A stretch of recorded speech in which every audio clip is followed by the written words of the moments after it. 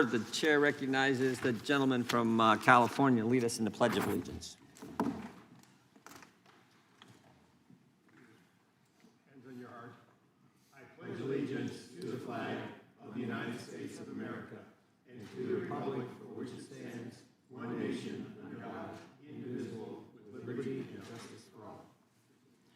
Thank you, gentlemen. The chair is authorized to declare recess at any time pursuant to Committee Rule 2, House Rule 11, Clause 2. The chairman may postpone further proceedings today on the question of approving any measure or matter or adopting an amendment for which a recorded vote is ordered.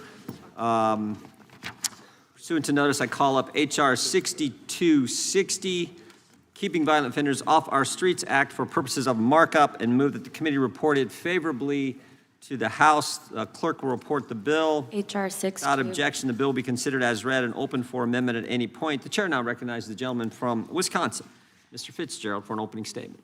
Thank you, Chairman. Charitable bail funds generally flew under the radar until 2020 when the George Floyd riots caused revenues to balloon, thanks to solicitations from celebrities and politicians, including then Senator Kamala Harris.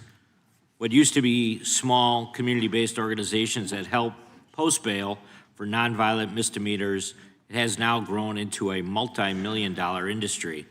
For example, the Minnesota Freedom Fund saw revenues increase by 18,000% between 2019 and 2020. Similarly, the Bail Project saw its contributions triple in 2020 to nearly $42 million. These funds are nearly indistinguishable from crowdsourcing websites.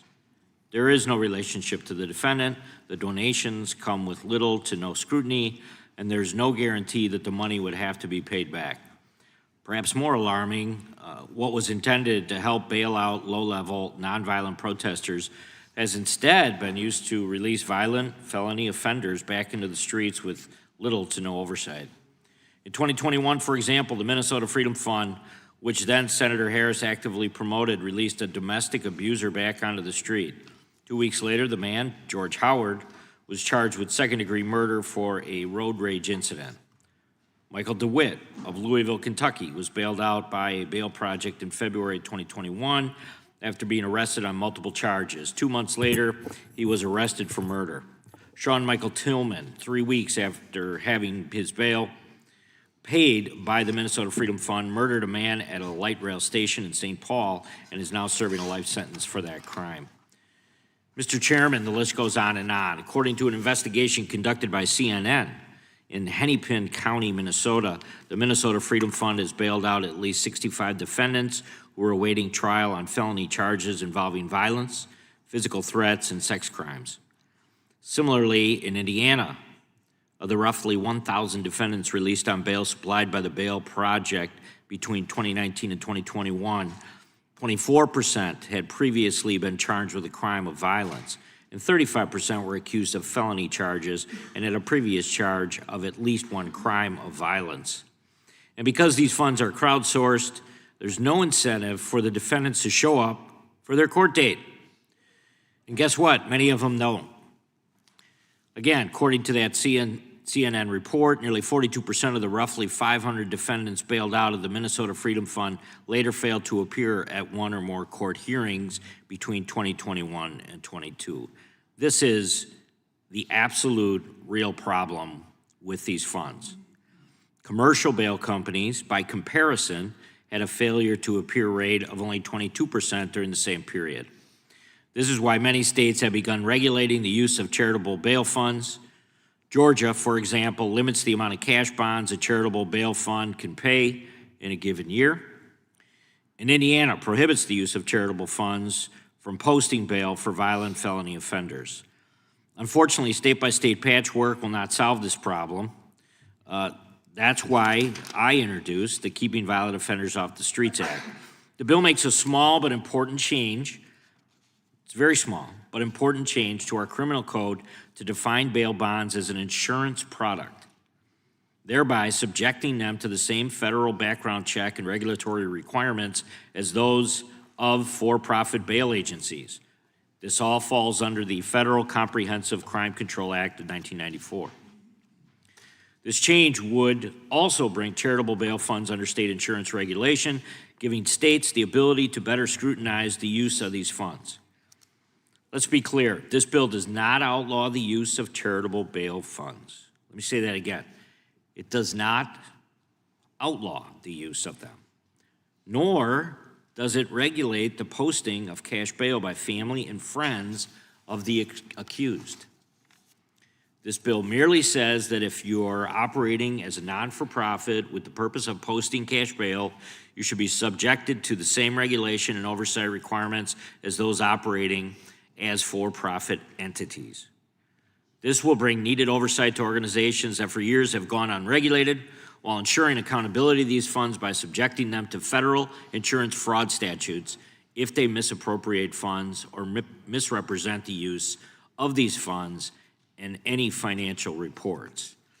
I would hope that any discussion or debate or amendments that could be offered would be focused on what the real purpose of this bill is and not ancillary arguments about posting cash bail. So I would urge a yes vote on the bill, and I yield back. The chair now recognizes the ranking member, Ms. Ballant, for an opening statement. Thank you, Mr. Chair. The majority has us here talking about bail and justice.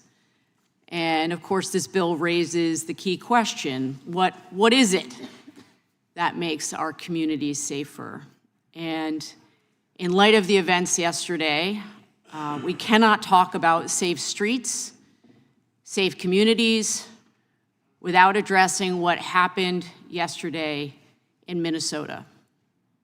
Now, we have covered many of the issues that are brought up in this bill before. We have plowed this ground before, and I will address the parts of the bill in a moment. But this administration has now spent a full year terrorizing communities and making our streets unsafe for everyone.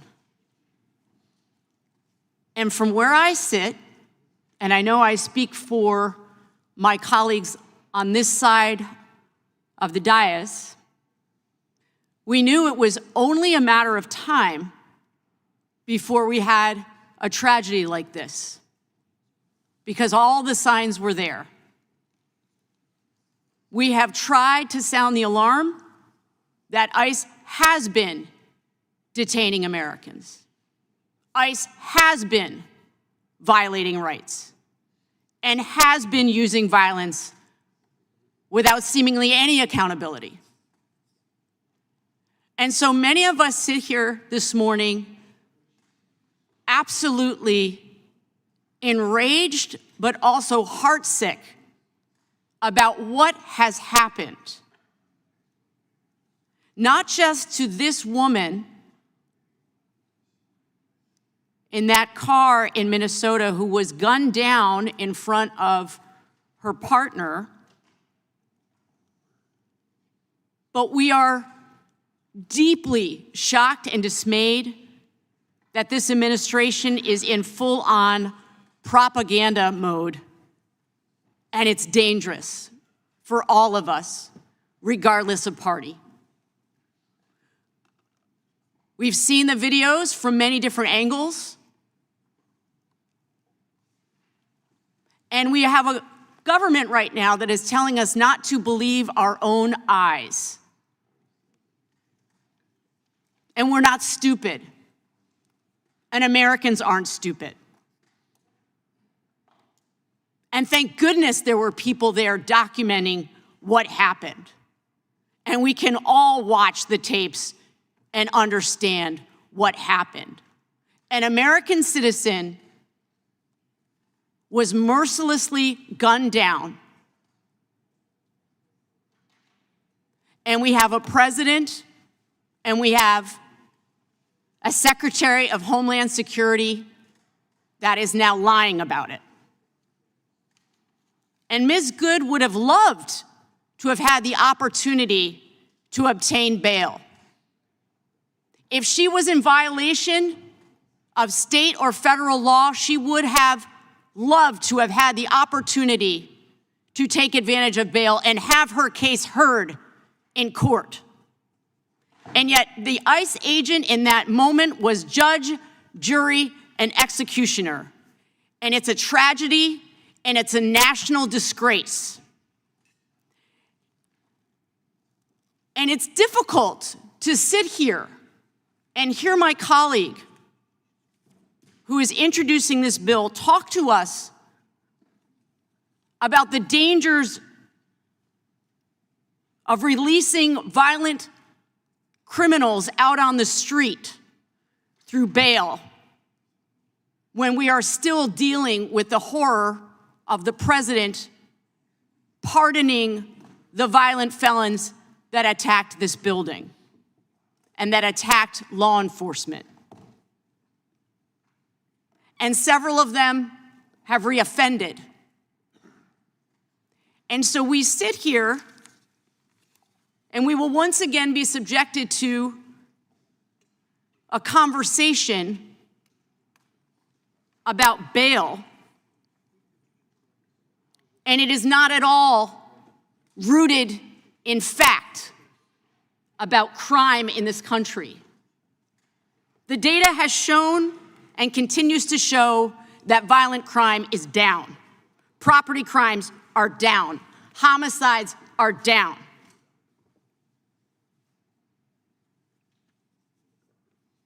There is absolutely no evidence suggesting that the posting of bail by a state or local bail fund affects interstate commerce in any meaningful way. I expect my Republican colleagues today to spend the time citing purely anecdotal evidence. And of course, there are individual stories of people who have committed violent offenses after being bailed out by nonprofit bail funds. And each is tragic.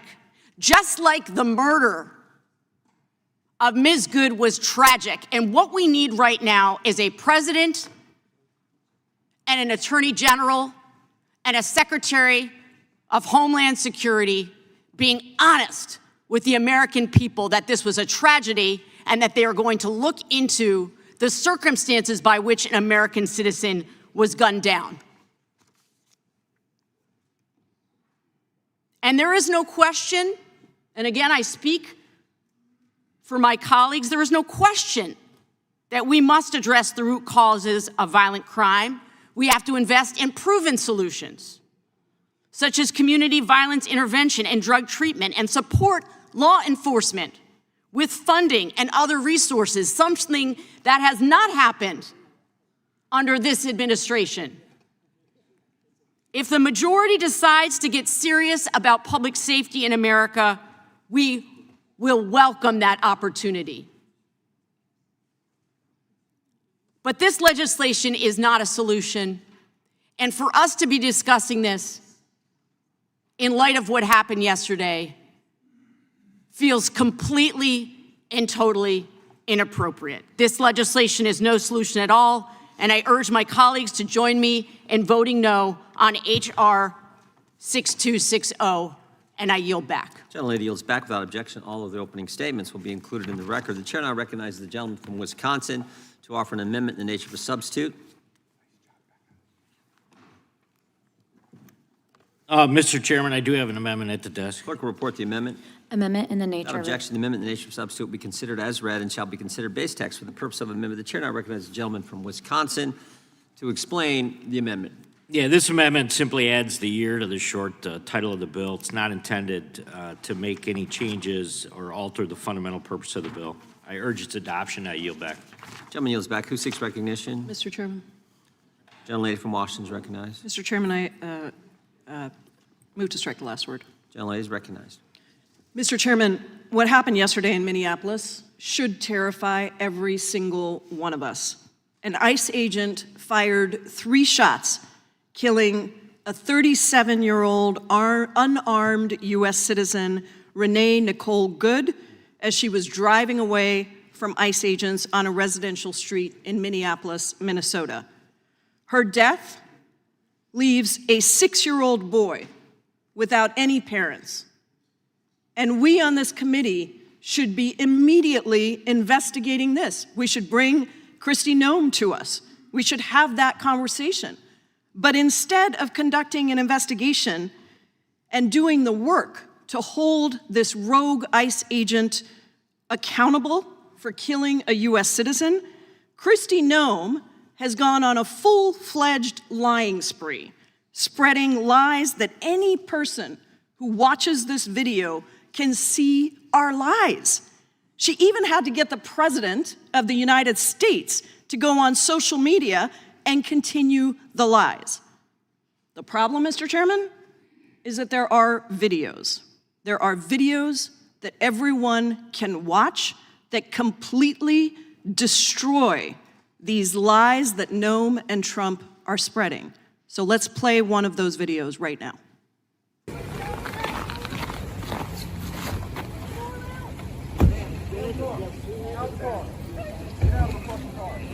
No! No! Shame! Shame! Oh my fucking God! What the fuck? What the fuck? You just fucking, what the fuck did you do? 3 videos taken at the scene show a maroon SUV perpendicular on a snowy street. As you can see, a silver SUV driving up the street stops. 2 masked officers wearing badges that say police and body armor get out of the vehicle and walk toward the maroon car. After getting contradictory commands from the agents, where one tells her to get out of the car and the other attempts to open her door, the driver of the maroon car backs up the vehicle and straightens the wheel as if to make a 3-point turn. Then she starts to slowly accelerate along the street. A 3rd officer, who has been standing on the side of the road, pulls out a gun as the car is turning away. He shoots 3 times.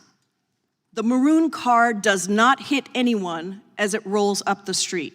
It hits another vehicle and then a utility pole, and the shooter walks away briskly, apparently uninjured, despite the lies that President Trump and Kristi Noem have put forward. Seen in slow motion, which we have been watching, the American people have been watching on television all last night, a video showed the wheels of the maroon vehicle were fully turned away from the shooting officer, who made absolutely no effort to jump away, clearly suggesting that he did not feel as if he were in danger. His first shot went through the windshield, through the front of the windshield. The next 2 went through the driver's side window as the car moved past him. Video taken by another eyewitness shows ICE agents refusing to allow a self-identified physician to tend to the victim and telling him to back up. And when an ambulance did arrive, ICE agents did not allow the vehicle through, forcing emergency medical responders to walk away through the snow with their equipment. DHS and the White House immediately put out statements that were completely false.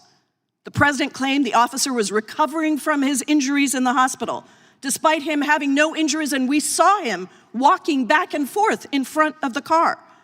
Secretary Noem outrageously claimed without any evidence whatsoever that it was, quote, an act of domestic terrorism.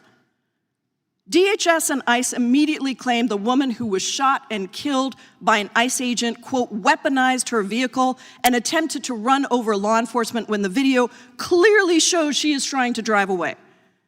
And according to reporting, ICE officers are trained to never approach a vehicle from the front, as this officer did. Instead, they are taught to approach in a, quote, tactical L, 90-degree angle to prevent injury or crossfire. Mr. Chairman, we need an independent investigation into what happened in Minneapolis. This is not the first time this has happened. In only the last 4 months, immigration agents have fired on at least 9 people. And ICE also shot and killed Silverio Villegas Gonzalez in Chicago and suddenly claimed he was violent. Congress needs to step up. This committee needs to step up. And I ask you, Mr. Chairman, to please make sure that we bring Secretary Noem before us. Where is Acting ICE Director Todd Lyons? Where is Attorney General Bondi?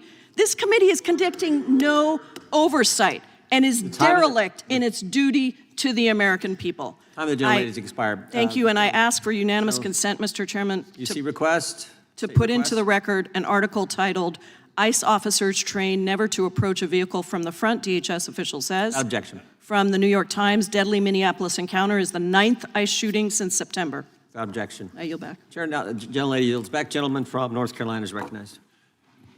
Thank you, Mr. Chairman. I just want to respond briefly to this, that number one, I think it's unbelievably irresponsible to throw out words like murder to reach a conclusion before any further investigation is due. That's inflammatory, it's sensitive, it's unbelievably irresponsible. And, you know, my colleague mentioned that there was a tragedy in Minnesota, and I think that we're missing the tragedy. We have seen a governor, an AG, a mayor, local officials, top to bottom, encouraging citizens to violently protest federal authorities who are seeking to remove people who are here illegally. And specifically, people who are here illegally committing crimes. That's what's so outlandish to me. That's the tragedy here. You have elected officials who are leveraging their political capital to protect those who are here illegally. And of course, whenever anyone loses a life, it is a tragedy, but you cannot avoid the facts of this case. The officers approached the vehicle. They asked the woman to stop. They asked her to get out of the car. She did not comply. She hit the gas pedal. All of those were avoidable. Had she obeyed the instructions of law enforcement, there would have been a very different outcome. So to all who watch, when law enforcement approaches, especially if you're trying to obstruct their mission, obey. Don't hit the gas pedal, get out of the car. Mr. Chairman, I yield back the balance of my time, but again, let me just reiterate, throwing out inflammatory rhetoric before there has been any conclusion drawn is unbelievably irresponsible, and it adds to an already inflamed situation, and I urge my colleagues on the other side of the aisle to stop it.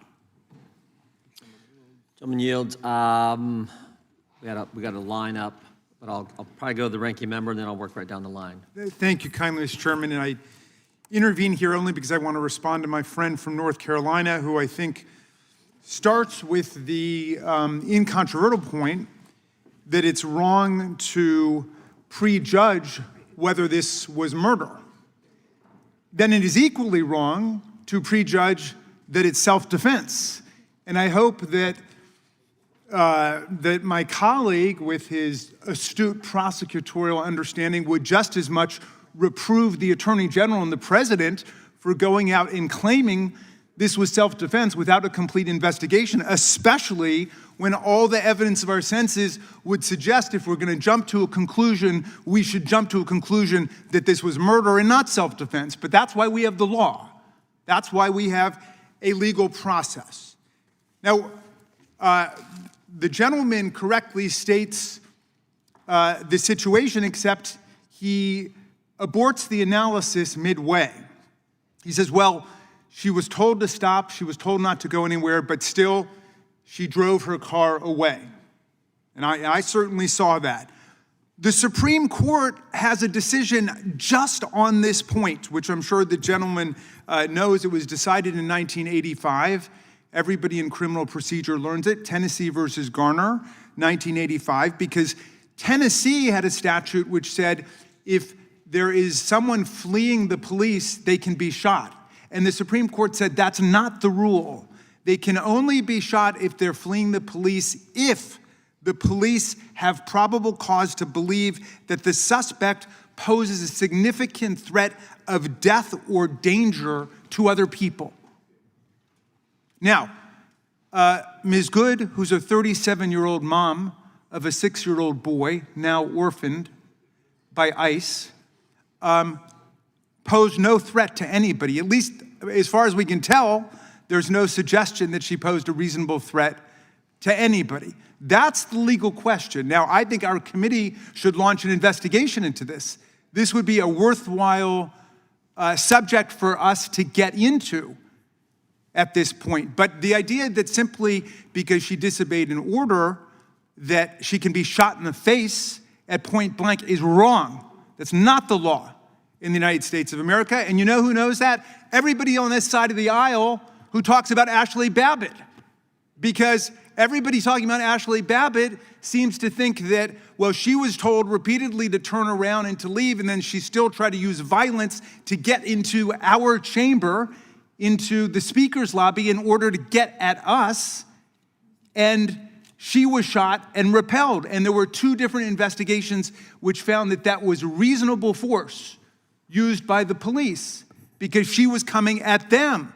But what we had in this case was this woman was trying to leave. She was trying to get away from it. She wasn't coming at the police. She was trying to get away from the police. So to the extent that we want to engage in an immediate post-mortem analysis, and I agree with the gentleman that this is why we have law. This is why we have a real legal investigation, and it is completely irresponsible for the president and the attorney general to be out there claiming against all evidence that this was self-defense.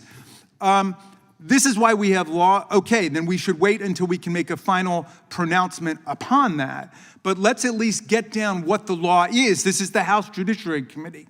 And people cannot be shot in the face simply because they walk away from a police officer. And especially when we've got police officers who are masked. And I just want to finish on this point, and I'm happy to yield to my friend. Because look, all of us represent jurisdictions. We've got local police, we've got county police, we've got state police.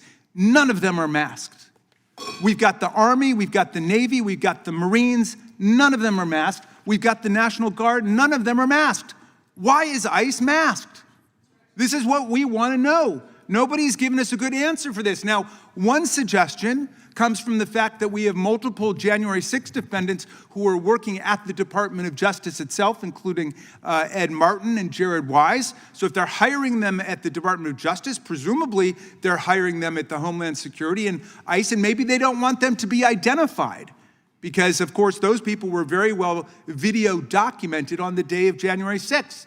There's a lot of suspicion that that's why these people are being masked, and they're not even telling us why they're being masked. But it's precisely this episode which demonstrates why people are afraid of ICE and will try to move away from ICE rather than submit to their order, even when people need to submit to a lawful order of the police. Happy to yield to the gentleman. Well, and just in terms of the masks, I think it goes without saying that there is an element of undue danger when you deal with international criminals. But in regards to the facts of this case, is it not relevant the angle from the officer's perspective? The only angles I've seen have been from hindsight, where the officer was who pulled the trigger, and I'll stipulate it was a tragedy.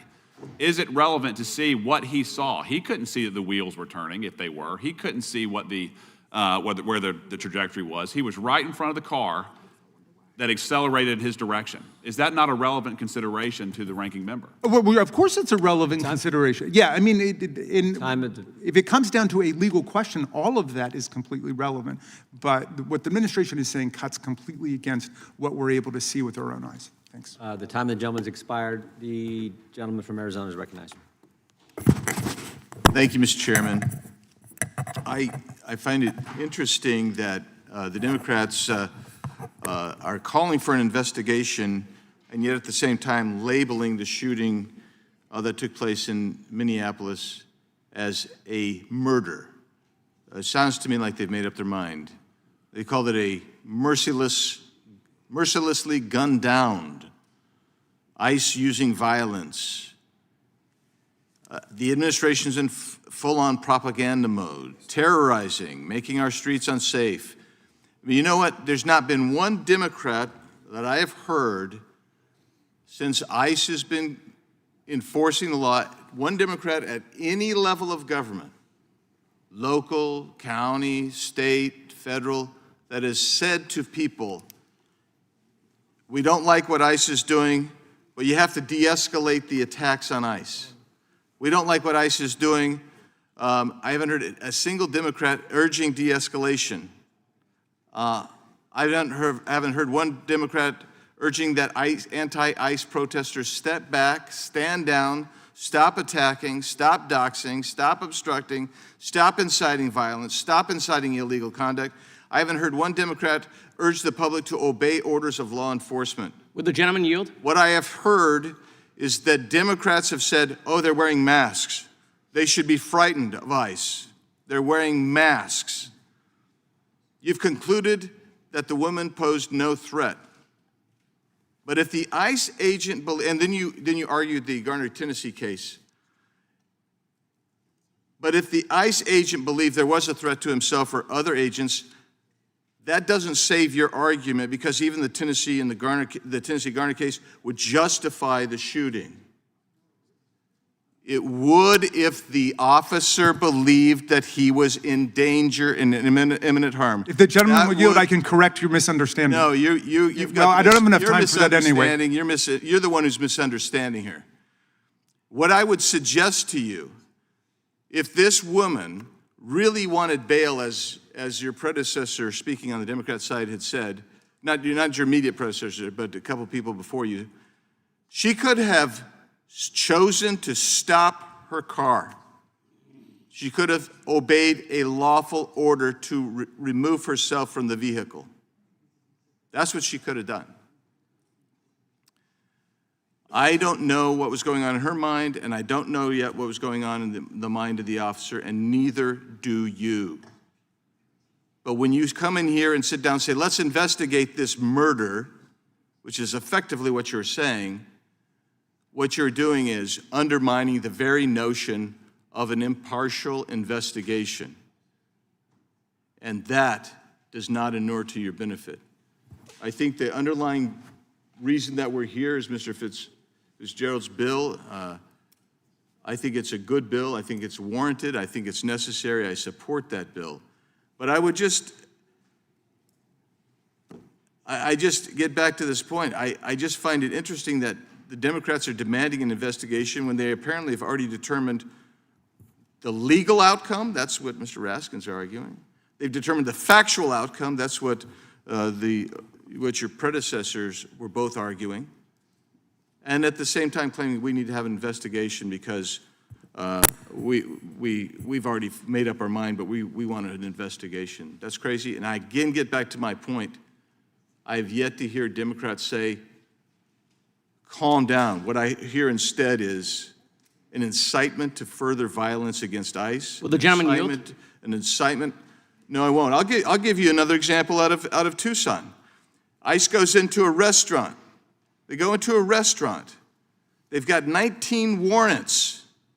Somebody been tipped off.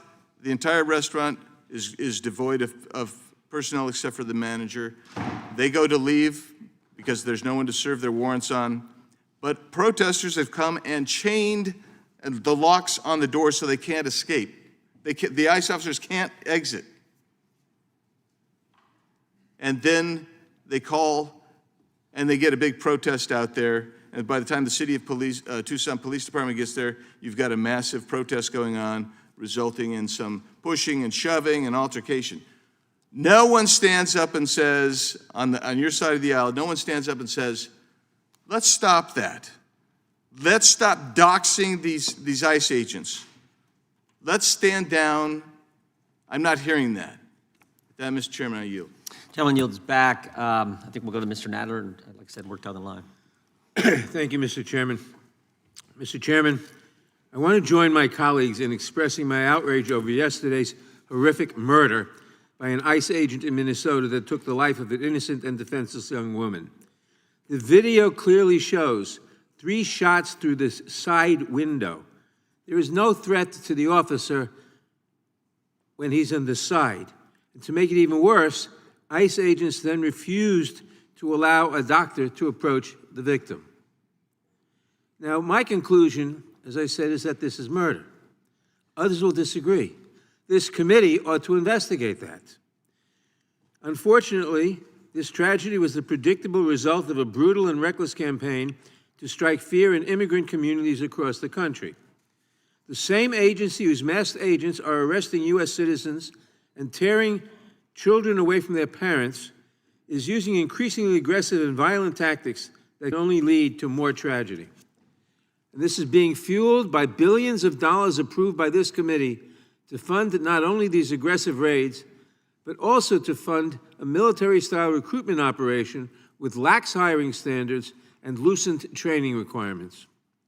The horror of yesterday's shooting has been compounded by the outrageous lies told by the highest levels of the Trump administration in an attempt to convince the public that they didn't see what they saw, to convince the public that the victim brought this upon herself in some way by threatening the agents, when video of the incident clearly shows that is not the case.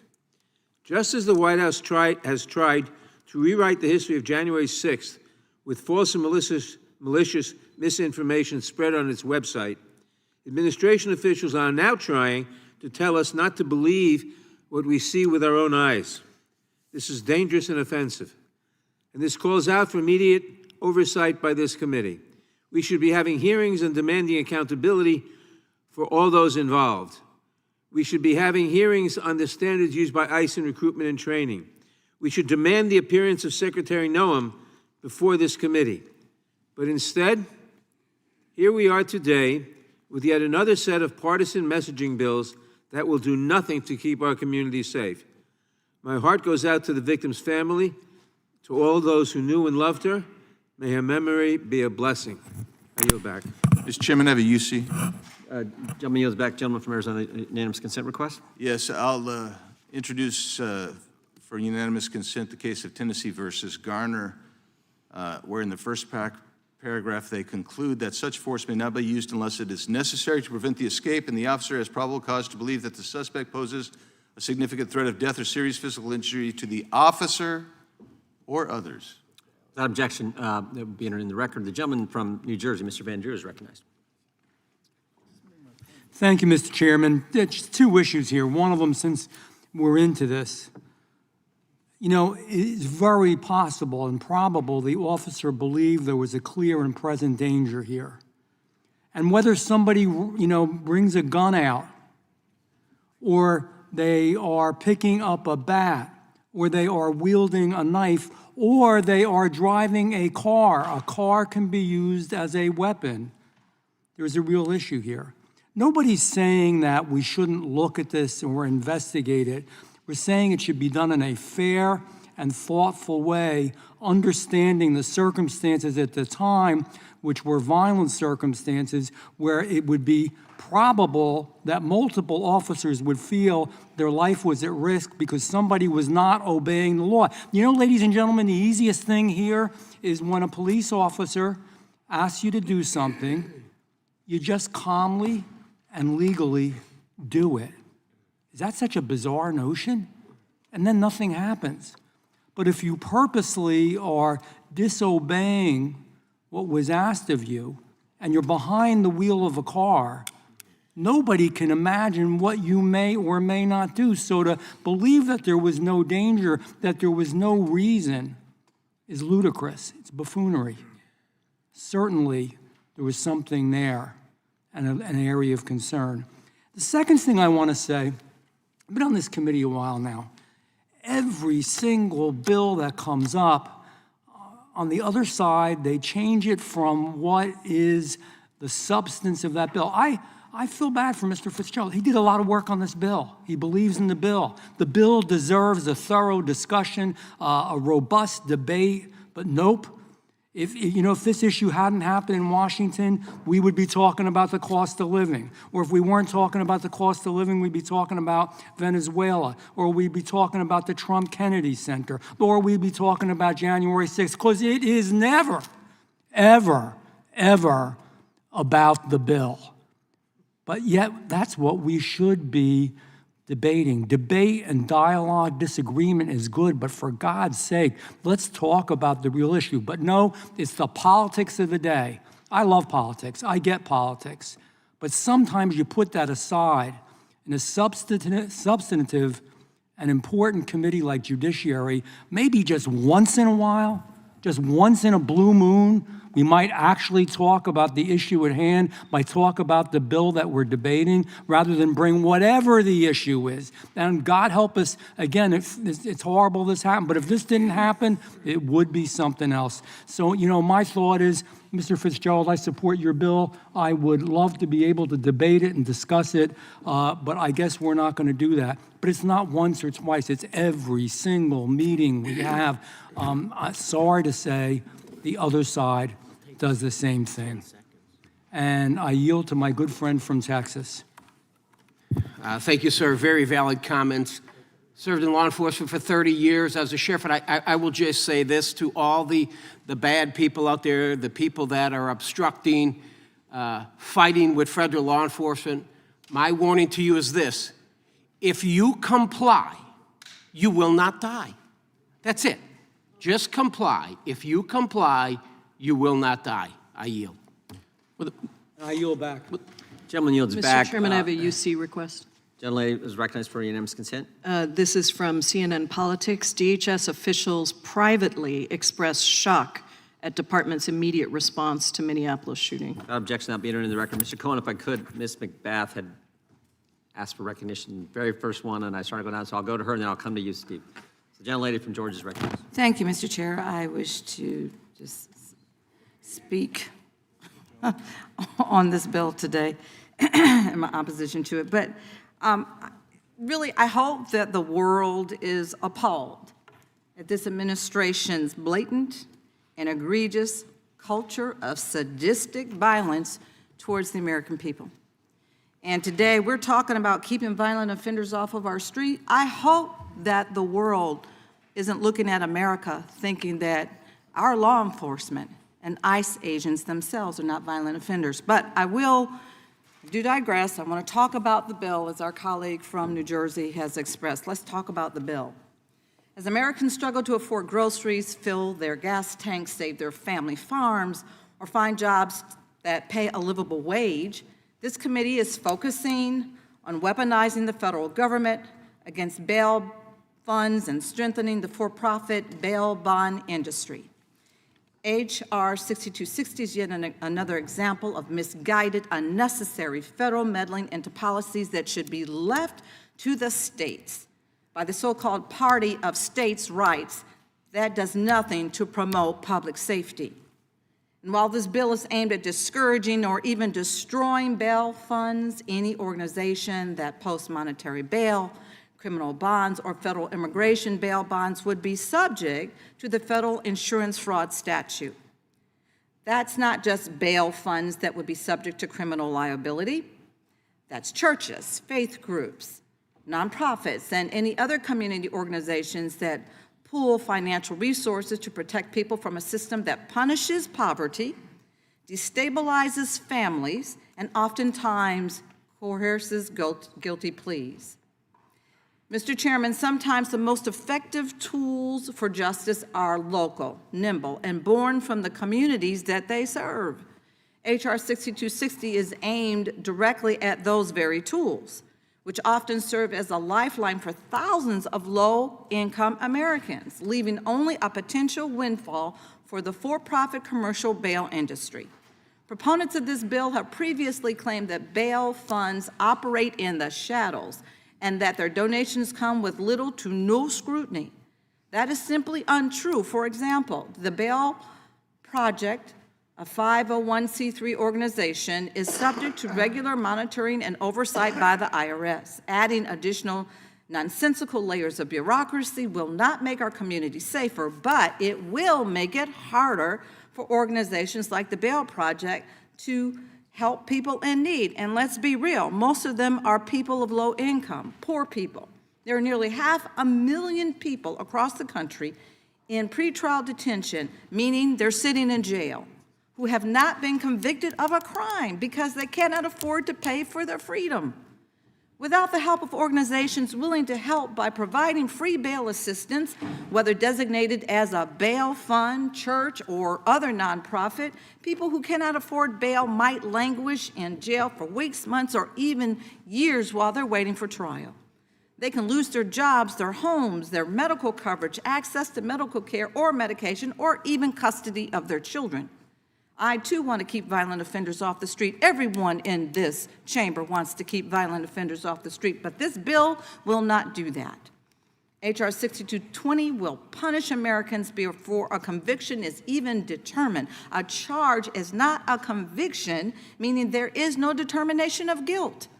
Yet this bill will keep charged Americans jobless. It will keep charged Americans homeless. It will keep charged Americans in poverty. And it has the potential to leave the children of charged, not convicted Americans parentless. I oppose this legislation, and I urge my colleagues to do the same. And I yield the balance of my time. Gentlelady yields back. The chair now recognizes the gentlelady from Florida, Ms. Lee.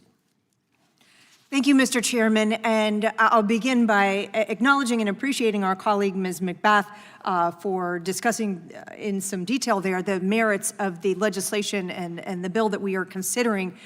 The bill that we are actually debating today relates to the real-world consequences of cash bail policies.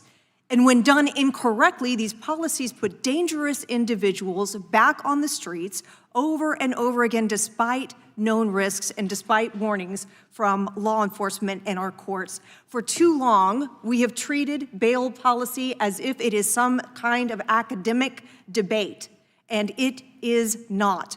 When individuals with violent histories are released without meaningful accountability, the risk is transferred to the men and women of our communities and the men and women of law enforcement, who are then forced into high-risk encounters and situations. And I want to be equally clear about one additional thing, and that is that ICE agents are federal law enforcement agents who are tasked with the enforcement of existing federal law passed by Congress. Disagreement about immigration policy does not justify harassment, obstruction, defiance of lawful authority, and we cannot normalize attacks on law enforcement or excuse them. When we do that, we erode the rule of law itself. I have seen the consequences when risk assessments are ignored or repeat offenders are put back on the streets without accountability in our court system. Those consequences are real. The results are predictable, and they are dangerous. If we are serious about preventing future tragedies and keeping our communities safe, we must stop pretending that law enforcement is the problem and start confronting policies that put dangerous people back on the streets. We are capable of making those assessments, distinguishing between people who should be out, who should be at liberty pending trial, and those who should not because they put their communities at risk. This is a good bill. I support this bill, and Mr. Chairman, I yield back. Gentlelady yields back. Thank you. We now will go to Mr. Cohen. Thank you, Mr. Chair. Move to strike the last word. Gentleman's recognized. My friend, Mr. Van Drews, suggested that Democrats always talk about something other than the bill. Unfortunately, he was wrong when Ms. McBath spoke before I did and started talking about the bill. The bill is somewhat like fiddling while Rome burns. I don't want to suggest we're the Grand Ole Opry, even though that's a wonderful institution.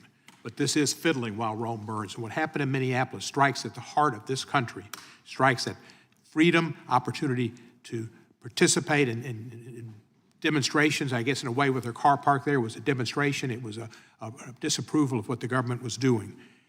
That officer put his car in reverse. The lady put her car in reverse after an officer came up to her and tried to grab the door and pull it open and yelled the F word at her and said, "Get that F out of the car." That was not the way to approach her. He approached her in a violent way, and she certainly probably feared for her safety. She went in reverse slowly, then she went forward slowly, and she turned her wheels. And then the man shot her, and shot her. And then when she ran into another car, he walked down there slowly, looked in, walked away like the head of a marching band at a pretty good pace, and walked away. This was all on video. Yet the president said that he was taken to the hospital and was seriously hurt when the car hit him. There's no evidence the car hit him, and he walked like he was an Olympic runner when he came back. He didn't go to the hospital. If he did, it was horse manure. What happened to that woman was unjustified, and that's what I've said. I didn't say it was murder. That's for a jury to decide. It's homicide, but it was unjustified. And for Kristi Noem to have said it was domestic terrorism when she was not on the scene and didn't see anything and was cosplaying And when the president said it was terrorism and that the officer had been hit with the car and was in the hospital, that was lying to the American public. And that was taking that woman's death without any idea of it giving just, not right now, thank you, sir. That was taking away due process and her right to be heard. I taught police law. I was a police attorney. And not only is it part of what Mr. Raskin raised, Walter Bailey was my cohort on the county commission when he took up the case of Garner v. Tennessee. And we talked about that, and police were taught never to shoot at a moving vehicle. That's what I taught them, because that was the law. And you couldn't shoot unless you were in reasonable fear of death, harm, or great bodily injury to you or someone else. That officer was not in great bodily injury and harm. He put himself in front of the car, and when she drove forward at a slow rate of speed, I don't know what it was very slow, he was on the side. And the other officers had their guns drawn too. So what this committee looks to look at, Mr. Chairman, is we need to look at how these people are trained and what qualifications they have. I've asked at a committee meeting here about 8 months ago for the chairman to ask Ms. Noem about the statement she made, because I'd written her and said, I agree, we need to get murderers, rapists, predators, the worst of the worst, off the streets. But you don't seem to be doing that. That's not who you're arresting. And she hasn't responded, and when she did, it was pablum. And I wrote her a second time, and she gave me more pablum. They're arresting, and they said, I heard on the news today when I got up, rapists, murderers, sexual predators. They're arresting people who are here in the country illegally, which is normally a civil offense and a misdemeanor, but that's who they're stopping. Over 90% of their stops are people who have not had a criminal record whatsoever. And the people in Minneapolis don't want it, and the people in Memphis don't want that, and the people throughout this country think it's wrong. Get the worst of the worst, but don't tell us you're getting the worst of the worst when that's hardly anybody you're getting. You're getting people who contribute to our society in construction, in all different kind of employment, and they commit crime at a lesser rate than the other folks who are not of their particular class or background. It was awful what happened there. And the woman was killed simply because she was on the scene and she was protesting ICE, and ICE took it as a disrespect to them, and the man shot her and killed her. What the president said was wrong, what Noem said was wrong. An investigation needs to take place, but an investigation by the state of Minnesota. And I feel very comfortable with our colleague, former colleague Keith Ellison, the Attorney General of Minnesota, being in charge of that. I know justice will be sought and wrought, and if there's a conviction, there won't be a pardon. Because if it's federal, it's going to be a pardon like this. And what happened was wrong, and that's what we need to talk about. So, Mr. Chairman, I urge you to have a hearing on what are the qualifications. I've heard they've got people in the ICE troops who have criminal records they don't look at. And the advertisements, the last thing before I close, advertisements by ICE on television say, law enforcement officers, if you're not liking the fact that you're held up in your hands, you feel like you're handcuffed by rules and regulations, that you thought you could do something about things when you join the police department, join ICE. The inference is you won't have handcuffs and rules and regulations, and we'll pay you $50,000 as a bonus, and we'll give you general pensions. Join ICE. They're asking people to leave local law enforcement, which is the primary problem in this country, is local law enforcement, and go to work for ICE and have very few restrictions. Make sure they have training. I yield back the balance of my time. Gentleman yields back. I believe the gentlelady from California first, and then we'll go to Georgia. You have? Okay. Was he first? No. I'm just trying to go in order. Chairman, have we called the question on the amendment yet? The amendment in the nature of the substitute. They're striking the last word. Move to strike the last word. Gentleman from Georgia is recognized. Thank you, Mr. Chairman. With respect to H.R. 6260, the Keeping Violent Offenders Off Our Streets Act. Keeping Violent Offenders Off Our Streets Act should be the name of a bill to remove ICE officers from our streets. But to digress and go back to this bill, it would define bail bonds as an insurance product, and it's intended to target nonprofit bail funds that raise money to pay the cash bonds of indigent detainees. Well, that's exactly what civil rights marchers needed back in the 50s and 60s when they were being arrested for exercising their right to peacefully protest against this government policy of apartheid for black people in this country. People were arrested, and you had people like Harry Belafonte and Lena Horne and Sammy Davis Jr., and you had labor unions, and you had the NAACP, you had pastors, you had rabbis, and other good-thinking people who put together funds to bond these protesters, these civil rights protesters out of jail. This legislation would create liability to these fundraising networks that would support peaceful protesters. And have no doubt about it, ladies and gentlemen, the right to peacefully protest in America is under attack. That is what Ms. Good, Ms. Renee Good, was doing yesterday, peacefully protesting. She didn't do anything wrong. She had not committed a felony. If she committed a misdemeanor, it would have been a minor traffic violation of impeding traffic. But as you look at the video, you can see her motioning traffic around her before she was summarily executed. Whether or not you want to call it manslaughter, whether or not you want to call it murder, it's definitely a homicide, and in my opinion, it's when prosecutors get someone who shoots into someone's car who is not an agent of the federal government, they will charge that person with the highest offense, which would be murder, and they'll let the jury decide whether or not it's something less. But it was something, make no doubt about it. When an agent, he wasn't a law enforcement officer, it was just a ICE agent, could have been a goon, the way that they approached that vehicle and scared that woman, told her to get the fuck out the car. Order. Yeah, that's what was said. Now, Yeah, it's the second time the committee but that is has what had to the listen agent, to profanity. That is what that Ridiculous. agent told that woman. This is And that woman. It's the House of Representatives. Was Committee will be in for her- order. United States woman, House. That woman was Gentlemen, fearful that for her life. Profanity. Yeah. That woman Ridiculous. I would remind the members that there's appropriate language to be used in committee. The gentleman from Georgia controls the time. Well, I would like to have my 45 seconds. I've been very flexible on the time, and you will get an extra 20 seconds if you really need it, and we need to listen to it. You'll get it. Yeah, well, you're going to censor me now like you're I'm trying not to censoring censor anyone. I haven't the censored people anyone on the today. streets of Minneapolis. It's time to remove these out-of-control ICE agents who have not had law enforcement training, but yet they're trying to apply the laws of this state to the citizens of that jurisdiction.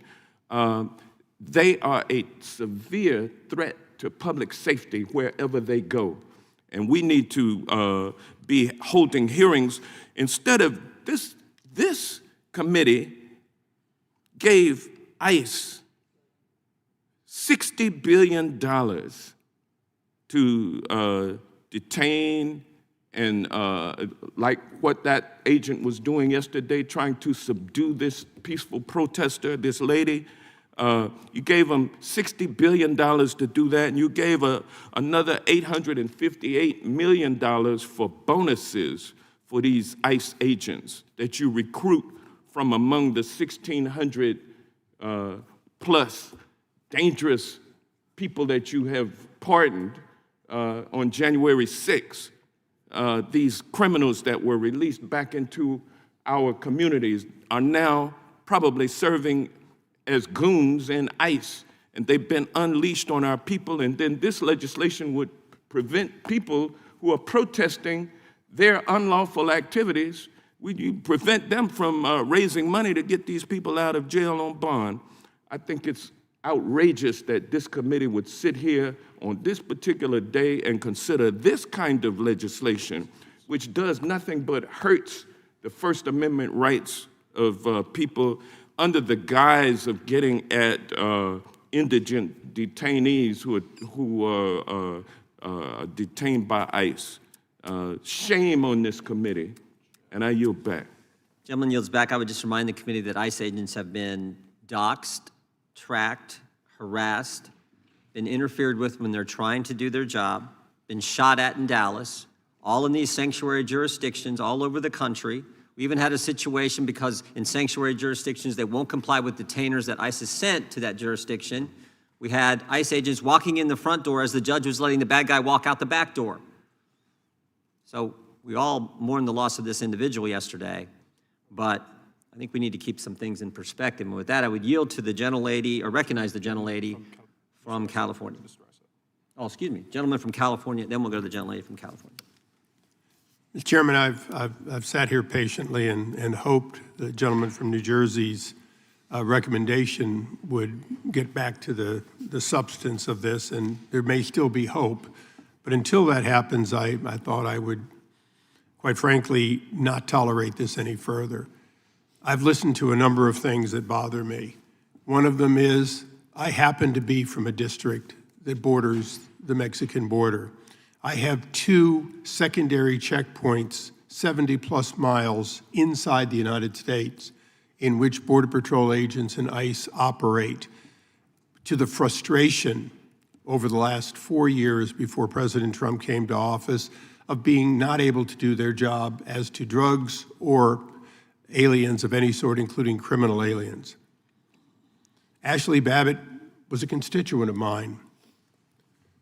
There was an investigation, and I will live with the outcome of that investigation that said that it was justified based on the fear that that individual had and the protection that he thought he was giving to others. That was a process, and at the end of the process, her husband wasn't satisfied.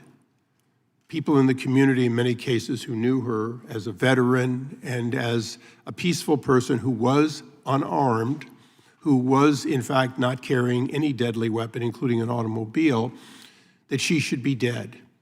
It was a tragedy at best. I do not like her being called a felon just because she followed people in to the Capitol. Yes, she could have been arrested. Yes, she could have posted bail. And yes, she could have served time. But it's amazing to me that we want to have it both ways here. And this is not to admonish the ranking member, but I want us all to remember, we have to live with the outcome of an investigation. We have to insist on an investigation, and we as an oversight body need to follow up at the end of that investigation to ensure that, in fact, it was appropriate. And in some cases, we even monitor during the investigation. I think it's premature to ask for a hearing when we couldn't possibly get all of the facts. I think it's inappropriate to look at one video and think that we can make a determination. I still mourn the loss of my constituent, who I believe meant no harm, was making a huge mistake on January 6th, but paid a price that was not scaled to the crime. That may be the same thing that happened in Minnesota. I want to see both federal and state investigations, and I believe this committee has an obligation to look at that and hold hearings when appropriate. But I think today we're all spending a tremendous amount of time on a bill that should be debated, that is debatable, that there is a clear difference of opinion on, and get to the merits of it and move on. I will tell you this, as long as I'm a member of Congress, I will not forget or fail to ask for second guessing of decisions so that this body does its job, and that will include Minnesota. But I will join with the gentleman from New Jersey and ask that we please consider the ruckus arguments we can have over the bill before us without digressing into something that I truly believe today is premature, not inappropriate for us to debate, but premature. And with that, I will yield back. Gentleman yields back. The gentlelady from California is recognized. Thank you, Mr. Chair.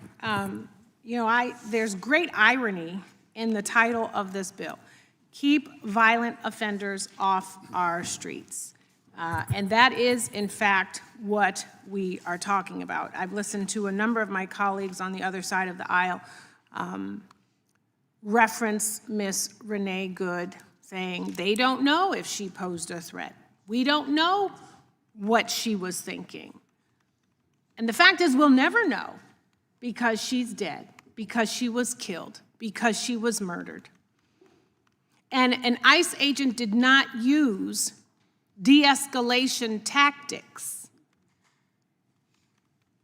The ICE agent killed a prospective defendant, if you want to talk about bail, and she won't even get that because she is dead. I think it is wrong to have colleagues say, let's not talk about this until you decide it's time for us to talk about it. No, you are correct. This body is not a jury, but we make determinations all the time in this committee, and we are a jurisdiction of oversight. So at the very least, we should be demanding that the committee do the job of oversight and talk about this case. Use this as an opportunity to debate how our taxpayer dollars are being used, how our government agents are being used, how they are treating our constituents. You know, Kash Patel didn't know who Dylan Roof was, but I do. He killed 9 parishioners in cold blood. You know what? Law enforcement agents didn't roll up in that church and kill him. They used de-escalation tactics. So let's talk about that. You know, I have sat on these kinds of committees before when I was in the state legislature, and I was watching that video of what happened to Miss Good, and I was triggered all over again. As a black woman with a black husband, with black children, I have different kinds of conversations than many on this dais about how we have to take extra precautions. And I am a member of Congress. It is a fact that I have to take extra precautions in my family to make sure that my husband and my sons are not killed by law enforcement because of the color of their skin. And you know what that video showed us? Is that all Americans now have to take separate and extra precautions. I thought the mandate for ICE was that they were gonna go after criminals that are here illegally creating crimes. That mandate from that video, Miss Good was here legally. And maybe her crime was she was afraid of being shot. And that's exactly what happened. She was not here illegally, and she was not being involved in criminal behavior. And if you all want to say or continue to say that if you obey, then you will not be shot, don't disagree with law enforcement, do what law enforcement says. January 6th happened, and there were a whole bunch of people who rolled up at the Capitol and were disobeying the Capitol Police, who are law enforcement. And they were arrested. And you know what? The President of the United States said, I'm going to pardon you. It is okay for you to disobey law enforcement. It is okay for you to attack law enforcement. And 6 of the pardoned January 6th insurrectionists are charged with committing child sex crimes ranging from sexual assault to possession of child pornography. At least 33 January 6th insurrectionists pardoned by President Trump have been rearrested, charged, or sentenced for other crimes since January 6, 2021. So don't obey law enforcement, do what you want, and hope that you get pardoned. And this bill, keep violent offenders off our streets. You know, cash bail is not about guilt or innocence. It's not even about the crime. It is about your ability to pay for your freedom while you await trial. This bill goes against the sovereign rights of states. This bill says that we are going to tell your state, my state, how we govern our state criminal justice system. And ultimately it says if you can afford to pay the bail, you can have your freedom. Thank you, Mr. Chair, for granting me these extra 20 seconds, but I did want to make sure that I talk about this bill and why I don't support it. Gentlelady's in time has addition to expired. what has Gentlelady- happened yesterday. Gentlelady yields back. Gentlelady from North Carolina is recognized. Thank you very much, Mr. Chair. I know that my colleagues have talked about the situation in Minnesota, which is appalling on so many levels. But this isn't just happening in Minnesota. ICE and CBP are exceeding their jurisdiction all over this country, and they're doing it with almost no consequences.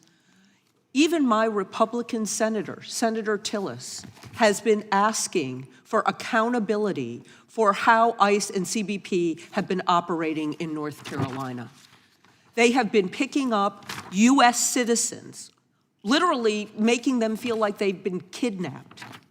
I had a woman in my district who was just swept up. She had done everything right. She had work authorization. She came here as a child. She had an attorney. She ended up spending a month in detention before our government said, whoops, it's Christmas. She's been all over the news. Maybe we should let her out. Thank God she got out.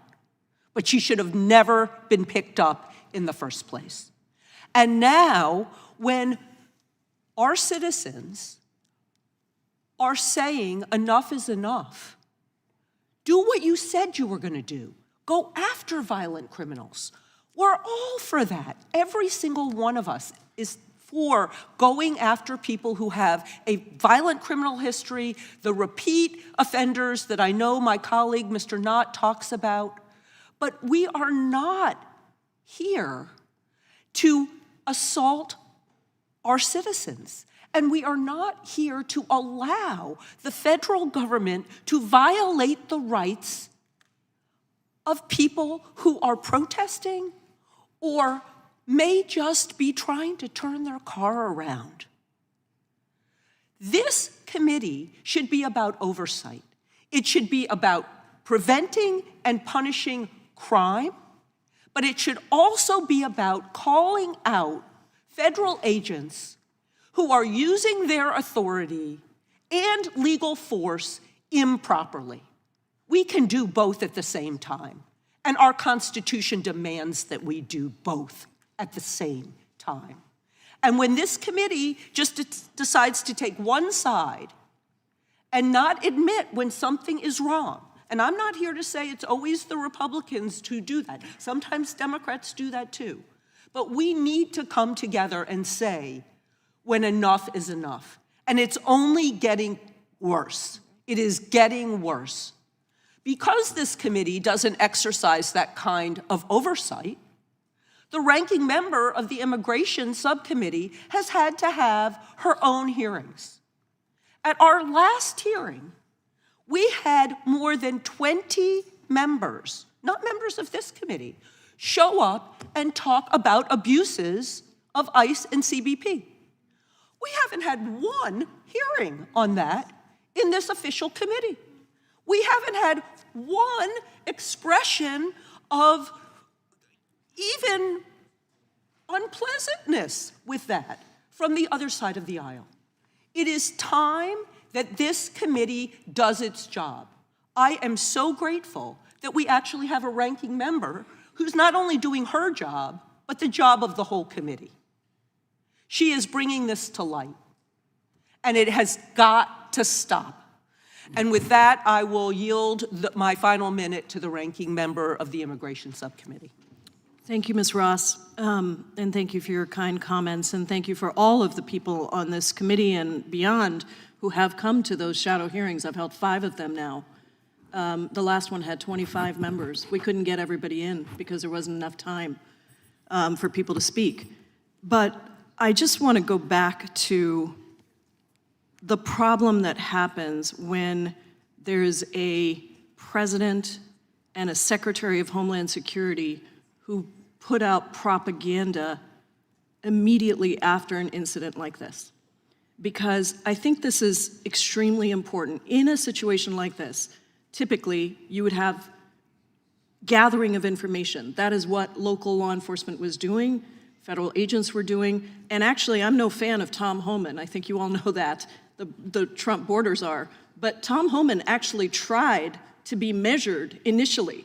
He actually he gave a much more measured response, and he said he wasn't going to jump to a conclusion after watching one video or comment on an ongoing investigation. But what happened is Kristi Noem and Donald Trump immediately wanted to spin this. And the people on this committee, very good colleagues on the other side, are doing the same thing. Because when you say that we shouldn't jump to conclusions, you have to understand everybody in America is watching these videos. Everybody in America is seeing what we saw. And so when you say we shouldn't jump to conclusions, remember that the first people that jumped to conclusions were Kristi Noem and Donald Trump. And we are not going to allow that narrative to continue. And I thank you, Mr. Chairman. The chairman of the Immigration Committee is now recognized, the gentleman from California. Well, in response to my colleague, I would point out that we all have eyes. We all saw the video. And what I saw was an ICE vehicle that was attempting to leave an area that was in a near riot condition. A civilian vehicle then suddenly moved in front of it to block its departure. I then saw an ICE officer approach that vehicle and issue a lawful order to the driver to get out of the car. Instead of complying with that order, the driver backed up, pointed the car in the direction of another officer, and then shifted into drive, stepping on the gas while the officer had his hand on the door. It then accelerated in the direction of that other ICE officer at the moment that he fired into the vehicle. That's what the video shows, and we all have eyes and we all can see it. There are a lot of questions that it raises, starting with the perspective of the officer who fired at this approaching vehicle. Was the car indeed pointed directly at him when he fired? It certainly appeared that way to me from the video we've seen. I assume the officer was wearing a body camera, and we'll get a better idea of his perspective in the course of the investigation. There's the question of why the driver attempted to block the ICE vehicle as it was leaving, why the driver felt motivated to obstruct clearly uniformed federal law enforcement officers in the performance of their duties, why she willfully refused to comply with a lawful order by those officers, and why she pointed her vehicle toward another officer while hitting the gas. Now, I suspect that a great deal of her motivation was exactly from the kind of incendiary rhetoric we hear every day from our radical Democratic colleagues. It is a direct attack on the rule of law. Our ICE officers are enforcing federal law as the Congress wrote it. The Democrats here don't like that law. They object to its enforcement. And they're actively encouraging citizens to obstruct its enforcement. In a nation of laws, the answer is not to obstruct the law, but to change it. They are sitting in the very institution that writes these laws. If they believe the laws that enforce our nation's sovereignty are wrong, then they should make the case to change them. And to Ms. Ross, I'd point out that when the Democrats had the majority and our nation was suffering through the worst illegal mass migration in its history, the Immigration Subcommittee under Democratic control held not a single hearing on that crisis as it unfolded, not one. I suspect their encouragement of disobedience to the law had a large role to play in the mind of the driver and in the minds of the increasingly violent mobs that our colleagues are deliberately inciting. As Lincoln said to their predecessors, there is no grievance that is a fit object for redress by mob law. How sad these same words need to be repeated here before the House Judiciary Committee that's supposed to be dedicated to the rule of law. Now, the bill before us deals with the regulation of bail bonds and simply requires that charitable bail funds administer these funds as they advertise to their donors and be accountable for the administration of those funds according to the standards of their state insurance commissions. That seems reasonable to me, and I support the bill and yield back. Well said. Gentleman yields back. I believe it's Mr. Garcia, the gentleman from Illinois, then I think the gentleman from Florida. Thank you, Mr. Chairman, members of the committee. I'm going to speak on the cash bail subject when the second bill comes up. But this morning, I feel compelled to speak on the tragic incident that occurred in Minneapolis yesterday, the tragic killing of Renee Good. I do so mindful of the fact that 2 of the first shootings by ICE agents, CBP agents, that occurred in this country occurred in my district last year, last summer. First, it was a father of 2 who had just dropped off his 2 children at school, was approached by ICE agents, terrified. As he sought to leave the area, he was shot and killed. Then came the shooting of a young woman, a U.S. citizen, shot 5 times, accused by Secretary Noem, by other officials, of terrorist activity.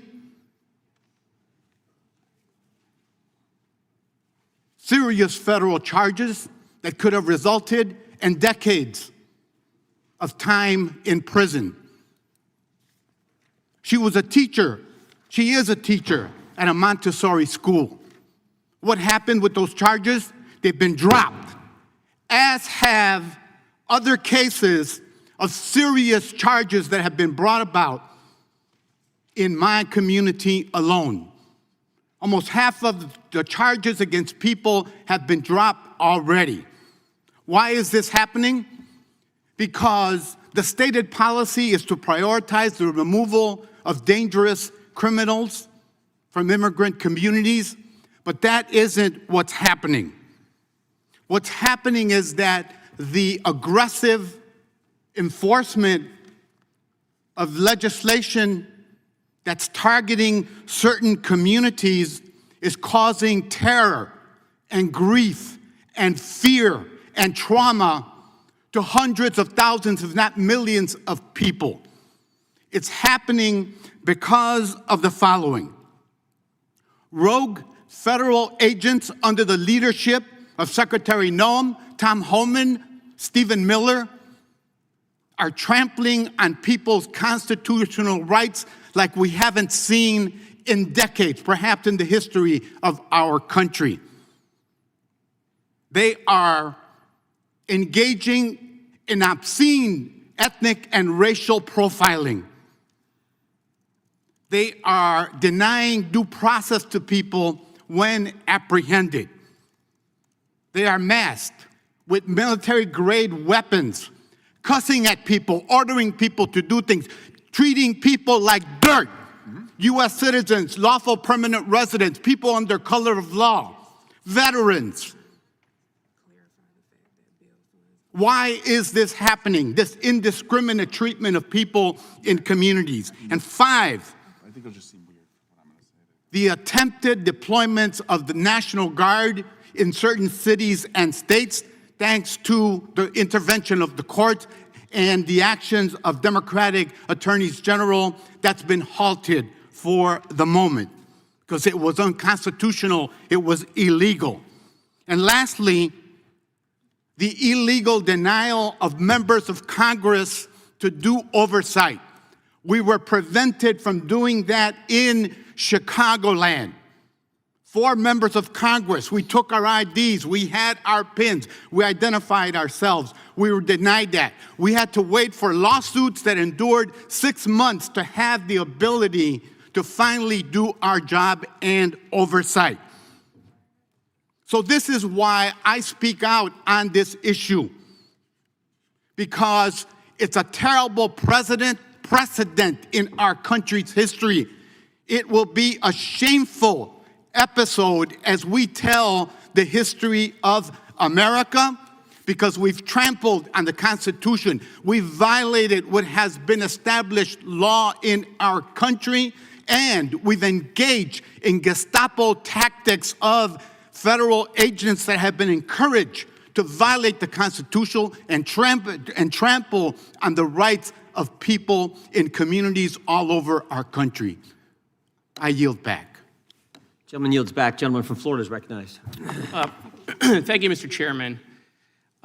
I just want to go back to a previous statement by one of our colleagues, Governor Biggs.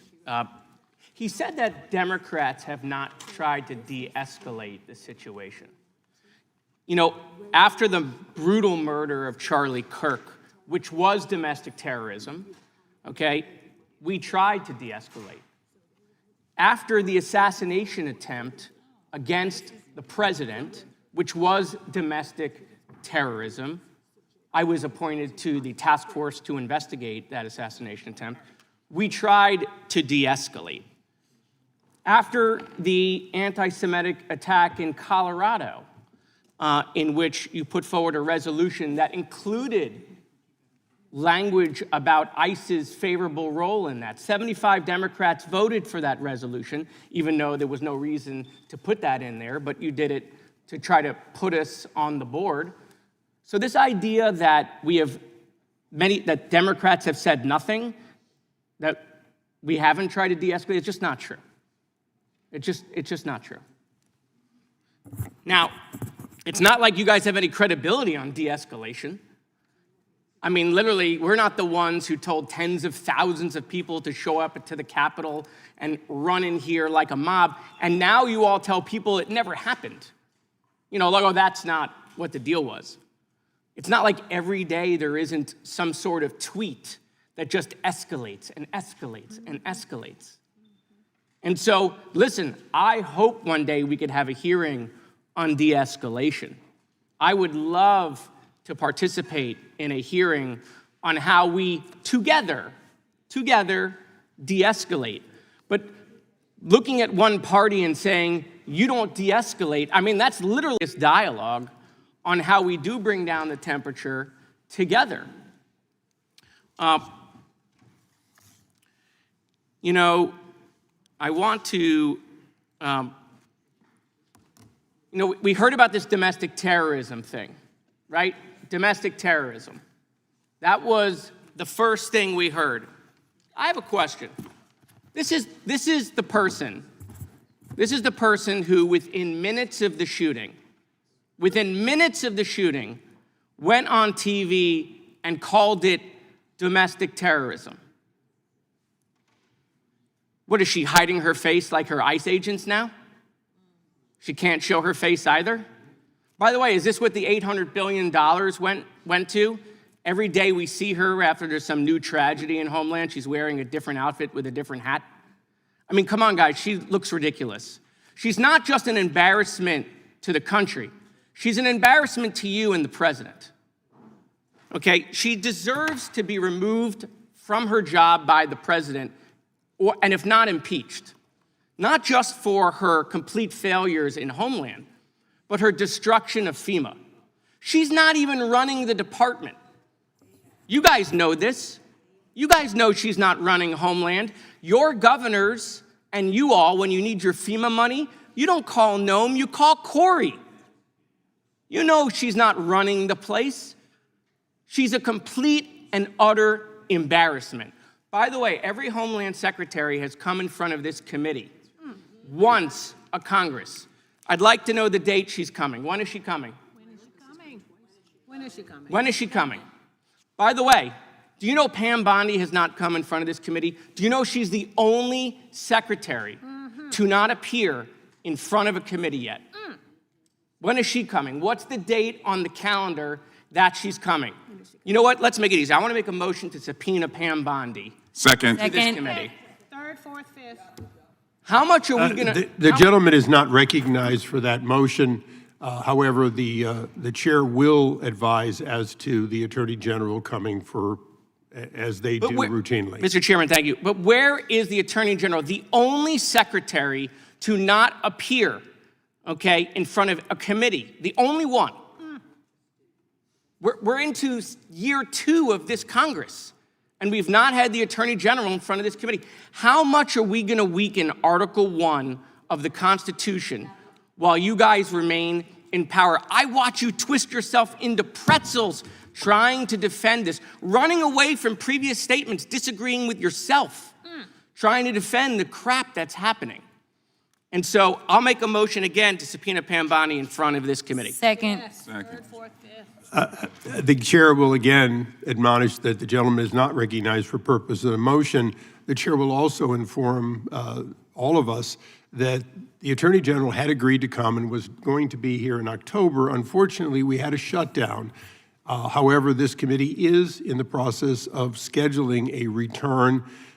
If there is not a shutdown later in January, I fully expect that she will be here. Will she be here before or after we invade Greenland?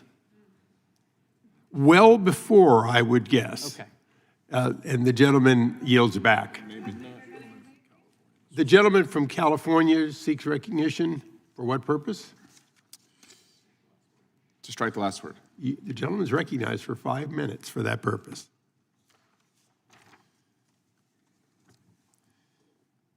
This is the glove compartment of Renee Good. 37-year-old mom, 3 kids. She wasn't a terrorist. She wasn't a criminal.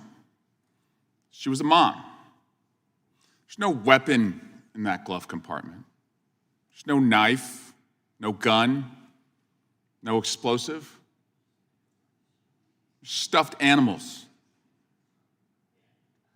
Any one of us with young kids knows what that glove compartment looks like. It's a distraction device. It's a bribery tool. It's a way to keep your kids calm when they're acting out in the car. She had a baby to go home to. A 6-year-old who is now orphaned, who lost his father just 2 years ago. So you want to defend this? You want to defend the murder of this mom? You want to root on and cheer for her being shot in the face 3 times? Unfortunately, this is where we have been heading from the start. It was just a matter of time. When you hire masked thugs, of course, it's going to get increasingly horrible. We started with ICE agents chasing people through the fields and the factories where they work, deporting U.S. kids with stage 4 cancer, pulling peaceful people out of their homes and cars by their hair, and now shooting a mother and telling us, just like you told us on January 6th, don't believe your eyes when you see the video. Is this going to get worse? Of course it will. Bodies are piling up. Will Renee Good be the last mom murdered by ICE? We literally now have masked murderers roaming our streets. But we're not helpless. And if my Republican colleagues are going to do nothing right now, you better believe that accountability is coming. Here's what it looks like. The masks are coming off. Identification is coming out. Immunity is going to be stripped. And to Kristi Noem, Tom Cashbag Homan, and Greg Bovino, your asses are going to be in these witness chairs. The job we have on this committee is to keep Trump out of our streets, out of our homes, and out of our lives. No policy matters to anyone on this committee if you can't protect your people.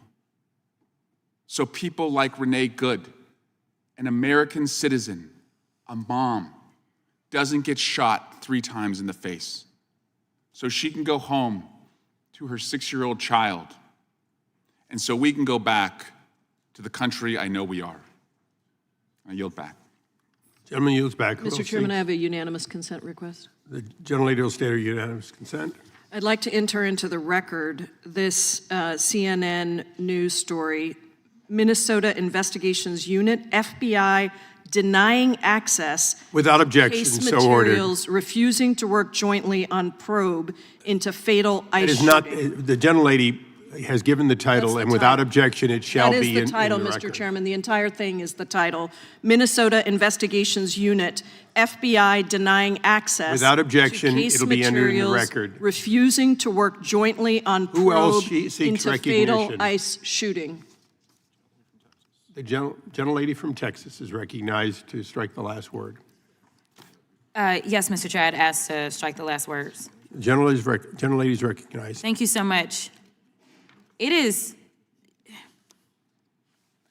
so hard to sit here sometimes because I didn't come to Congress to write laws or to do things that are hurting people. I'm just asking if there's any decency or heart or courage on that side of the aisle. The fact that a woman was killed, she was shot in her head, and y'all are pretending like nothing happened. I remember when Charlie Kirk got killed. Do you? Do you remember what our response was? Our response wasn't to sit there and pretend like it was okay. Is it okay because you have a badge? Because the last time I checked, allegedly no one is above the law. Can y'all not just have a little bit of courage and humanity? A child.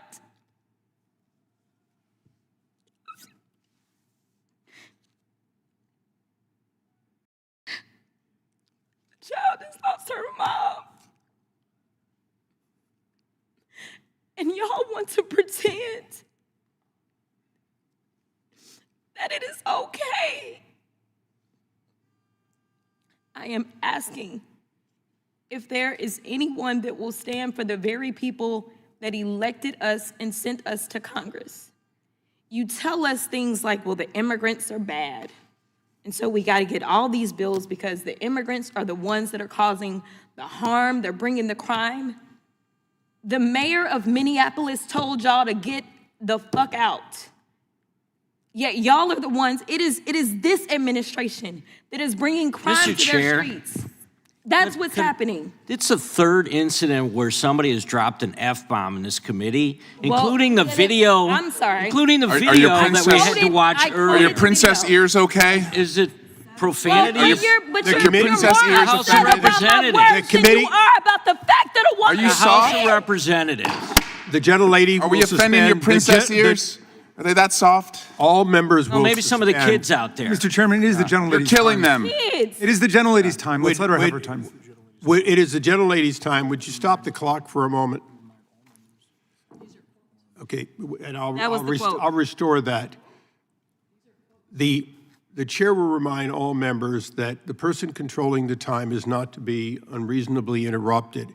We would further admonish that whenever possible to express the full meaning of something, it be done so without an expletive that may be offensive to people here in the audience or those who watch this on television. I understand that a quote at times is essential, but I would admonish everyone that it has been the practice of this committee for the many years I've been here to use such things as F-bomb in order to get the message out without actually using the word.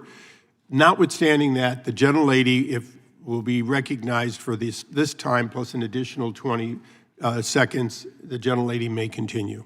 Thank you, Mr. Chair. Long story short, we are sitting in judiciary and no one on that side of the aisle seems to care that this particular person, whose name we don't know at this point, became the judge, jury, and executioner.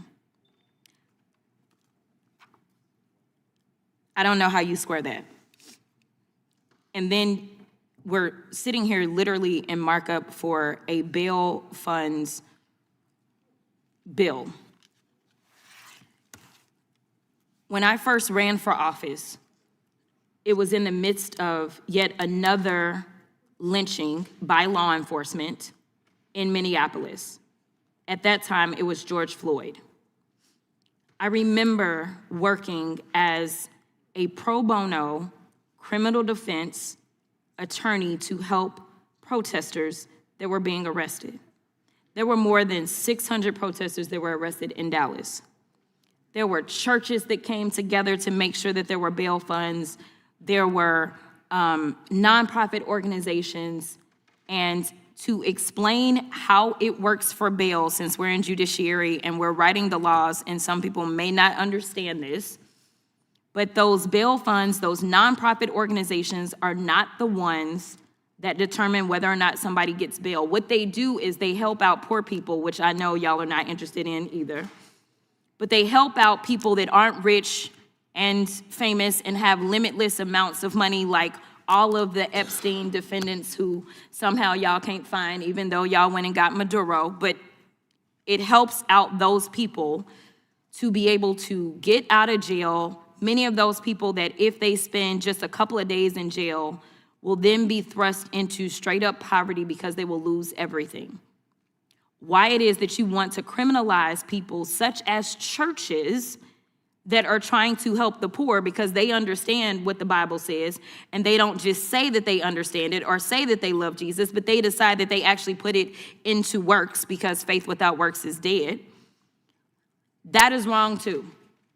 And I'm here to tell you that there's gonna be a lot of nonprofit organizations that are gonna step up in this moment because there are gonna be protests around this entire country because of the state-sanctioned execution that we all saw unfold, unless there is some kind of justice that takes place and we get the name of that officer and that officer is prosecuted. So I ask that law enforcement, we have oversight over them. I am the oversight ranker. Let's go ahead. In fact, I make a motion that we have a hearing in the oversight subcommittee as it relates to this particular issue and what took place. The gentlelady was not recognized for purposes of motions.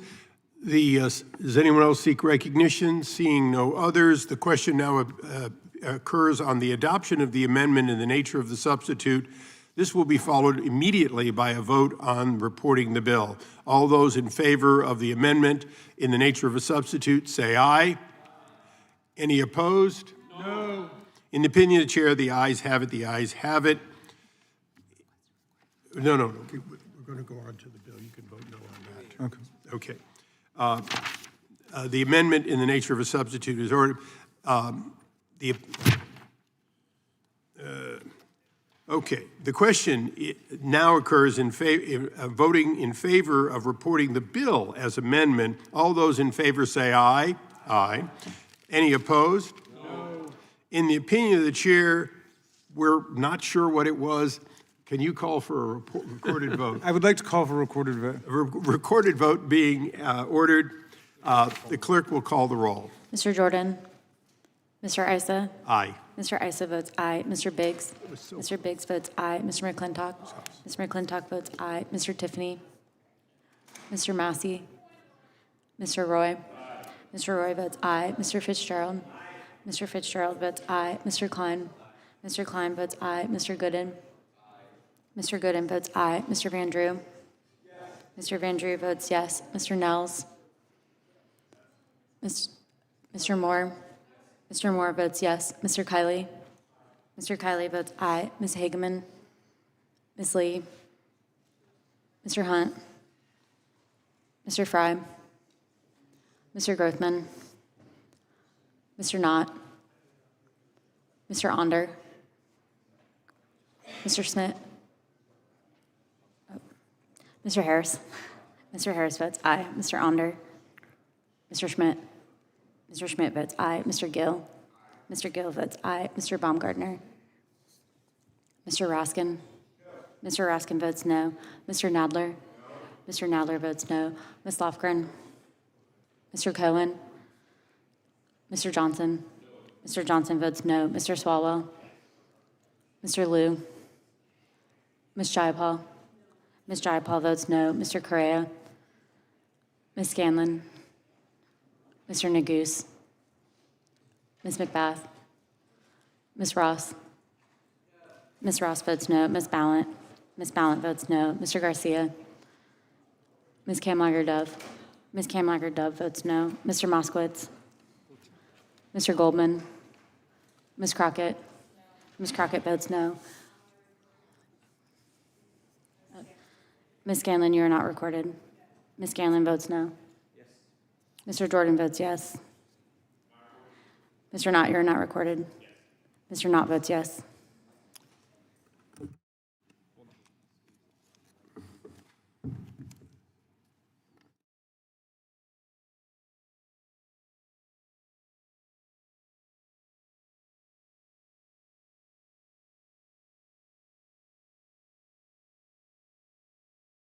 The clerk will report. Mr. Chairman, there are 15 ayes and 9 noes.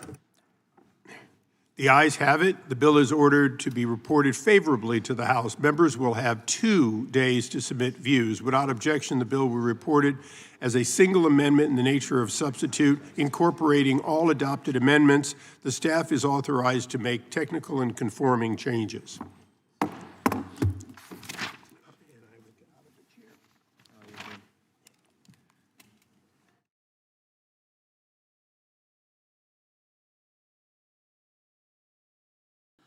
Pursuant to notice, I call up H.R. 5213, the Keep Violent Criminals Off Our Streets Act. For purposes of markup, I move the committee report it favorably to the House. The clerk will report the bill. H.R. 5213. Without objection, the bill will be considered as read and open for amendment at any point. And we'll do opening statements. Chair is recognized. H.R. 5213 prohibits the Attorney General from awarding burn jag grants to state and local governments that have cashless bail policies for violent criminal offenses and offenses that promote public disorder. States and local jurisdictions use burn jag grant dollars to fund many pretrial services that are used to assess and evaluate these offenders when they're released. Federal taxpayer dollars should not be awarded to states that have pro-criminal, anti-victim policies. Rates of violent crime have increased dramatically in Democrat-run cities over the past 5 years. Soft-on-crime prosecutors and legislators have implemented various bail policies that have resulted in more violent offenders being released back into their communities after their arrest. These laws and policies ignore public safety and create a revolving door for criminals. For example, in 2021, Illinois became the first state to eliminate the use of cash bail. Other states, such as California and New York, have modified their bail practice to significantly decrease the use of cash bail. These states continue to receive millions of taxpayer dollars in the form of burn jag grant funding, some of which is used for pretrial services. For example, in fiscal year 2024, Congress appropriated $924 million to state and local jurisdictions in this burn jag grant dollar program. Congress cannot continue to reward states and local jurisdictions that place their residents in harm's way for ideological purposes. I urge my colleagues to support the bill, and I yield back and now recognize the gentleman from Maryland, the ranking member. Thanks, Mr. Chairman.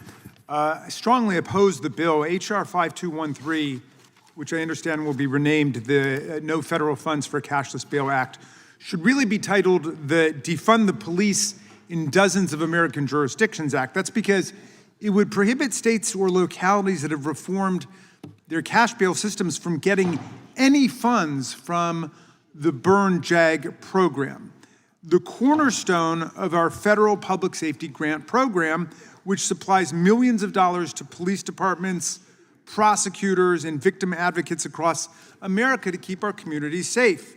So instead of targeting criminals, this bill actually targets law enforcement, gutting federal funds that officers and district attorneys need to combat, prosecute, and punish crime. And it targets crime victims who rely on the support that burn jag funds provide. Although this punitive, anti-local bill is hopelessly vague, it's apparently intended to punish jurisdictions that have enacted cashless bail for a set of covered offenses. And I want to be clear, Mr. Chairman, if someone awaiting trial is a danger to the community or they're a flight risk, it shouldn't matter how much money that person has, they should be detained, period. Everyone should agree on that. But there are some states and localities that have made the determination that if someone does not pose a risk, they should not lose their liberty simply because of their poverty. Half of Americans are living from paycheck to paycheck. Lots of Americans simply can't afford to put up the cash bail, even if they pose no risk to anyone else and no flight risk. And they shouldn't be forced to stay in jail simply because of the power and the financial contributions of the bail bondsman. It's up to a judge to determine whether a person can safely be released before trial and whether they can be expected to appear in court. But many jurisdictions have decided that if a person's not a danger to the community, their freedom should not depend on whether or not they can afford to post bail. Under Charles Dickens' cash bail system, wealthy defendants can effectively buy their way out of jail, while lower income people who pose no greater risk will languish behind bars indefinitely simply because they don't have the money for it. That really is out of A Tale of Two Cities. They say life is unfair, but that shouldn't be the law. That's why some states and localities have decided that reforming, in some cases eliminating cash bail, would help reduce inequity in the criminal justice system while ensuring public safety is protected. But this bill assumes Congress knows better than these communities and imposes harsh penalties on their citizens that would actually make them less safe by cutting law enforcement funding in a reprisal against them for policy reasons. Unfortunately, our colleagues want to play politics with public safety, but they're hurting the very people they say they want to protect. I urge my colleagues to join me in voting no on this gross federal overreach, and I yield back, Mr. Chairman. Gentleman yields back without objection. All of the opening statements will be included in the record. The chair now introduces an amendment in the nature of the substitute. The clerk will report the amendment. Amendment in the nature of a substitute. Without objection, the amendment in the nature of substitute will be considered as read and shall be considered base text for the purpose of amendment. This amendment changes the short title of the bill to the No Federal Funds for Cashless Bail Act. As the ranking member indicated, this change is not intended in any way to alter the important purpose of the legislation. I urge support of the amendment and yield back. Who seeks recognition? The gentleman from New York is recognized. Mr. Speaker, I'm sorry, Mr. Chairman. Been called worse. Yeah. God forbid. Mr. Chairman, I rise in opposition to this bill for essentially the same reasons that the ranking member did. It is an anti-law enforcement bill because it cuts the burned JAG grants. And it does so in the name of opposing cash bail. But the fact is, cashless bail. But the fact is, cashless bail or almost cashless bail policies, like in New York, have worked. No one should go to jail pre-trial because he can't put up cash. No one. A judge, in every case, should decide on the flight risk or risk of bad conduct by a defendant based on all kinds of factors, except one, that is, whether the defendant can put up cash. That factor is irrelevant. The judge should decide to hold the person in confinement until trial or to let him go, based on all the myriad of factors that you would judge. States have gone in this direction. And states that have gone in this direction, like New York, which has almost the cashless bail policy, I wish we'd go further, have the lowest crime rates in decades. We have not seen lots of defendants released on cash, released before trial, commit crimes. As I said, the factors that lead to the risk of committing a crime before trial are weighable, are knowable and weighable by a judge. The one thing that shouldn't matter is whether you have money to buy your freedom. For this reason, I oppose this legislation and urge its defeat, and I yield back. Gentleman yields back. I think we're waiting for Mr. Van Drew. Does Mr. Van Drew have an amendment? Does he? Who seeks recognition? Gentleman from Colorado is recognized. Thank you, Mr. Chairman, and thank you to our ranking member. I want to follow up on a point that was made and articulated by my colleague from Florida during the prior debate, and I wonder if the chairman might engage with me in a bit of colloquy here, because as I understand it, we can find no record of an Attorney General of the United States not testifying within the year in which they were confirmed for the better part of the last quarter century. Are you aware, Mr. Chairman, you've been in Congress a long time, of an Attorney General? What was that? I'll wait till you finish your question. Are you aware of an Attorney General? I don't know if Mr. Barr, Mr. Garland? I will tell you, Mr. the Attorney General is scheduled to be here. She was scheduled to be here during the whatever 43-day shutdown that you guys orchestrated, but she's now scheduled to be back in next month. Well, it's interesting. I'll just say, the shutdown did not stop any of the other Republican chairmen within the House of Representatives from securing an appearance from the individuals who serve in the president's cabinet. Did not stop any of Attorney General Bondi's Like peers. I said, she was scheduled in, she's Mr. coming in Chairman, I'm February. going to reclaim my time on this front because I find it to be the height of hypocrisy, having served on this committee for several years, having heard my colleagues bemoan the fact that Attorney General Garland took until September, October of 2021 to testify in front of this committee, that they cannot be bothered, that the Attorney General of the United States won't testify in front of this committee, apparently until next month, although this isn't the first time we've heard from the chairman that the Attorney General is slated to testify. And then, of course, as fate would have it, the hearing is canceled or no longer scheduled and all the rest. So I look forward to that hearing. I hope the chairman is a man of his word and that he can commit to us that that hearing will take place and that the Attorney General of the United States will testify in front of the committee that has jurisdiction and oversight over her department. If the chairman's willing to make that commitment, is that? Like I said, she's scheduled to be here next month. We've had the director of the FBI. I don't believe any committee had any hearings during this 43-day shutdown that you guys put together. Most of them scheduled their oversight hearings before that. So in any event, I look forward to that hearing. I yield back the balance of my time. Or I yield to the ranking member, I'm sorry. Thank you kindly. I wanted to say a word in response to the gentleman from California, Mr. Issa, who said, as to the terrible killing of the 37-year-old mom, Renee Good, in Minnesota, that he would reserve judgment, something obviously the president did not do, something that the director of Homeland Security did not do. He would want to see.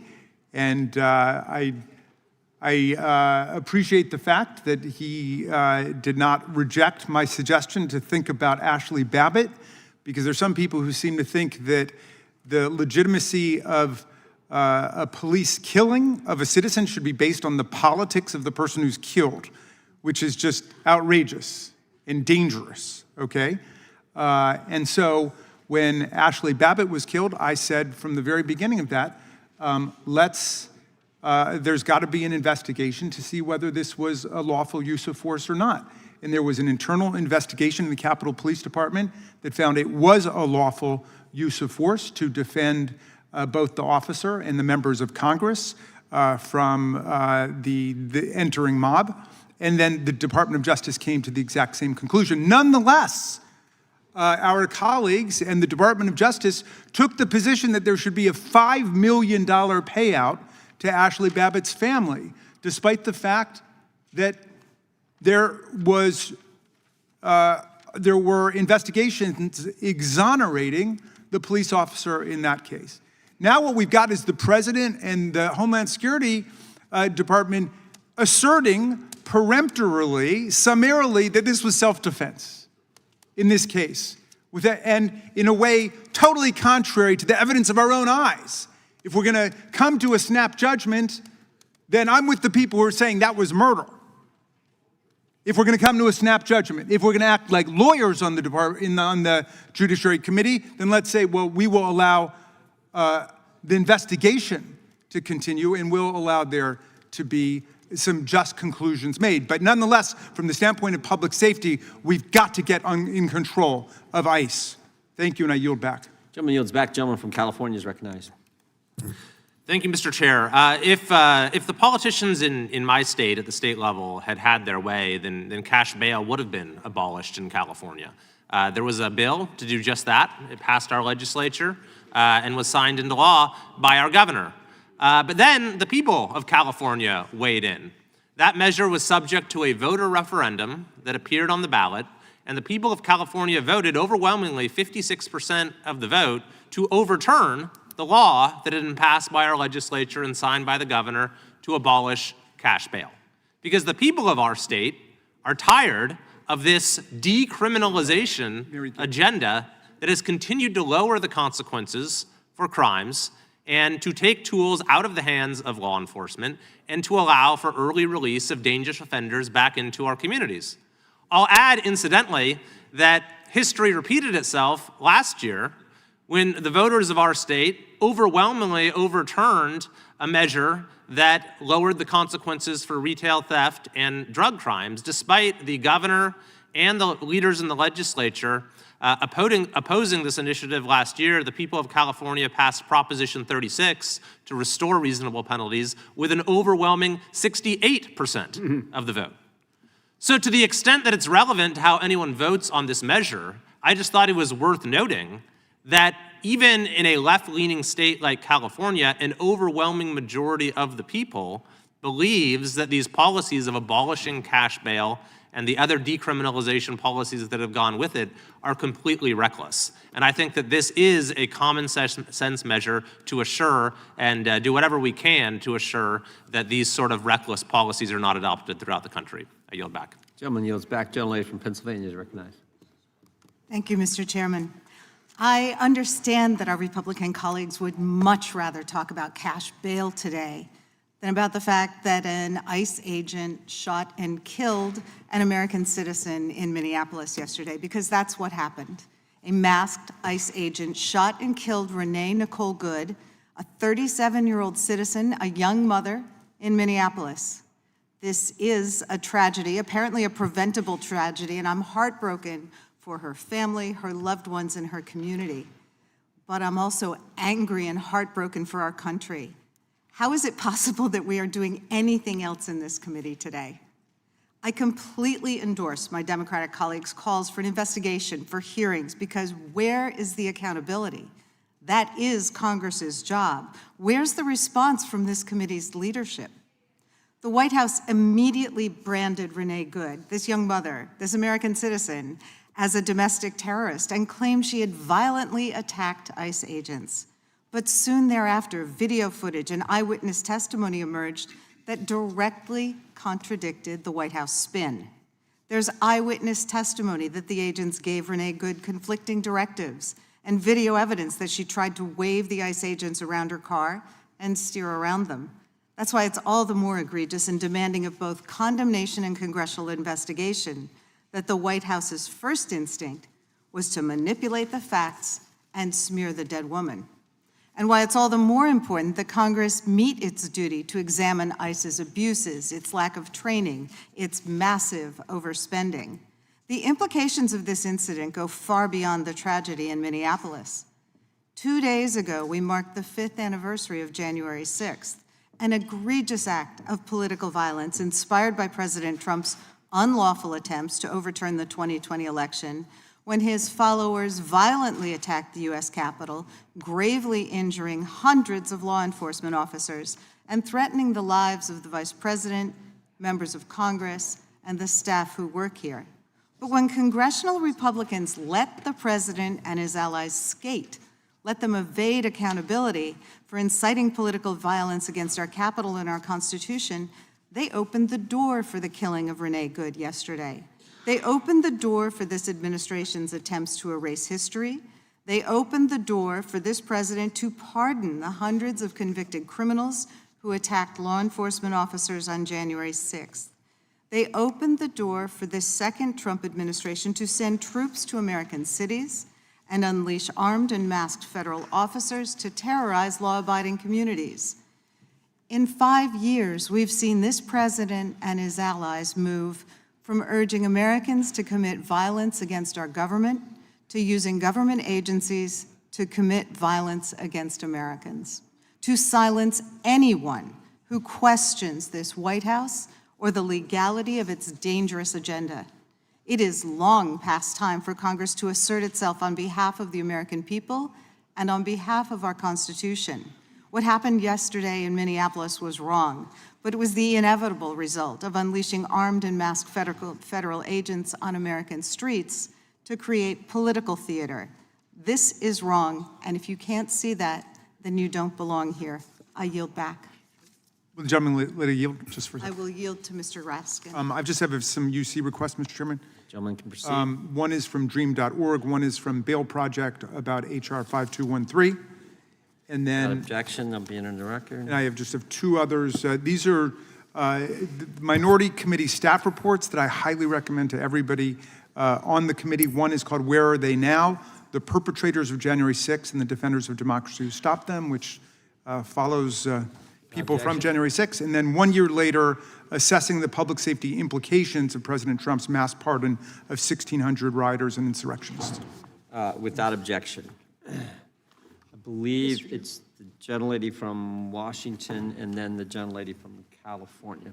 Gentlelady from Washington is recognized. Thank you, Mr. Chairman. I oppose this bill, but I want to go back to what happened in Minnesota because I just think that this is so critical on so many different levels. There's new information coming out every minute. I'm tracking this very closely. I want to enter into the record an article from the Washington Post entitled, "ICE Agent Was Not in Vehicle's Path When He Fired at Driver."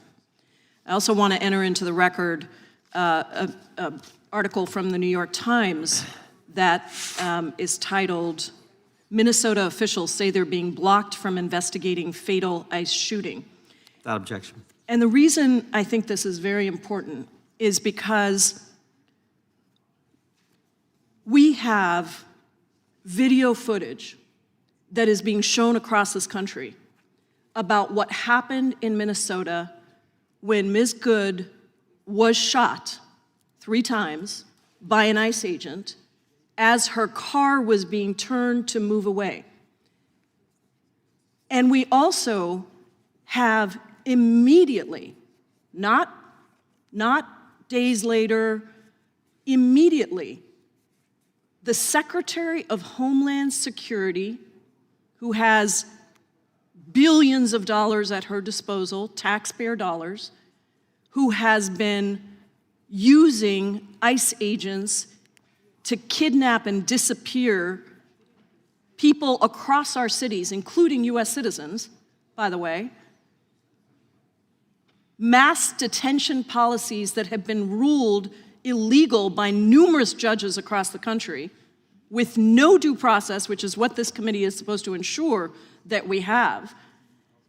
And that Secretary of Homeland Security, combined with the President of the United States, within hours, put out statements that were absolutely lies. And that's coming out now with all this video footage. And what happens, Mr. President, Mr. Chairman, what happens is we live in 2 realities. We here in Congress are living in 2 realities, where we have one reality of what's happening to the American people. Healthcare is being stolen. We're invading Venezuela without authorization from Congress. Congratulations to the Republicans in the Senate who voted for the War Powers resolution where it passed in the Senate on Venezuela.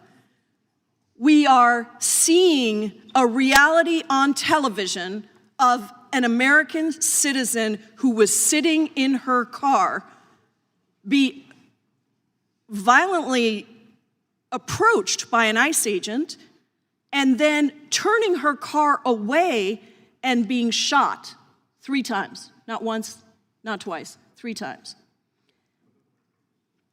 When you have the President and the Secretary of Homeland Security now give an alternate reality to what happened, what you do is you undermine any trust that may have existed in the United States government, because that's who's saying these lies. And when you undermine the trust, and maybe this is the proposition that my colleagues across the aisle are okay with, I don't know. But when you undermine that kind of trust in our government, in our democracy, that is when you have lawlessness. And look, this isn't the first time. January 6th happened. I was in that gallery when January 6th happened. I couldn't walk, I had a cane, I just had a knee surgery, and I was one of the last people to be let out of the gallery. And to tell me that that didn't happen, that that was not a violent insurrection incited by the President of the United States, confirmed by a special counsel that he was absolutely trying to steal that election. is not just a disservice. That's too mild of a word. It is fundamentally undermining people's faith in government. Because when I see these articles that say ICE agent was not in the vehicle's path when he fired at the driver, and that is directly contradictory to what the President of the United States has said, how can we accept anything from this government, from this administration? He wants to set up an offshore account for Venezuelan oil that we sell, and I don't know, is he going to control that account? I have no idea. But I am deeply disturbed about this killing, about the lack of accountability from this committee, about the fact that members on the other side are defending this killing.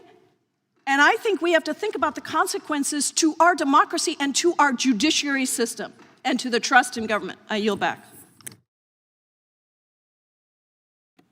I think I have the gentleman from California, and then I'll come to the gentleman from Georgia.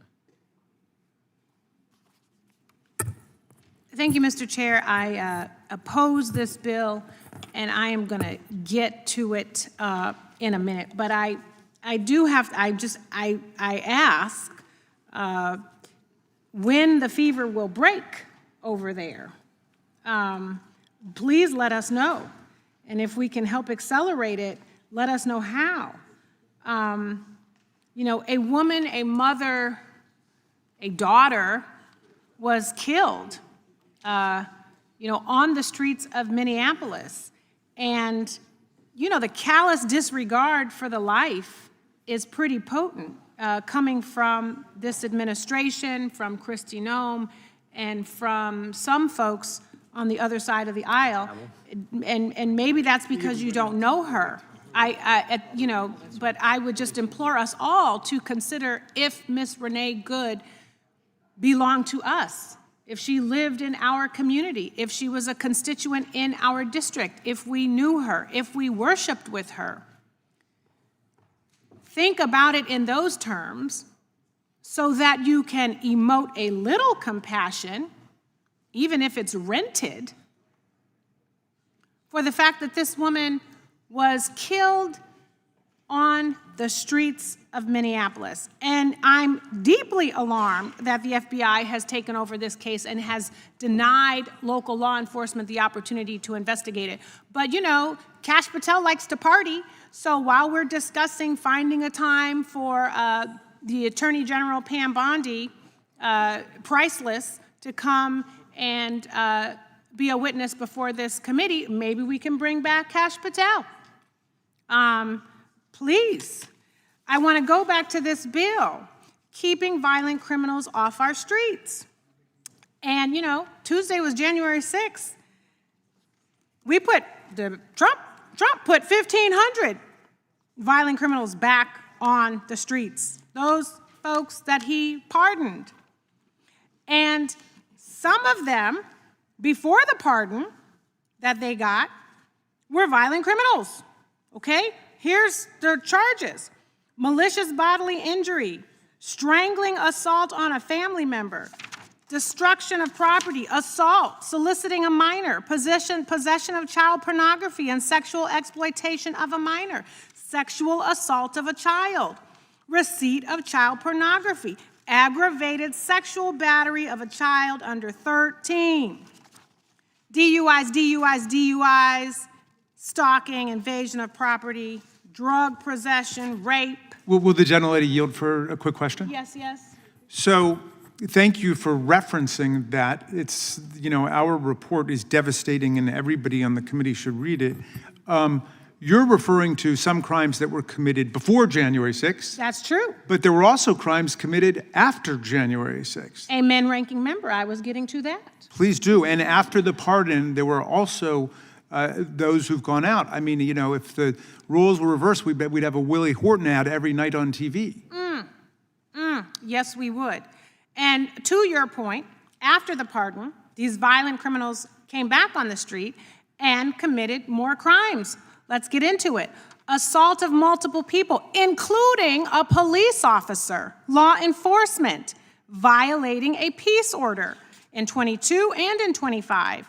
Burglary, grand theft, possession of stolen property, breaking and entering, a felony charge of making a terroristic threat, and these are actions, these are felonious actions that happened after the pardon. So if you're talking about keeping violent criminals off the streets, I would think that you would be talking about these folks, but no. You're actually talking about poor people, and in some instances, legally innocent people who are held in jail pre-trial for no other reason than their inability to pay bail.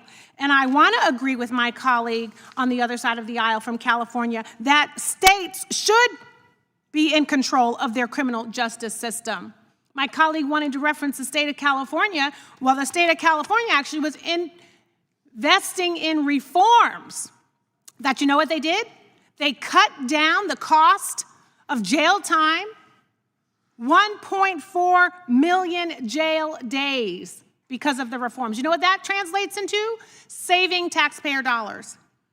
And they saved taxpayers $100 million because of their reforms. And I just want to add, even though I know my time is up, Mr. Chair, but you know, this program you're trying to defund actually supports law enforcement. I looked up this, BURNJAG. It says it helps law enforcement, prosecution in courts, prevention and education, corrections, community corrections, drug treatment, mental health and related law enforcement, and correction programs. So you're essentially saying you want to defund law enforcement and the community-based organizations that partner with law enforcement. And you know, we had a hearing about defunding federal courts.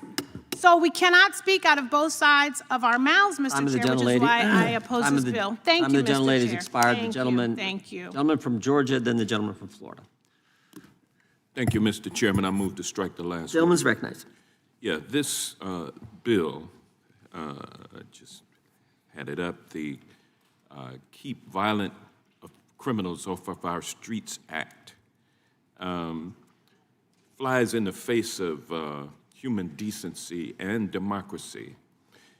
I served as a criminal defense attorney for 27 years before I came to Congress, and during 12 of those years, I served as a magistrate court judge, and one of the things I did as a judge was to set bond for people. And so my state, the state of Georgia, allows judges to exercise judicial discretion in setting bond in many and most cases. Sometimes that's limited by Georgia law. But in cases where I could set cash bonds, I use my discretion, and other judges use their discretion based on factors like nature of the offense, a misdemeanor. Why can't a judge set a signature bond, a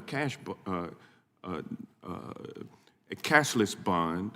Why can't a judge set a signature bond for a misdemeanor? In fact, I would challenge any of my Republican colleagues who support this bill, 5213 HR, to cite a situation where a state court judge set bail for a dangerous offense. You can't do that. The only thing that you can do is to pass this legislation for the purpose of incarcerating more people. And you know that most of the people who fill the jails now unable to make bond are black and brown people. And you know that the people who are most unable to make a bond that has been set that is not cashless or signature bond, the ones who are most likely to not be able to make bond are black and brown people. And that is why, as you know, the jails are filled with black and brown people awaiting trial, haven't even been convicted yet, but just simply awaiting trial on minor charges because they cannot make bond.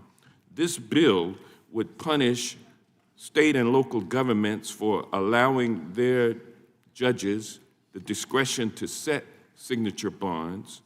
It would cause them to lose burn JAG grant funding, By the way, $270 million of Burn JAG awards in 2024 to 1,489 local governments that were eligible helps these states and local governments reduce and subdue crime.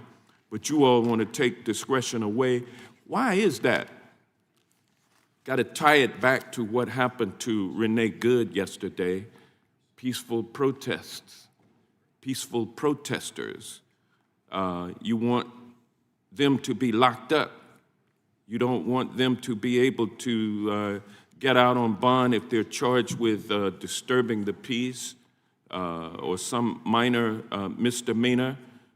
It's an erosion of our First Amendment rights, our rights to peacefully assemble and seek redress from our government. You're trying to stifle dissent.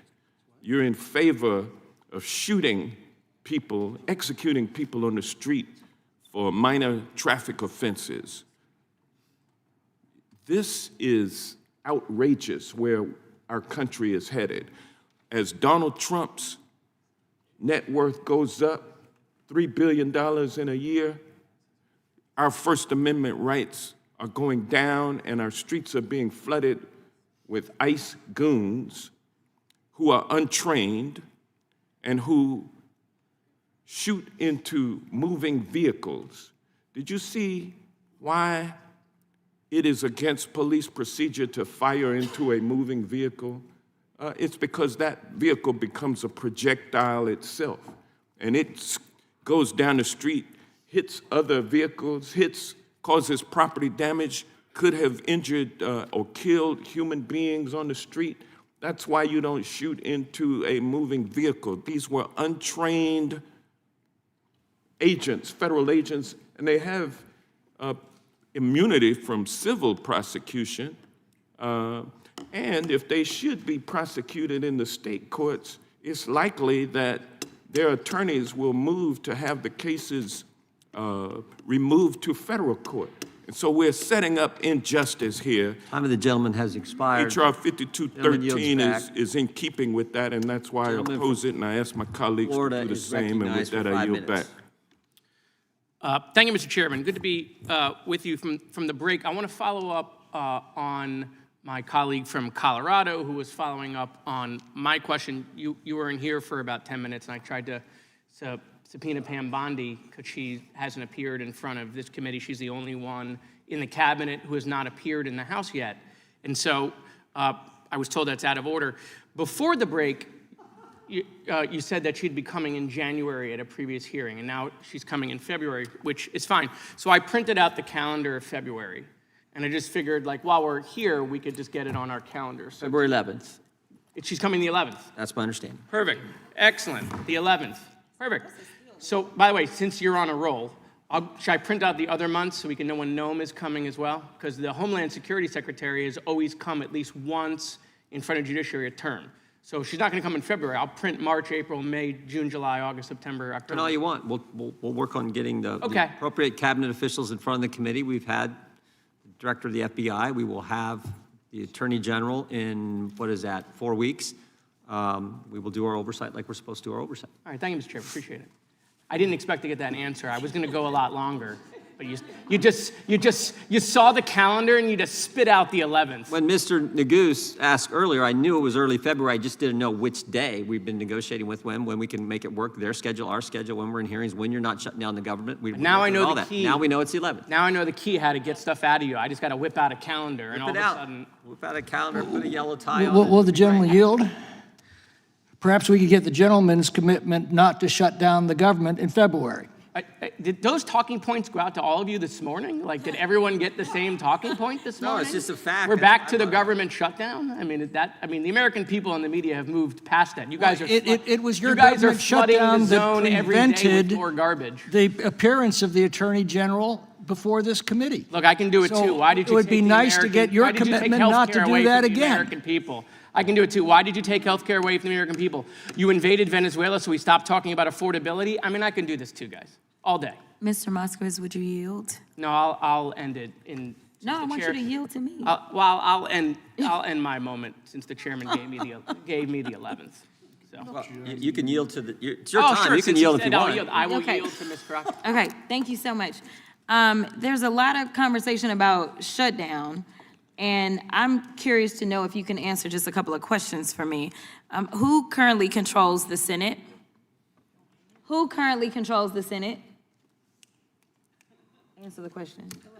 The Republican. Thank you. Who currently controls the House? The Republican. So if there Is is. this the same test that the president gets when he does the? I think it is. I think it is. The ones that he claims that he actually passes. But nevertheless, so if the government shuts down again, would it be on the Democrats or the Republicans? The people in charge, the Republicans. Oh, okay, okay. I just thought that my math wasn't mathing. And then the last thing that I have for you, actually, Mr. Chairman, is there any reason that we can't get the Attorney General to come in before your January 31 deadline? Because it almost sounds like y'all are projecting that y'all are about to shut the government down, and then you will go ahead and use the excuse that we were shut down and so she couldn't get in. We're scheduled for the 11th. She'll be here the 11th. Oh, okay. I'll yield. Gentlelady yields back. The gentleman from New Jersey is recognized for an amendment. Let's go to Ms. McBath first. We have one more speaker on the bill. Okay, I think the gentlelady from Georgia, and then we'll come back to the gentlelady from Texas. Thank you, Mr. Chair. And I'm going to actually talk about the bill. Okay, so this bill would actually defund the police, eliminate essential public safety resources from local communities, and actually punish crime victims for policy decisions over which they have no control. It is cynical, misguided, and it's wrong. Republican fear-mongering about bail is just one thing, but it's another to play partisan games with law enforcement, crime victims, and our safety. This administration has already eliminated and canceled hundreds of millions of dollars that support vital public safety functions and essential services for crime victims. But this bill goes further, weaponizing our nation's cornerstone crime-fighting program, the Edward Byrne Memorial Justice Assistance Grant Program, also known as Byrne JAG. Law enforcement agencies across the country rely on Byrne JAG funds to fight crime. The funding reaches every state and supports every congressional district, red, blue, urban, suburban, and rural, and now that and that is actually how it should be. Public safety is not partisan, as it has become here in this committee. In Georgia, Byrne JAG grants provide direct financial support to innocent victims of violent crime, including victims of sexual assault, domestic violence, and child abuse. These grants help combat elder abuse and human trafficking. They support sexual assault response teams and put the latest forensic tools in the hands of law enforcement and first responders. They fund data analysis that helps Georgia make smart, evidence-driven policy decisions around public safety, criminal justice, and victim services issues. And they support training that raises standards statewide. That is just the tip of the iceberg. I could go on and on about the many uses of Byrne JAG funding in Georgia, which is, my district, or any other state or district in this country. Public safety matters to all Americans, and there has never been a partisan litmus test for Byrne JAG support. That's how it's supposed to work, and that's how it has worked for almost 40 years. It's a model for how the federal government can support state and local communities. But this bill would disqualify jurisdictions from receiving Byrne JAG funding if they don't fall in line with Trump's partisan agenda that is not based on fact and it's not based on truth. This bill would penalize states that have modeled their pretrial detention systems based on our federal courts, which boast an arrest rate of less than 2% for individuals arrested for a new offense while on federal pretrial supervision. It would even disqualify jurisdictions where the most violent offenders are not eligible for bail, like in federal court where dangerous offenders charged with violent crimes are preemptively detained. How does any of this make sense? The American people deserve to be safe in their communities. They don't need more partisan hype. We've heard enough of the partisan hype here today already. We should be working together to support states and localities to reduce crime and hold dangerous offenders accountable. I urge my colleagues to join me in opposing H.R. 5213. Thank you, Mr. Chairman. I yield back. Gentlelady yields back. Gentlelady from Texas recognized. Thank you so much, Mr. Chair. So as many of you know, I not only represent Texas, but I have obviously represented well over 1,000 people in court as it relates to criminal defense cases. And so this is something that I know a little bit about, and I don't know if y'all truly understand what it is that you put into writing, which is why we shouldn't just do knee-jerk things, and we should be very thoughtful as we are crafting legislation.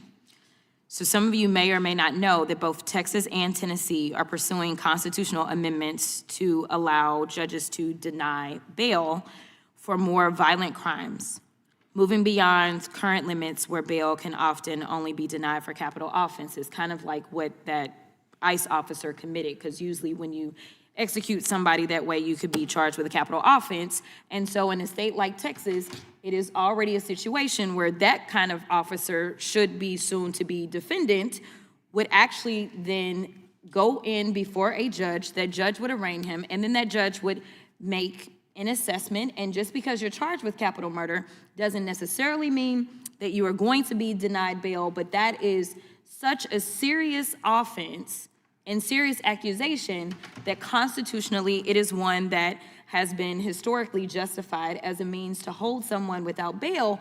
And the reason that we don't hold people without bail is because we have this little nasty thing called the Constitution. And in that Constitution, it says that there is a presumption of innocence. And sometimes what happens is people are innocent. I mean, we know that y'all may not have y'all's current president. If he was incarcerated for his crimes and never got bail, he may have just been sitting there for a long time, but we know that he didn't even have to really go and spend any time in jail when he got arrested for crimes in 4 different jurisdictions, both state and federal. But nevertheless, so what we do is to make sure that a defendant is cloaked within that, we have a balancing act, because everything about the Constitution is about balance. And so if somebody has a long history where they have gone out, committed violent offenses over and over and over, then a judge has that information in front of them. And mind you, the best person to decide what you will do as it relates to bail is a judge, because the judge is able to judge every single situation and determine whether or not someone is going to be a threat to the community, because that's what it's actually supposed to be about. Bail is not supposed to be punishment. Punishment is supposed to come after the fact. Bail is supposed to be to assure that someone actually shows back up. So if they have a history of fleeing, that is something that a judge takes into consideration. If they have a long criminal history, that's something they take into consideration. If they are facing a significant amount of time, which is why when someone is accused of a capital offense, such as this ICE officer who should be facing significant crimes, then they look at the fact that maybe like in a state like Texas, if you are facing a capital offense, you are facing death or life without possibility of parole. And so when you are balancing this, you have the ability to judge the credibility of the witnesses that are gonna come before you and testify about why that person may or may not be a threat to the community. You have the ability to make these assessments. For us to take away tools does not make sense, because we don't know every individual situation. You are taking power away from the judiciary. And so I think that that's also problematic. But let me continue on. The reason that I say that I don't think that y'all thought this out very well is because what is the meaning of substantially limits cash bail?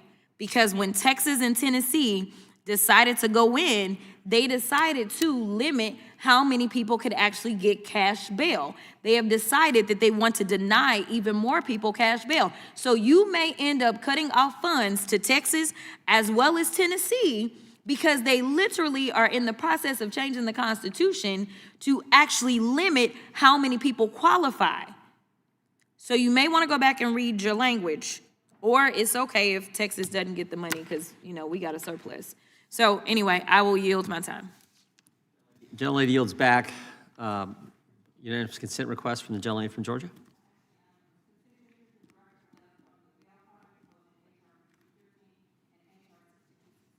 Without objection. The gentleman from New Jersey is recognized for an amendment. Thank you, Mr. Chairman. I have an amendment at the desk. Clerk will report. Amendment and the Without amendment. objection, the amendment will be considered as read. The gentleman is recognized to explain his amendment. Reserve point of order, Mr. Chairman. Point of order is reserved by the gentleman from Maryland. I was looking for a napkin. Mr. Chairman, I strongly agree, I do agree with this bill's core goal. We should be incentivizing states and cities to stop policies that let dangerous criminals go free after committing serious crimes. As a committee, we've gone around the country and we see where these problems are. We've seen when judges and magistrates and prosecutors have let people out. And, I agree with the gentleman from Georgia, that a judge should have some discretion. And if it's a very minor crime, no, we shouldn't be holding them in prison. But they were releasing people that were guilty of crimes that were violent, guilty of crimes over and over again, who were flight risks, and mothers and daughters and brothers and fathers and sisters and were murdered. And we saw them, we met them, we heard their testimony through the tears. It's wrong and it's unfair unto the law-abiding citizens. That said, this bill is too broad. It sweeps in states like New Jersey, who I'd be the first to admit has a system that lacks in some ways.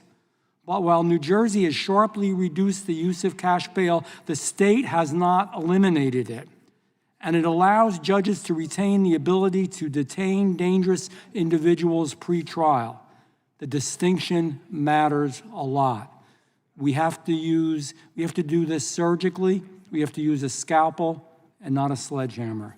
My amendment makes a narrow common sense fix. It ensures that states or jurisdictions that employ a risk-based bail system that includes pre-trial detention are not automatically stripped of burn JAG funding under this bill. Those burn JAG funds are critical. Those grants are critical.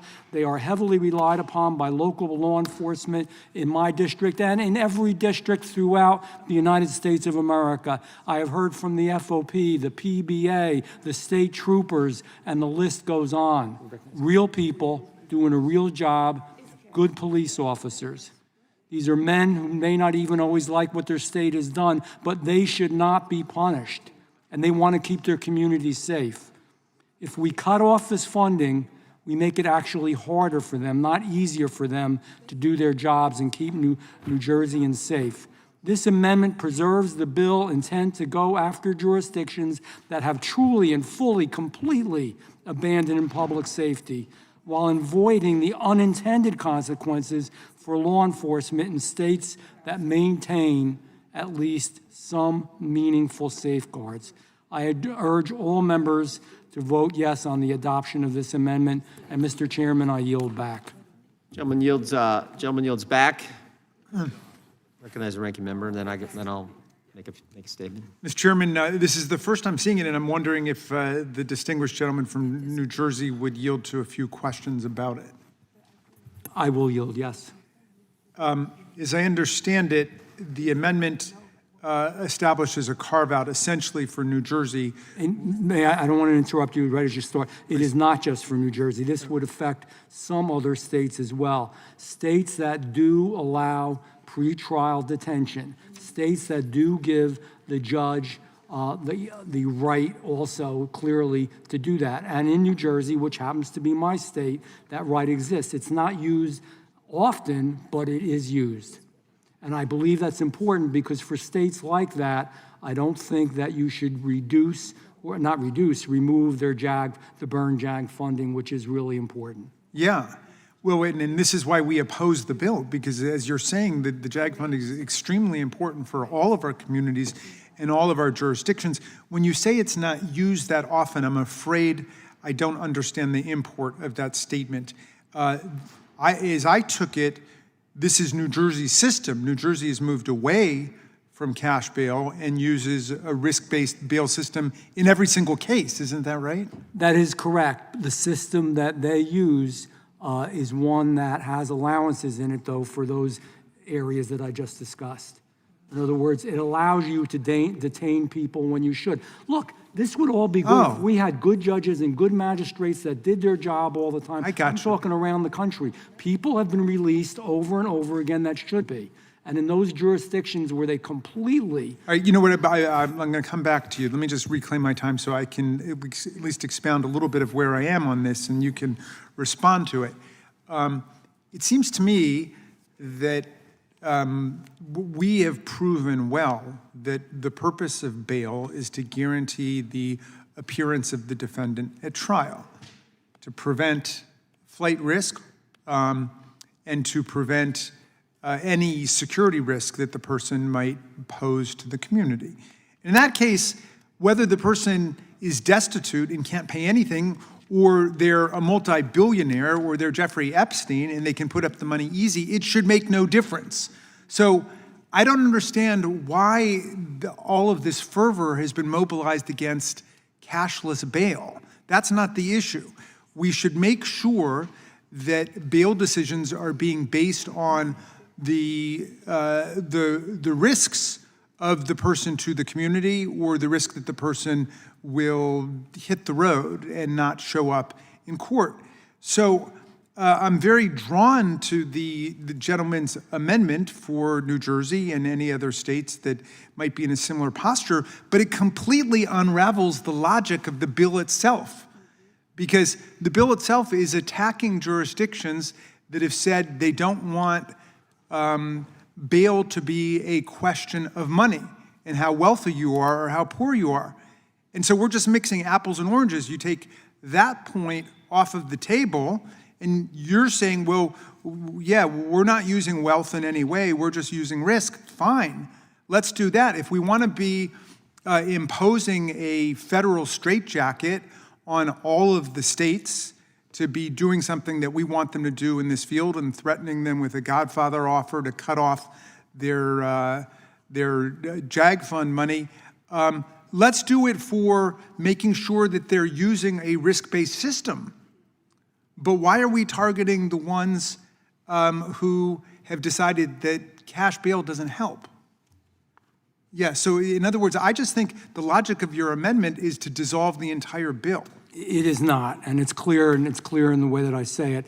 It is focused, the bill would be focused, and I believe that was the sponsor's intent, on those jurisdictions that have been capricious and cavalier in the way they've just let out real bad folks. I don't know how else to say it, over and over again. You all were with us on many of these visits as we went around the country and actually interviewed people that had been harmed, killed, raped, beaten by individuals that had a clear history that they posed a risk and danger to the community, Okay, just to or reclaim my that time they for a were a sec. flight So risk.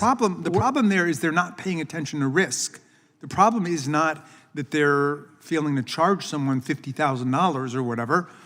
The point is they're not paying attention to risk. So how does this bill even help? May I the answer problem? that? Yes. That is the point. So since they aren't paying attention to risk, and some of it doesn't enter into some of their systems at all, this bill is to ensure that risk is something that should be evaluated and considered, yet at the same time, if you have a system that is somewhat different than others, and there are numbers that are all throughout the country, that there should be room for those to still get that funding, as long as they're not, in plain English, letting bad people out over and over again. I guess you want me to yield back, right? Yeah. Well, so actually, you want me to. So you just Mr. Chairman, I really have to think about this one because, I hear you. But obviously I have thought about I'm it. sympathetic to what the gentleman is saying, and jurisdictions that have gotten rid of cash bail but are using risk are doing the right thing from their perspective, and certainly a reasonable thing. But it does seem like a bit of self-pleading, because generally the bill is coming in like a sledgehammer against other jurisdictions, and that doesn't seem right. So I'm going to think about it. But thank you, Mr. Chairman. I yield back. Appreciate that 5-minute dialogue so we can think about it. The gentleman from New Jersey is a great member of this committee, does outstanding work as our chair of the oversight subcommittee. We appreciate that, appreciate him offering this amendment, but I think this does, as frankly, as the ranking member said, kind of unravels what the bill's trying to do. So I would oppose the amendment and appreciate the thoughtfulness that it was brought forward, appreciate the discussion that took place, but I think that this I think that I actually jotted down completely unravels the objective of the legislation. So let's, if gentlelady from California is recognized. You know, this was an intriguing amendment because as I was listening to my colleague from New Jersey talk about his system, and so to be clear, you're saying that New Jersey has implemented a risk-based system that you feel works. And to be very clear, I don't feel that it always does work as well as it should. Full disclosure, and this is, you'll find this interesting, it was a Republican governor, you know his name, Chris Christie, when this system was put in place. And it was a very popular piece of legislation when it was done in New Jersey, had many Republican and Democratic supporters, the system that we have in New Jersey. And I'll wrap this up in a second.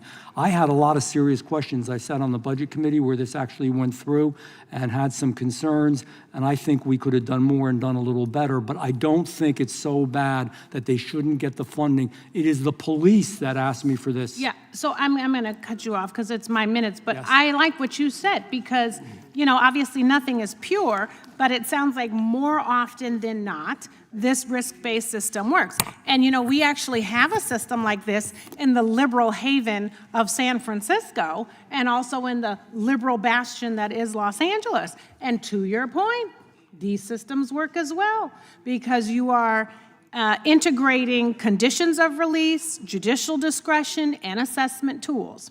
But I also am confused because it does seem like it would be a carve-out just for one state, and it does seem like the antithesis of what we just debated with the 5213, keep violent criminals off the streets. And why would it just be for one state or for other localities that enjoy this so that they can get the burn JAG funding, which I think we all agree is important. And to your point, it's law enforcement that is asking. May I answer that real quickly? About which part? It isn't just for one state. There would be a number of states, and it is to ensure, the bill would still ensure that the money is used properly. And that's the point. Yeah, but I think all of us want the monies that are given to these programs to be used. But they're not. I yield back. Well, but it really does fly in the face of the underlying bill. And so what's good for the goose is good for the gander. I think most law enforcement agencies are saying, hey, why get rid of this funding?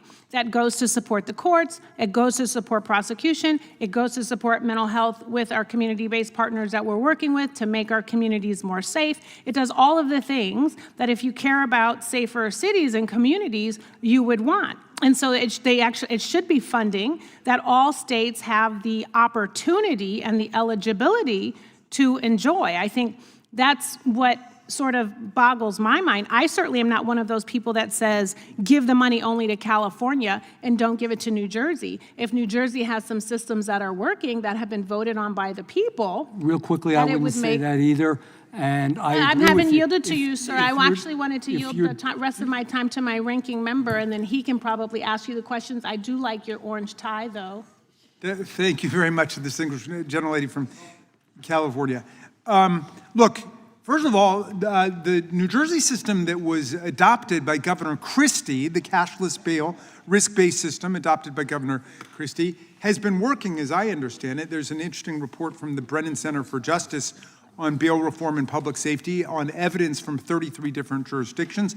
I recommend it to everybody highly to check it out. But I mean, it seems to me that you know, and back to Mr. Van Drew, if you would for one second, when you say a risk-based bail system, when I got to law school in the middle of the 20th century, okay, in the 1980s, we were taught that bail was all about the risk of flight and the risk to other people in the meantime. You don't want people reoffending, and you don't want people disappearing. Okay, so is that the system that you mean, or did you mean something else by a risk-based bail system? Because that is what the bail system is. It's risk-based. It always has been. That is a system I mean, still have some concerns with it on an objective level. They use an algorithm. That makes me nervous sometimes. I'm open to it. I'm all due disclosure. When that came forward at the urging of Governor Christie and others, bipartisan, in committee and on the floor, I voted for it. I voted for it to give it a chance. I just have some concerns. There are other jurisdictions where it seems to me that over and over again, as I've said before, they're letting bad people out. And and that can happen under a ideal cash legislation system. to me would address When you that. say they're letting bad people out, let's try to have some analytical clarity about it. That's true under cash systems and cashless systems. There are always mistakes that happen in this direction or that direction, right? So I think it's worse under cashless systems. I do. yeah. Okay. So I'm not sure whose time it is, but I'm happy to yield back, Mr. The Chairman. gentlelady's time has expired. Do any other members seek recognition? We're on the amendment. The question occurs on the amendment offered by the gentleman from New Jersey. Those in favor say aye. Those opposed say no. In the opinion of the chair, the noes have it and the amendment is not agreed to. A record vote is requested. The clerk will call the roll. Mr. Jordan. Mr. Issa. Mr. Biggs. Mr. Biggs votes no. Mr. McClintock. Mr. McClintock votes no. Mr. Tiffany. Mr. Tiffany votes no. Mr. Massey. Mr. Roy. Mr. Roy votes no. Mr. Fitzgerald. Mr. Klein. Mr. Gooden. Mr. Vandrew. Mr. Vandrew votes yes. Mr. Nels. Mr. Moore. Mr. Moore votes no. Mr. Kiley. Mr. Kiley votes no. Ms. Hageman. Ms. Hageman votes no. Ms. Lee. Ms. Lee votes no. Mr. Hunt. Mr. Fry. Mr. Fry votes no. Mr. Grothman. Mr. Knott. Mr. Harris. Mr. Onder. Mr. Onder votes no. Mr. Schmidt. Mr. Gill. Mr. Gill votes no. Mr. Baumgartner. Mr. Baumgartner votes no. Mr. Raskin. Aye. Mr. Raskin votes aye. Mr. Nadler. Ms. Lofgren. Mr. Cohen. Mr. Johnson. Mr. Swalwell. Mr. Liu. Ms. Jayapal. Mr. Correa. Ms. Scanlon. Mr. Nagoose. Ms. McBath. Ms. Ross. Ms. Ballant. Ms. Ballant votes aye. Mr. Garcia. Mr. Garcia votes aye. Ms. Kamlager-Dove. Ms. Kamlager-Dove votes aye. Mr. Moskowitz. Mr. Goldman. Ms. Crockett.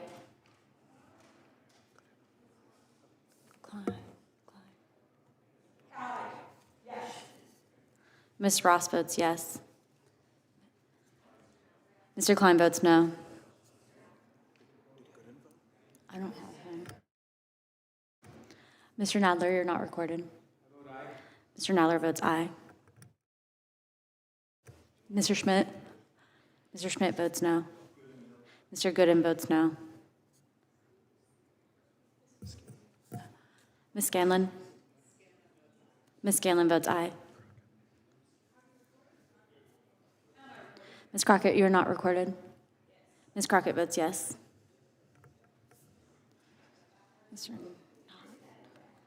Knott? Mr. Knott votes no. Mr. Jordan? Mr. Jordan votes no.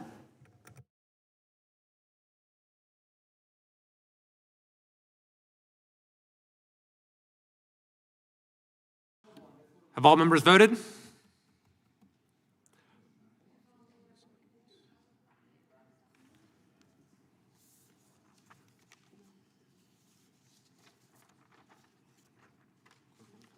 The clerk will report.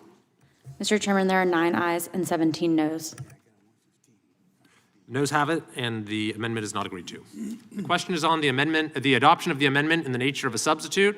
This will be followed immediately by a vote on reporting the bill. All those in favor say aye. Sir, I had my hand up before. Oh, yes. The gentlelady from Vermont is recognized. I appreciate that. Thank you. So I will be voting against the underlying bill for all the reasons that my colleagues have already explained here.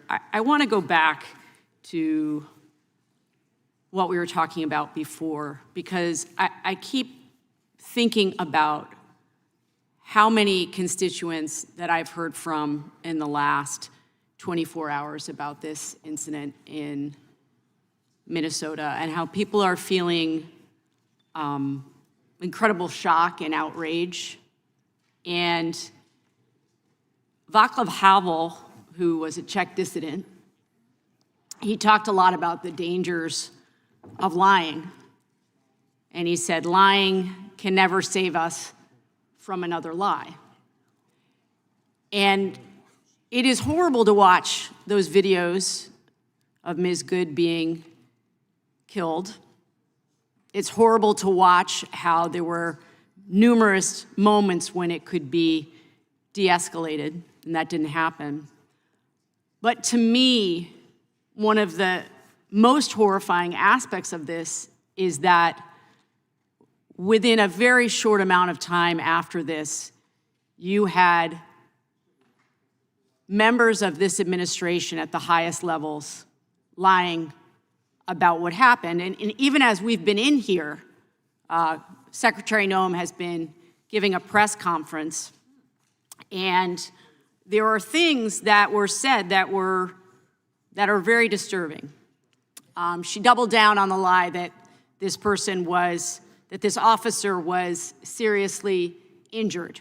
She said, quote, "The officer went to the hospital. He was hit by the vehicle. He received treatment. We can see with our own eyes he was not hit by the vehicle.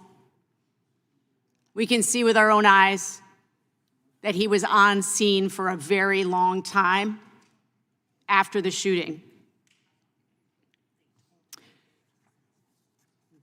We have other folks at that press conference with Kristi Noem asking about why is it that yesterday the FBI agreed to fully cooperate with the Minnesota Bureau of Investigation, and AG Keith Ellison announced yesterday that he welcomed the opportunity to be doing an investigation side by side. And then today we hear, in fact, no from Kristi Noem, they weren't cut out. They weren't cut out of the process. They just never had jurisdiction. Well, that flies in the face of everything that was released yesterday. So I long for a time when we get back to having a president, a Secretary of Homeland Security, and an Attorney General, when these things happen, that they would say something along the lines of, an American has been killed, we are heartbroken, and we're going to get to the bottom of what happened. I long for that. And I know so many millions of Americans long for that too. We want to hear people say, this is disturbing. We are deeply concerned about the actions of this officer. And right now he will be suspended until we find out what happened. And we will do a full investigation. And that is not what we're hearing. In fact, she said, we expect, and this is a quote, we expect that all the policies and procedures of review will be exactly that he acted appropriately. Again, we can disagree about many, many things. And we do in this committee, and we should. But I would hope that as Americans, not even about members of this committee, as Americans, we would understand how dangerous it is for any president, for any cabinet member to rush in front of cameras before there has ever been any gathering of evidence, and not just give a slapdash rust assessment, but in this case, absolute falsehoods and lies about what happened, and they are continuing today. And this is why we've been talking about that today. It isn't just the fact that an American has been gunned down by an ICE agent. It is also the moral rot of the lies and the lies and the lies. And with that, I yield back. Gentleman goes back. The gentleman from Illinois is recognized. Vote against. Thank you, Mr. Chairman. I move to strike the last word. Gentleman is recognized. Thank you. I strongly oppose H.R. 6260, which targets bail reform policies. Republicans are here to defend cash bail, for the most part, an absurd and unjust policy that has no connection to public safety. Under cash bail, criminal defendants are required to pay money for pretrial release.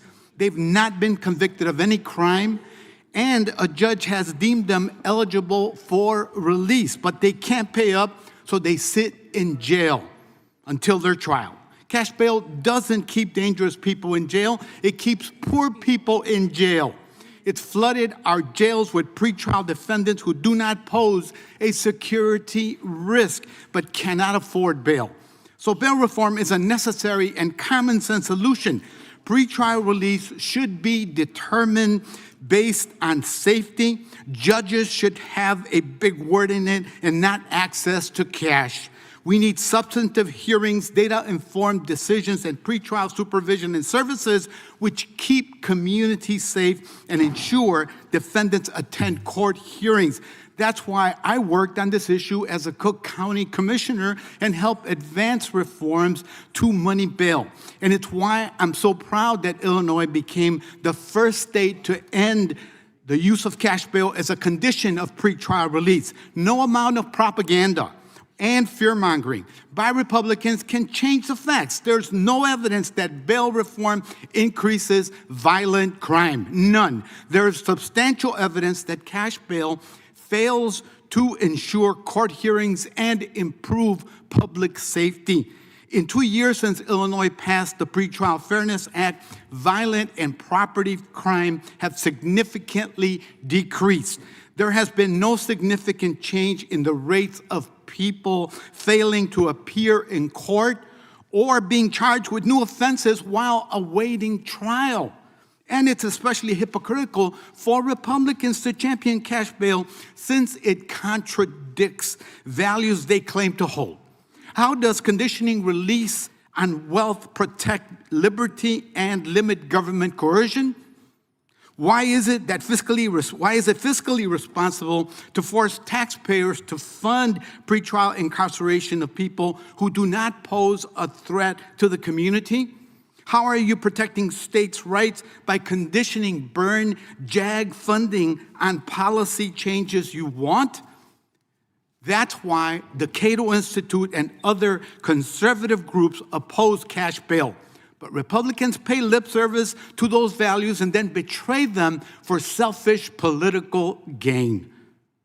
Even though it harms hundreds of thousands of working families, including many of their constituents. But it's also not surprising. This is the party that supports violent insurrection, or at least is silent about it, supports kidnapping foreign leaders, supports when federal agents kill people in communities, supports any kind of violence as long as it keeps them in power. There are many examples and evidence-based policies like bail reform that would make this country safer and fairer. Congress should support those policies, but that's not going to happen as long as Republicans are in charge. Thank you, and I yield back. The gentleman yields back. The question is on adoption of the amendment in the nature of a substitute. This will be followed immediately by a vote on reporting the bill. All those in favor say aye. Those opposed say no. No. In the opinion of the chair, the ayes have it, and the amendment in the nature of a substitute is adopted. The question is on favorably reporting the bill as amended. All those in favor say aye. Those opposed say no. The ayes have it, and the bill is ordered to be reported favorably to the House. Members will have... Ordered vote, please, Mr. Chairman. A recorded vote is requested. The clerk will call the roll. Mr. Jordan. Mr. Issa. Mr. Biggs. Mr. Biggs votes aye. Mr. McClintock. Mr. McClintock votes aye. Mr. Tiffany. Mr. Tiffany votes aye. Mr. Massey. Mr. Massey votes aye. Mr. Roy. Mr. Roy votes aye. Mr. Fitzgerald. Mr. Klein. Mr. Klein votes aye. Mr. Gooden. Mr. Gooden votes aye. Mr. Van Drew. Mr. Van Drew votes no. Mr. Nels. Mr. Moore. Mr. Moore votes aye. Mr. Kiley. Aye. Mr. Kiley votes aye. Ms. Hageman. Ms. Hageman votes aye. Ms. Lee. Just got a note that she was coming. Ms. Lee votes aye. Mr. Hunt. Ranking member. Mr. Fry. Mr. Fry votes aye. Mr. Grothman. Mr. Knott. Aye. Mr. Knott votes aye. Mr. Harris. Mr. Harris votes aye. Mr. Onder. Mr. Onder votes aye. Mr. Schmidt. Mr. Schmidt votes aye. Mr. Gill. Mr. Gill votes aye. Mr. Baumgartner. Mr. Raskin. No. Mr. Raskin votes no. Mr. Nadler. Ms. Lofgren. Ms. Lofgren votes no. Mr. Cohen. Mr. Johnson. Mr. Swalwell. Mr. Liu. Ms. Jayapal. Mr. Correa. Ms. Scanlon. Ms. Scanlon votes no. Mr. Neguse. Ms. McBath. Ms. Ross. Ms. Ross votes no. Ms. Ballant. Ms. Ballant votes no. Mr. Garcia. Mr. Garcia votes no. Ms. Kamlager-Dove. Ms. Kamlager-Dove votes no. Mr. Moskowitz. Mr. Goldman. Ms. Crockett. Ms. Crockett votes no. Mr. Issa, you're not recorded. Mr. Issa votes yes.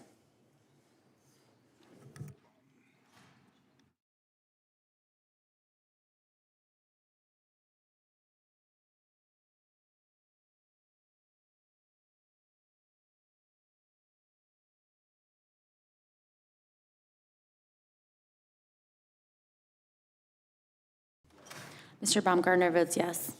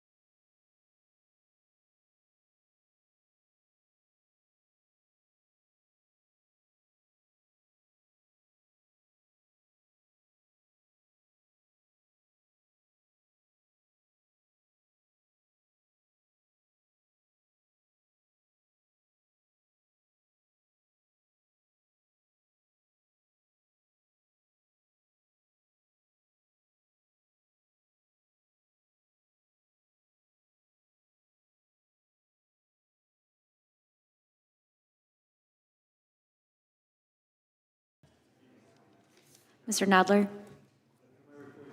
Mr. Nadler, you're not recorded. Mr. Nadler votes no.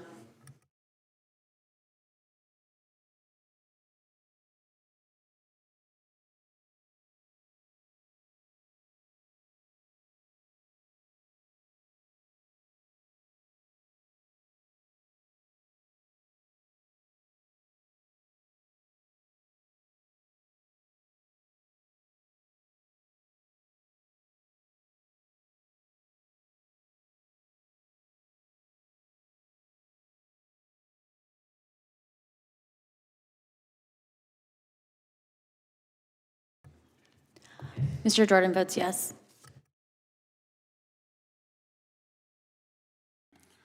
Are there any members who wish to vote who have not voted? The clerk will report. Mr. Chairman, there are 20 ayes and 10 noes. The ayes have it, and the bill is ordered to be reported favorably to the House. Members will have 2 days to submit views. Without objection, the bill will be reported as a single amendment in the nature of a substitute, incorporating all adopted amendments, and staff is authorized to make technical and conforming changes. Pursuant to notice, I call up H.R. 2641 for purposes of markup and move that the committee report it favorably to the House. The clerk will report the bill. H.R. 2641 to amend the illegal immigration reform and immigrant. Without objection, the bill will be considered as read and open for amendment at any point. The chair now recognizes the gentleman from California, Mr. McClintock, for an opening statement.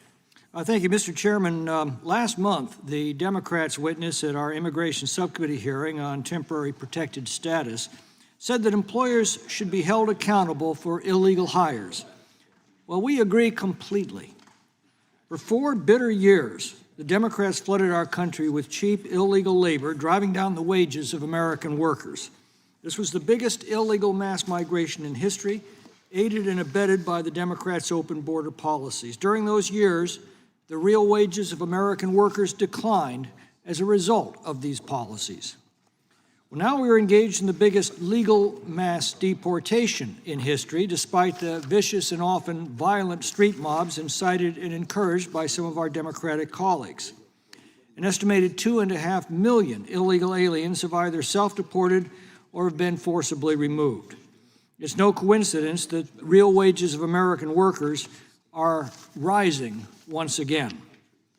But nearly 10 million illegal aliens remain employed in the United States in flagrant violation of the 1986 immigration reform that made it a federal crime to hire labor illegally here. In that act, we required employers to check employment eligibility and identity documents for all new hires. Well, sadly, that law became a joke because of the explosion of easily and cheaply obtained fraudulent documents that make it all but impossible for employers to reliably determine employment eligibility. In response, Congress established E-Verify, which is an easy-to-use electronic verification system where employers can immediately check the employment eligibility of an employee. With E-Verify, the subjectivity of document inspection is simply taken out of the equation. Nearly 1.5 million U.S. employers are currently enrolled in E-Verify. It's very easy for employers to use, and it works. Thanks to the federal acquisition regulation for E-Verify, among those 1.5 million employers are an estimated 95,000 federal contractors. This 2008 regulation requires that, with certain exceptions, federal agencies insert an E-Verify use clause into their contracts. But there are loopholes. Contracts less than $150,000 or shorter than 120 days are not required to use this system. They also exempt certain employers, including higher education and state and local governments. H.R. 2641, the Day One, Dollar One E-Verify Act, removes these loopholes and requires all federal contractors to use the E-Verify system to verify the employment eligibility of their new hires. By statute, Congress has long required itself and the executive branch to use E-Verify, so federal contractors will not have to play by the same rules that we do. While I support this legislation and urge its passage, I look forward to the committee's consideration of the Legal Workforce Act, which requires all U.S. employers to use E-Verify and makes necessary improvements to the system. In the meantime, the least this committee can do is to help ensure that U.S. taxpayer dollars are not paying the salaries of illegal aliens. H.R. 2641 does just that. Last Congress, when the committee considered E-Verify legislation, the Democrats sided with illegal alien workers against American workers. I hope the same is not true in this Congress. I thank our colleague from Pennsylvania, Mr. McKenzie, for introducing this legislation, and I urge my colleagues to support the bill, and I yield back. The gentleman yields back. The chair now recognizes the ranking member, Mr. Raskin, for an opening statement. Thank you, Mr. Chairman. So the economy is in a free fall because of the president's illegal, unconstitutional tariffs that he's imposed around the world. Unemployment is rising. Prices are out of control. Huge affordability crisis, although Donald Trump says he doesn't want to hear the word affordability again. And what do our colleagues bring us? Well, another bureaucratic red tape program for small businesses for federal contractors. E-Verify is a federal program designed to help employers confirm the work authorization of newly hired employees. This bill would mandate the use of E-Verify for federal contractors, despite long-standing evidence that the system remains still unreliable and prone to error and mistake. President Trump's own Department of Homeland Security has acknowledged that E-Verify is susceptible to identity fraud because it cannot reliably photo match state-issued IDs. And in July, DHS spokesperson Tricia McLaughlin blamed a local police department in Maine's reckless reliance on E-Verify for inadvertently hiring a Jamaican national who was not authorized to work in the U.S. The E-Verify system's error rate stands today at approximately 0.19%, which has real-world consequences. According to the Bureau of Labor Statistics, employers hired about 64.5 million people between July 2024 and 2025. If E-Verify were mandatory nationwide, the system would have wrongly notified more than 120,000 workers that they are not authorized to work in the United States or that they were authorized to work in the United States. That's just unacceptable. So it's an issue of basic fairness and due process. When E-Verify mistakenly flags a work-authorized person as ineligible, the burden then falls on that person to navigate an onerous process involving multiple agencies, which can take weeks or months to resolve. These delays lead to missed work, lost income, and unnecessary stress for people struggling just to try to get by in Donald Trump's economy. There's also no formal appeal mechanism for challenging a decision based on E-Verify. This effectively leaves workers blacklisted. They lose their job, and if they can't figure out how to resolve an error, they continue to encounter the same error with any other employer. Without an appeals process, even a small set of mistakes can cause lasting harm for workers and employers who did nothing wrong. E-Verify is vulnerable to identity theft and document fraud because the system only checks whether documents match government databases and whether the presenter is the rightful holder. Individuals without work authorization can pass verification by using someone else's valid ID. Yet today, the proponents of the bill propose that we vastly expand this deeply flawed program with no additional oversight and no new funding or resources to implement it. We all agree the government should address unauthorized employment in government contracting, and we are not starting from scratch. Section 274 of the INA makes it illegal for employers to knowingly hire or keep workers who are not authorized to work here. To comply with the law, employers must review an employee's documents and complete an I-9 form to confirm the worker's identity. This process, commonly referred to as the I-9 process, is a required step for verifying worker eligibility. Employers face civil or criminal penalties for noncompliance. Additionally, for more than 15 years, the federal government has required many contractors and subcontractors to use E-Verify through an executive order and a final rule in the Federal Acquisition Regulation. That rule has been in place since 2009 and was adopted after a full rulemaking process.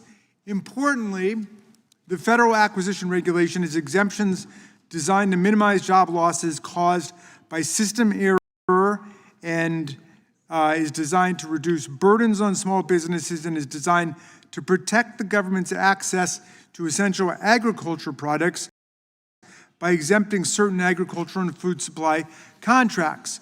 Without an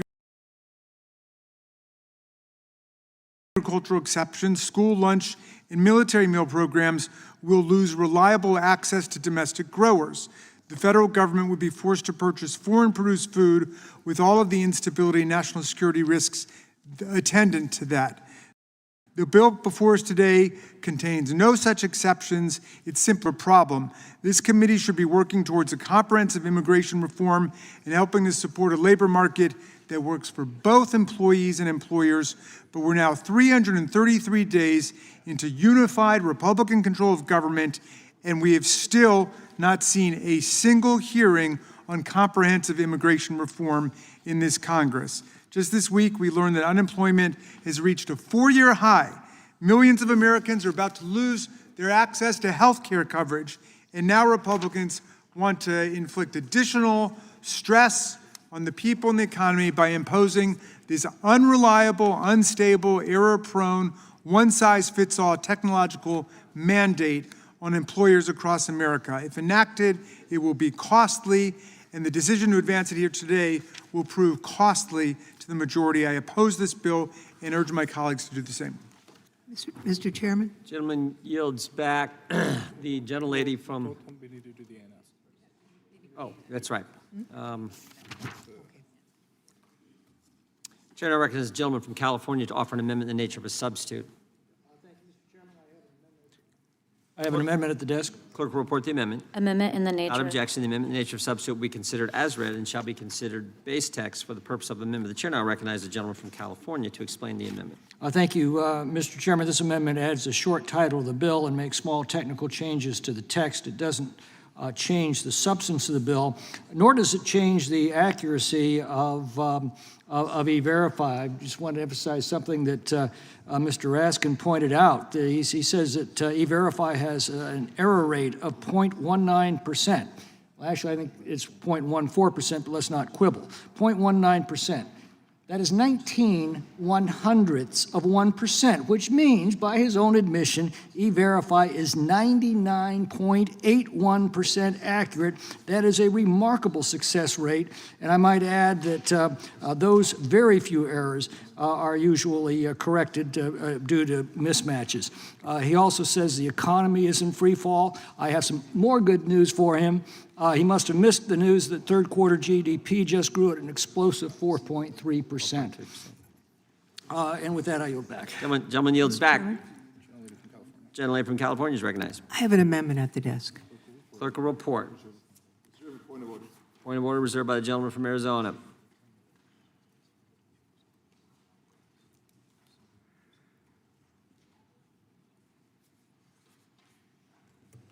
Amendment to the amendment in the nature of a Objection, the bill be substitute. considered as read. The gentlelady from California is recognized to explain her amendment. This amendment is a simple one. It exempts agricultural or food subcontractors from the bill's E-Verify requirements.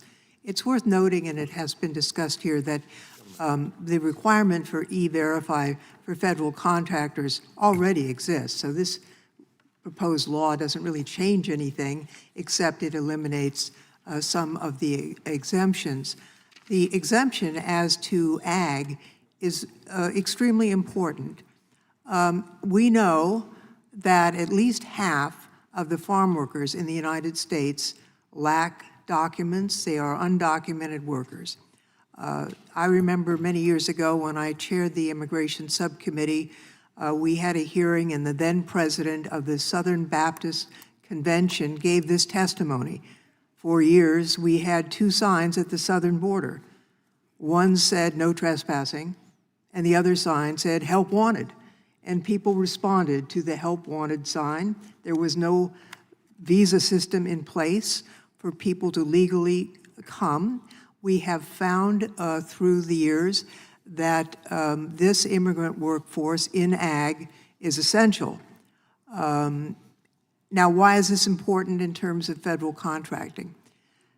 In the military, they have contracts to get milk, to get fresh food for the commissaries and for the meals, the school lunch program on military bases. All of those use ag products that are produced in the United States. And that's why the current exemption in the regulations is important, and it's why the exemption should be added to this bill.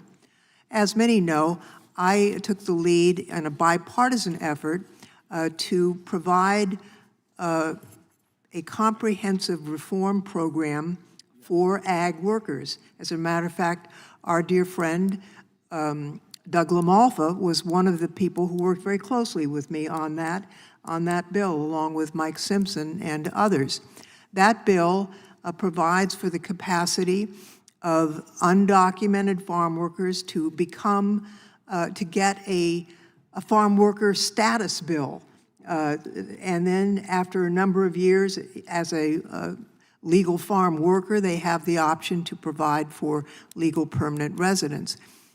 It also includes E-Verify, because I agree that we ought to have legal immigration, but we also know if you don't have a system to enforce, it's not going to work. I was the one in the negotiations of that bill that insisted that we have E-Verify as part of the Farm Workforce Modernization Act, because I very strongly believe if you have a system that works, it ought to be enforced. Now, I agree with the criticisms of E-Verify. It is not perfect, but I will say it has improved tremendously over the past several years. I think if we don't exempt Ag, we will have a very serious problem throughout the federal government, but especially in our military that relies on ag products and feeding our soldiers. And the idea that we would have to feed our soldiers with food imported from another country doesn't sit so well with me. So this is a very easy amendment. It's consistent with the current regulation. It is in keeping with our bipartisan effort to try and address the tremendous shortage in our farm workforce system. American farms would go under without the immigrant workers who are working there. We would see mass offshoring of jobs, and including upstream and downstream U.S. jobs supported by ag. And I'm hoping that we can include this exemption, Mr. Chairman, but I'm also hopeful that we can get the Farm Workforce Modernization Act approved by this House once again. It's passed the House twice with bipartisan support, and it would be great as a tribute to our late colleague to do that in the remainder of this Congress. And with that, Mr. Chairman, I yield back. Gentleman yields back. The gentleman from Arizona withdraws his point of order. The gentleman from California is recognized. Thank you. Mr. Chairman, Cesar Chavez, the founder of the United Farm Workers Union, was an outspoken opponent of illegal aliens being employed by agriculture because he understood that it undermined the working wages and conditions of his union members who were U.S. citizens or legal residents. This bill already applies to, the provisions of this bill already apply to federal contractors, except with certain loopholes, such as the amount of the contracted, I think $150,000. I'd also, the impact that this would have on agriculture is very, very limited to begin with. And I'd also point out that there is an uncapped agricultural guest worker program currently, the H-2A program. So there you have it. Gentleman yields back. The gentleman from Arizona is recognized. The gentleman from Georgia. Oh, Georgia. Thank you. I move to strike the last word. Thank you. This amendment I rise in support of. It is simple but very important in that it exempts contractors and subcontractors who provide agricultural or food products from this bill's E-Verify requirements. E-Verify is a deeply flawed system, and even the Trump administration admits that it does not work very well. Earlier this year, DHS claimed employers were, quote, reckless, end quote, to rely on the system. Now the majority on this committee wants to force all federal contractors to use it. That doesn't make sense to me. Without other reforms, imposing E-Verify without exceptions will cause huge disruptions in our nation's food supply system. Over 15% of our economy relies on agriculture, and the industry itself represents $1.26 trillion, or 5.4% of our GDP. So when we disrupt that system, we also impose higher costs for food on America's families. And Trump promised that he would lower costs for families, but he's broken that promise as well as other promises. And Republicans, bring this bill today about employment verification for immigrants, but we really can't get away from the fact that yesterday ICE agents felt free to shoot a person in broad daylight as if it was on Fifth Avenue and as if they were Donald Trump and could get away with it. We should not allow them to get away with it. Yesterday, Renee Good, a legal observer who was a 37-year-old poet and a mother, was killed by an ICE officer who fired his gun multiple times at her as she drove away in her car, posing no risk to him. He shot her 3 times in the head, killed her on the spot for a traffic violation. We know this because we saw the video of it happening. And Americans saw the video of what happened on January 6th also. And Donald Trump is trying to get people to not believe their lying eyes every time they see something on video, but we're not going for it. And This committee should not be complicit in it. We need to bring accountability to these thugs who are terrorizing our communities with impunity. That's why the bill we should be talking about is the Bivens Act, which I introduced this year together with the ranking member, Mr. Raskin. The Bivens Act would provide an express cause of action for victims of constitutional violations, like violating the civil rights of a person by taking their life without cause. And we need our citizens to be able to go into the courts and hold lawless federal government officials accountable, just as they can state and local law enforcement agents. We should be talking about the Constitutional Accountability Act that I introduced. We know that these ICE agents are acting with disregard for human life because that is what they are being told, and that is what they are being set loose on our streets to do without training. They are hired by an administration that is led by a president who calls immigrants garbage. And then he directs them onto the streets of Minneapolis and other cities in this country. They are being put in the field with deadly weapons and training that is clearly insufficient. They've been recruited based on racist appeals to support a racist regime that is in charge here in America. And it's not only the individual agents who need to be held accountable, but the chain of command as well. We do not want to live in a country where children are afraid that their mother will be shot in the face that day by government goons. We do not want to live in a country where we are pepper sprayed and put in danger for exercising our First Amendment rights. We do not want to live in a country where families are afraid to take their kids to school. We need accountability, and we need to do it by marking up and passing my Bivens Act and also the Constitutional Accountability Act. Otherwise, I fear how quickly things will get worse. I look forward to continuing this conversation, and I yield back. Gentleman yields back. Gentleman from Arizona is recognized. Thank you, Mr. Chairman. I move to strike the last word. Gentleman is recognized. Thank you.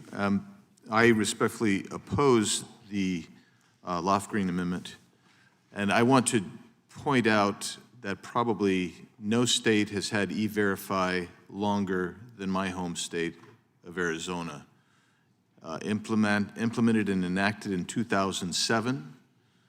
We heard many of the scary conversations that we've just heard from my Democrat colleagues.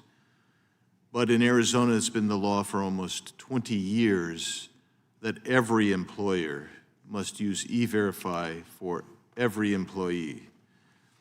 And the fear-mongering was that since 90% of America's winter vegetables come from Arizona, that prices would skyrocket. We would not have Arizona's products to go out. We would be importing more vegetables to replace what Arizona produces, and that has simply not been the case. And what we've seen instead is, over those same 2 decades, Arizona was one of the fastest growing economic states in the country and was growing at a very strong clip until our current executive regime took over, which decided to implement all kinds of regulatory policies. And when I say executive regime, I mean at the state level.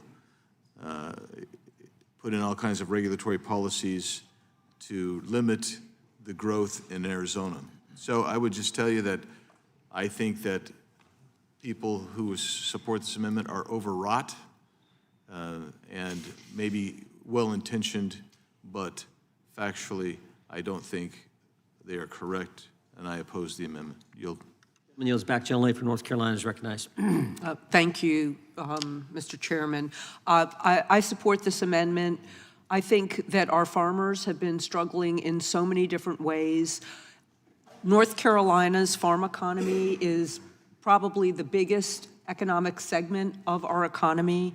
Every time the farmers come to visit me, which is frequently, I go to their farm lunches, farm breakfasts, they talk about the importance of solving our immigration problem. They never ask for this bill. What they do is they ask for bills like Congresswoman Lofgren's Farm Worker Modernization Act. They ask for all sorts of ways to be able to do things the right way. We're in a situation right now where they're suffering from tariffs. They haven't gotten a full farm bill. They have so many other things going on. They are not asking for this. Why are we imposing this on them? What they are asking for is comprehensive immigration reform so that they can hire more people and produce more food in this country. And I think at this point, unless we're going to do something for our farmers, we shouldn't put another regulatory burden on them. Thank you, and I yield back. Gentlelady yields back. The gentlelady from Washington is recognized. Thank you, Mr. Chairman. I do have to say I'm surprised we're here debating this bill to require all federal contractors and subcontractors to participate in the E-Verify program, because last Congress, despite bipartisan opposition, the majority passed H.R. 2, which mandated nationwide E-Verify for all businesses across the country. I don't know if the majority is unable to pass H.R. 2 this Congress. Maybe the majority is relegated to a scaled down but still deeply flawed E-Verify mandate alone. This legislation has been billed by its sponsor as a codification of a 2009 rule, which requires federal contractors and subcontractors to use E-Verify for both new hires and existing employees working directly under the contract, with certain exceptions for agriculture products, short-term contracts, and small businesses. But that is not the case. The bill contains none of the exceptions that exist under current law, and it marks a significant expansion of the E-Verify program. As it currently stands, E-Verify is a flawed program that has not proven effective. Given its many challenges, it's difficult to credibly argue that the program should be expanded at this time. And even the Trump administration seems to recognize the program's flaws. Less than 6 months ago, the Department of Homeland Security blamed employers for, quote, reckless reliance on the program to verify people are legally allowed to work. So if Trump's own DHS believes that it's, quote, reckless to rely on a program that it operates to verify people's work authorization and immigration status, why would we want to expand the program with no additional oversight, funds, or compliance mechanisms? It really doesn't make sense. And that's why Ms. Lofgren's amendment today is very important, and I want to support it because it would exempt agriculture or food products from this legislation. And the reality is that immigrants fill major gaps in our workforce. And this is particularly true in agriculture, where 50% or more of on-the-field farm workers lack immigration status. That is certainly true in eastern part of my state, central Washington, eastern Washington, northern Washington. And by mandating E-Verify without also providing a fair and meaningful opportunity for those experienced undocumented farm workers to obtain legal status, we're going to see farmers around the country unable to obtain federal contracts. And that means that school lunches and military meal programs are not going to be able to access food that's grown domestically. Federal government will be forced to buy foreign-produced agricultural goods, and already high food prices across the country are going to continue to increase. So this will be a disaster for our farmers and for our small businesses, and it's why in Washington State, E-Verify has constantly been such a controversial issue in our state, including in eastern Washington, where Republicans hold many of those seats. Remember, over 15% of our economy relies on agriculture, and the industry itself represents $1.26 trillion, or 5.4% of our GDP. At least half of the on-the-field farm workers lack immigration status. Losing those roughly 1.5 million workers would be devastating. American farms would go under. America would be less secure. And we would see a mass offshoring of jobs, including all of the upstream and downstream U.S. jobs that are supported by agriculture. Now, we've seen from past recruitment efforts that there are nowhere near enough U.S. workers who are willing and able to fill these jobs. Putting last Congress aside, in the past, when we've marked up E-Verify legislation, including in this committee, Republicans at least attempted to address the problems that the program would cause for the agricultural industry. This time, there's nothing to stabilize the current agricultural workforce. According to the Center for Migration Studies, approximately 71% of undocumented farm workers have been in the United States for at least a decade, and many have spouses and children here. In other words, for many farm workers, the United States is their home. And that's why when Democrats held the majority, we passed Representative Lofgren's Farm Workforce Modernization Act twice in the House with bipartisan support. And the bill not only provided stability to the current agricultural workforce, but it also looked to the future as well. That legislation, by the way, actually included E-Verify for the agricultural sector. It wasn't perfect, but it was the product of very tough bipartisan discussions that took almost a year. So I urge my colleagues to support this amendment so that U.S. farmers across the country can continue to have access to the labor force they need to grow the food that feeds the nation, keep food prices down for American consumers. I yield back. Gentlelady yields back. The question occurs on the amendment offered by the gentlelady from California. All those in favor say aye.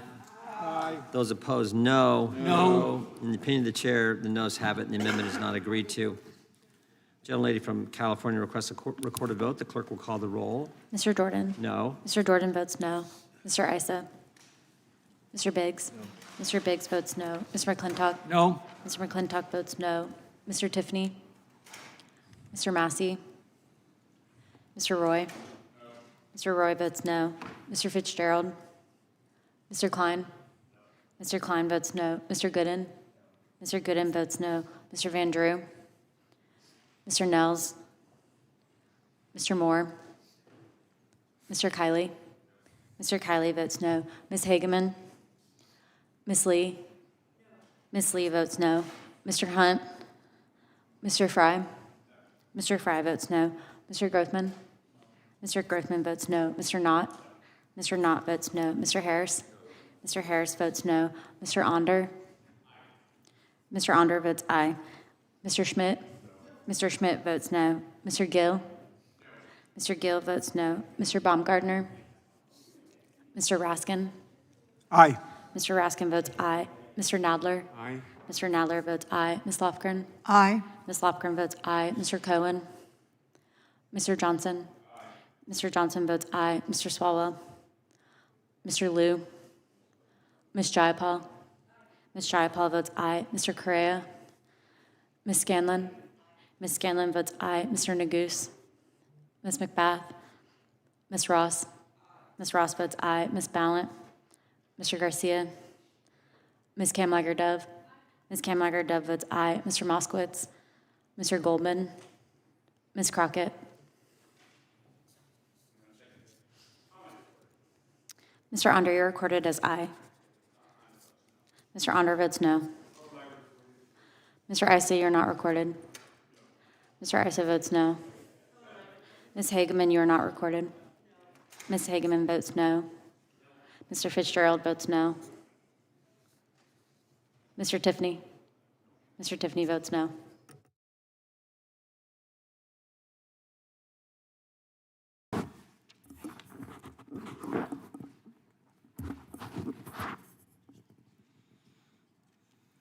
Clerk will report. Mr. Chairman, there are 8 ayes and 19 noes. The amendment is not agreed to. Chairman, Gentleman from Arizona is recognized. I have an amendment at the desk. Clerk will report the amendment.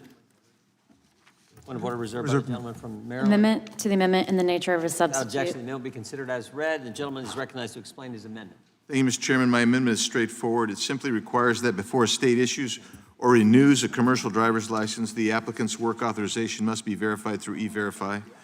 This is a proven tool already in use across the country. Expanding it to CDL holders is common sense. We're talking about individuals operating massive 40-ton vehicles on our highways. Recent tragedies show what happens when verification fails or does not take place. In Florida, an unauthorized driver made an illegal U-turn, killing 3. California, another driver here illegally caused a fiery crash that killed 3 more. In Tennessee, a driver who entered the country illegally and later failed an English proficiency test caused a chain reaction crash that killed an American and injured others. These are preventable deaths. Federal audits have exposed systemic failures in states across the country. A federal audit found California issued 62,000 CDLs to drivers who entered illegally and lacked permanent legal status, which is required. Federal investigators found that more than half of the 200 licenses they reviewed in New York were issued improperly. Roughly 22% of the 99 licenses reviewed in Colorado violated federal requirements. At least 18 Mexican citizens who were not eligible were also issued commercial licenses. E-Verify closes the loophole. It ensures only authorized, vetted individuals receive CDLs. Legal workers and immigrants with proper status pass through easily. Those who are authorized do not. It's fair, it's simple, and it's effective. This amendment does not expand mandates or spending. It restores integrity to the system. It protects American lives. It prevents future tragedies. And one preventable death is one too many. We should put safety first. And Mr. Chairman, I have 2 articles I want to put in. One is called Problems with Commercial Driver's License for Immigrants Found in 8 states so far. And by the way, this is not a red-blue issue, because we found these problems in red states as well. We're trying to get at this in all 50 states. And another article put out, illegal alien who couldn't speak English causes deadly multi-vehicle pileup in Tennessee under Biden-era work authorization. Somehow, an illegal alien Chinese individual was able to obtain a CDL even though he couldn't speak English. So, Without objection, the documents are entered into the record. thank you, Mr. Chairman. I urge everyone to support this amendment, and I yield back. Gentleman yields back. Is there Mr. further Chairman. discussion on the amendment, Mr. Raskin? Well, I'm going to press my point of order. This might be the absolute greatest amendment in the world, but it's completely not germane to the legislation before us. I'm going to withdraw my amendment. I forgot I was going to do that. I was so excited. So excited, doggone it. It's a great amendment. I forgot I was going to withdraw it, and I'm going to reintroduce it as a standalone. Point is Thank well you. taken. The gentleman begs leave to withdraw his amendment without objection. The amendment is withdrawn. Is there further discussion on the amendment in the nature of a substitute? Seeing none, the question is on the adoption of the amendment in the nature of a substitute. This will be followed immediately by a vote on reporting the bill. Those in favor say aye. Aye. Those opposed say no. No. In the opinion of the chair, the ayes have it, and the amendment in the nature of a substitute is adopted. The question is on favorably reporting the bill as amended. Those in favor say aye. Aye. Those opposed say no. No. The ayes have it. The bill is ordered reported favorably to the House. Can we have a recorded vote, please, Mr. Chairman? A recorded vote has been requested. The secretary will call the roll. Mr. Jordan? Mr. Issa? Mr. Biggs? Mr. Biggs votes aye. Mr. McClintock? Aye. Mr. McClintock votes aye. Mr. Tiffany? Mr. Massey? Mr. Roy? Mr. Roy votes aye. Mr. Fitzgerald? Mr. Fitzgerald votes aye. Mr. Klein? Mr. Klein votes aye. Mr. Gooden? Mr. Van Drew? Mr. Nels? Mr. Moore? Mr. Kiley? Ms. Hageman? Ms. Hageman votes aye. Ms. Lee? Ms. Lee votes aye. Mr. Hunt? Mr. Fry? Mr. Fry votes aye. Mr. Grothman? Mr. Knott? Mr. Knott votes aye. Mr. Harris? Mr. Onder? Mr. Schmidt? Mr. Schmidt votes aye. Mr. Gill? Mr. Gill votes aye. Mr. Baumgartner? Mr. Raskin? Nope. Mr. Raskin votes no. Mr. Nadler? No. Mr. Nadler votes no. Ms. Lofgren? Mr. Cohen? Mr. Johnson? Mr. Johnson votes aye. Mr. Swalwell? Mr. Liu? Ms. Jayapal? Ms. Jayapal votes no. Mr. Correa? Ms. Scanlon? Ms. Scanlon votes no. Mr. Neguse? Ms. McBath? Ms. Ross? Ms. Ross votes no. Ms. Ballant? Mr. Garcia, Ms. Kamlager-Dove, Ms. Kamlager-Dove votes no. Mr. Moskowitz, Mr. Goldman, Ms. Crockett,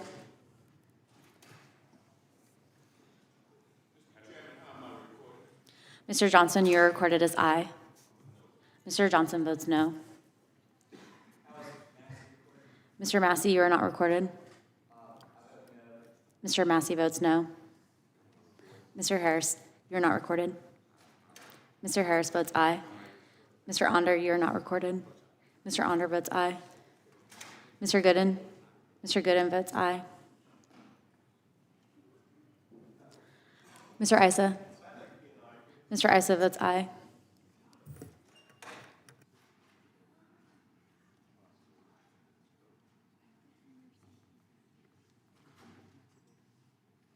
Mr. Grothman?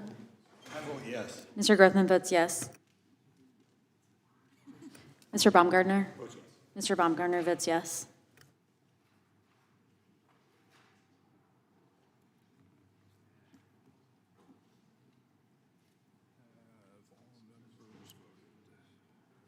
Have all members voted?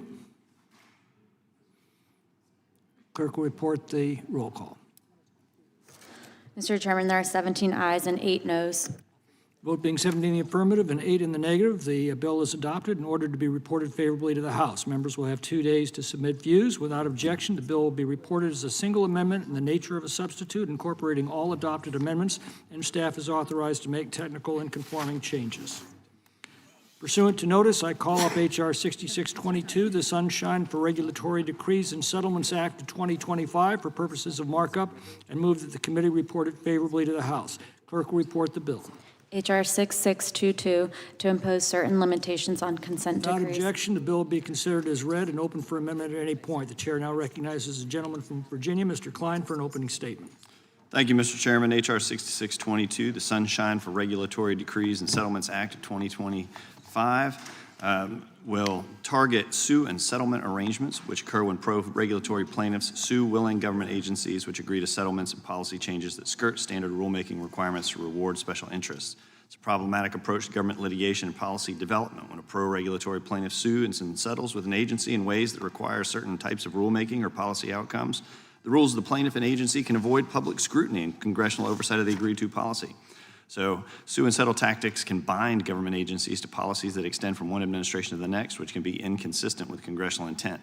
This bill will fix the problem by requiring federal agencies to be transparent in their rulemaking and to act consistent with the requirements of the Administrative Procedures Act. It's a needed reform that will guard against this misguided tactic and return transparency and congressional oversight to an important category of agency rulemaking and policy formation. I urge my colleagues to support H.R. 6622, and I yield back.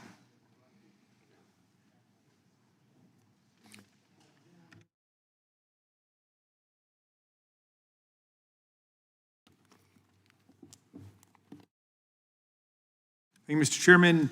H.R. 6622, the Sunshine for Regulatory Decrees and Settlements Act of 2025, is both a solution in search of a problem and one more attempt by our colleagues to make it more difficult for federal agencies to ensure that we breathe clean air, drink clean water, eat safe food, and take safe and effective medications.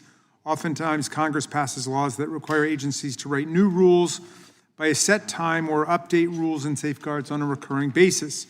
When agencies miss these deadlines, one recourse is for litigants, usually not-for-profit groups, to sue the government about the lapse. If a court agrees that the agency missed the deadline, the agency loses.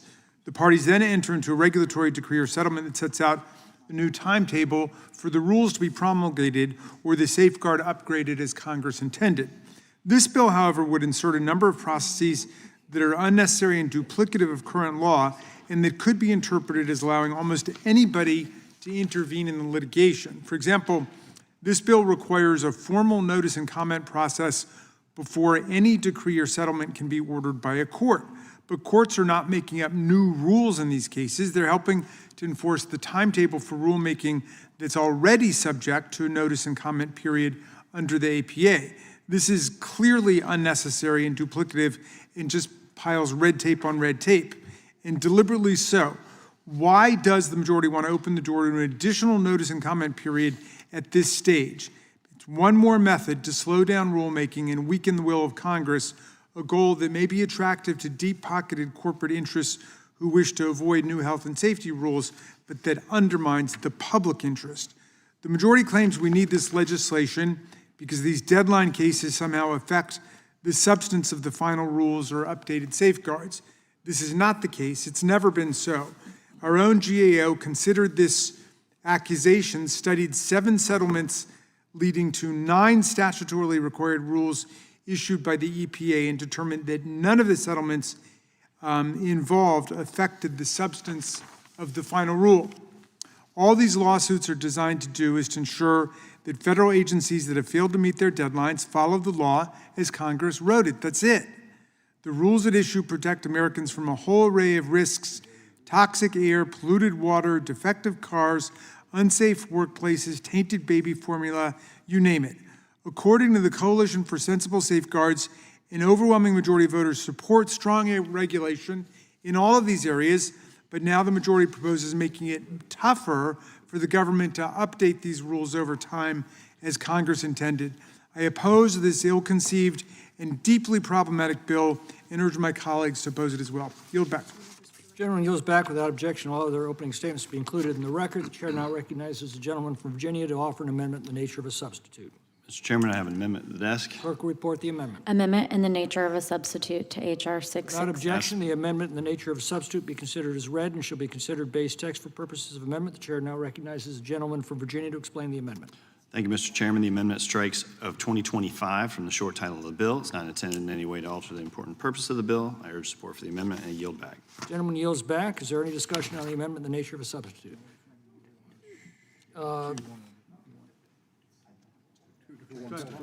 Gentlelady from Washington is recognized. Thank you, Mr. Chairman. Move to strike the last word.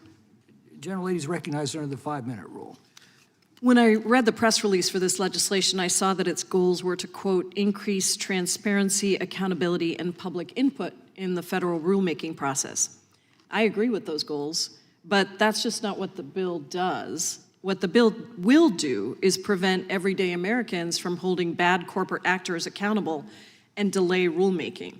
And I want to be clear about what I mean. In many statutes, Congress requires federal agencies to issue rules by a certain deadline.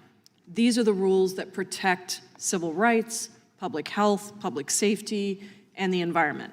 And it's how our government implements landmark legislation like the Americans with Disabilities Act, the Clean Air Act, the Food Safety Modernization Act. The deadlines that the statutes impose are intended to remedy harms that require an urgent solution. So when Congress passes a law to limit corporations, for example, from polluting our communities and ensure clean air for our kids, the rulemaking process lays out exactly how that's going to happen. And the reason why we make food safe for people to eat is not just because Congress passed the Food Safety Modernization Act, but also because of the rulemaking process that follows. Way too often, agencies fail to meet the deadline that Congress has set. Every day that happens, people are less safe and consumers are worse off. When these harmed individuals sue the agencies to enforce the deadline, it's obvious that a violation of law has taken place. And all you have to do is look at the calendar to see that the deadline hasn't been met. Instead of dragging out the litigation, the two sides enter a settlement or a consent decree that simply forces the agency to issue the rule promptly as Congress intended. The corporations then are compelled to follow the rules so that we can stem harm to individuals. This bill would actually destroy that process by introducing procedural hurdles that delay the rulemaking process so much that corporations may never be held accountable. These hurdles include requiring agencies to solicit and respond to all public comments to a consent decree before submitting it to the court, and to submit reports to Congress detailing the agreements. The only party that stands to benefit from these hurdles is the corporation that wanted to delay protection from taking effect. My colleagues on the other side suggest that these consent decrees prevent corporations from having any say in the rules that regulate them. That's simply not true, and I don't think the majority of Americans would believe that. The consent decrees have no impact on the substance of any regulation. The authorizing statutes still govern the substance, and the Administrative Procedures Act, which gives everybody the opportunity for public comment, still applies. Consent decrees allow that normal rulemaking process to start quickly. I certainly appreciate Representative Klein's attention to the issue, and I'm all for increasing transparency, accountability, and public input in the rulemaking process. That's why last month I introduced the Experts Act, a comprehensive blueprint for ensuring that rules are decided by experts with ample public input. My bill codifies Chevron deference, mandates disclosure of funding sources for studies that are submitted, and explanations for withdrawn or changed rules. Also establishes an Office of the Public Advocate, requires the government to respond to citizen petitions, and eliminates negotiated rulemaking, which is yet another way that corporations delay the process. And I'm very proud that nearly 70 members have joined me to introduce that bill. By contrast, the bill that we're marking up today does nothing but suspend the rulemaking process and allow corporations to get away with harming consumers and individuals even when Congress is requiring agencies to protect them. I urge my colleagues to vote no, and I yield back. Gentlelady yields back. Is there further discussion?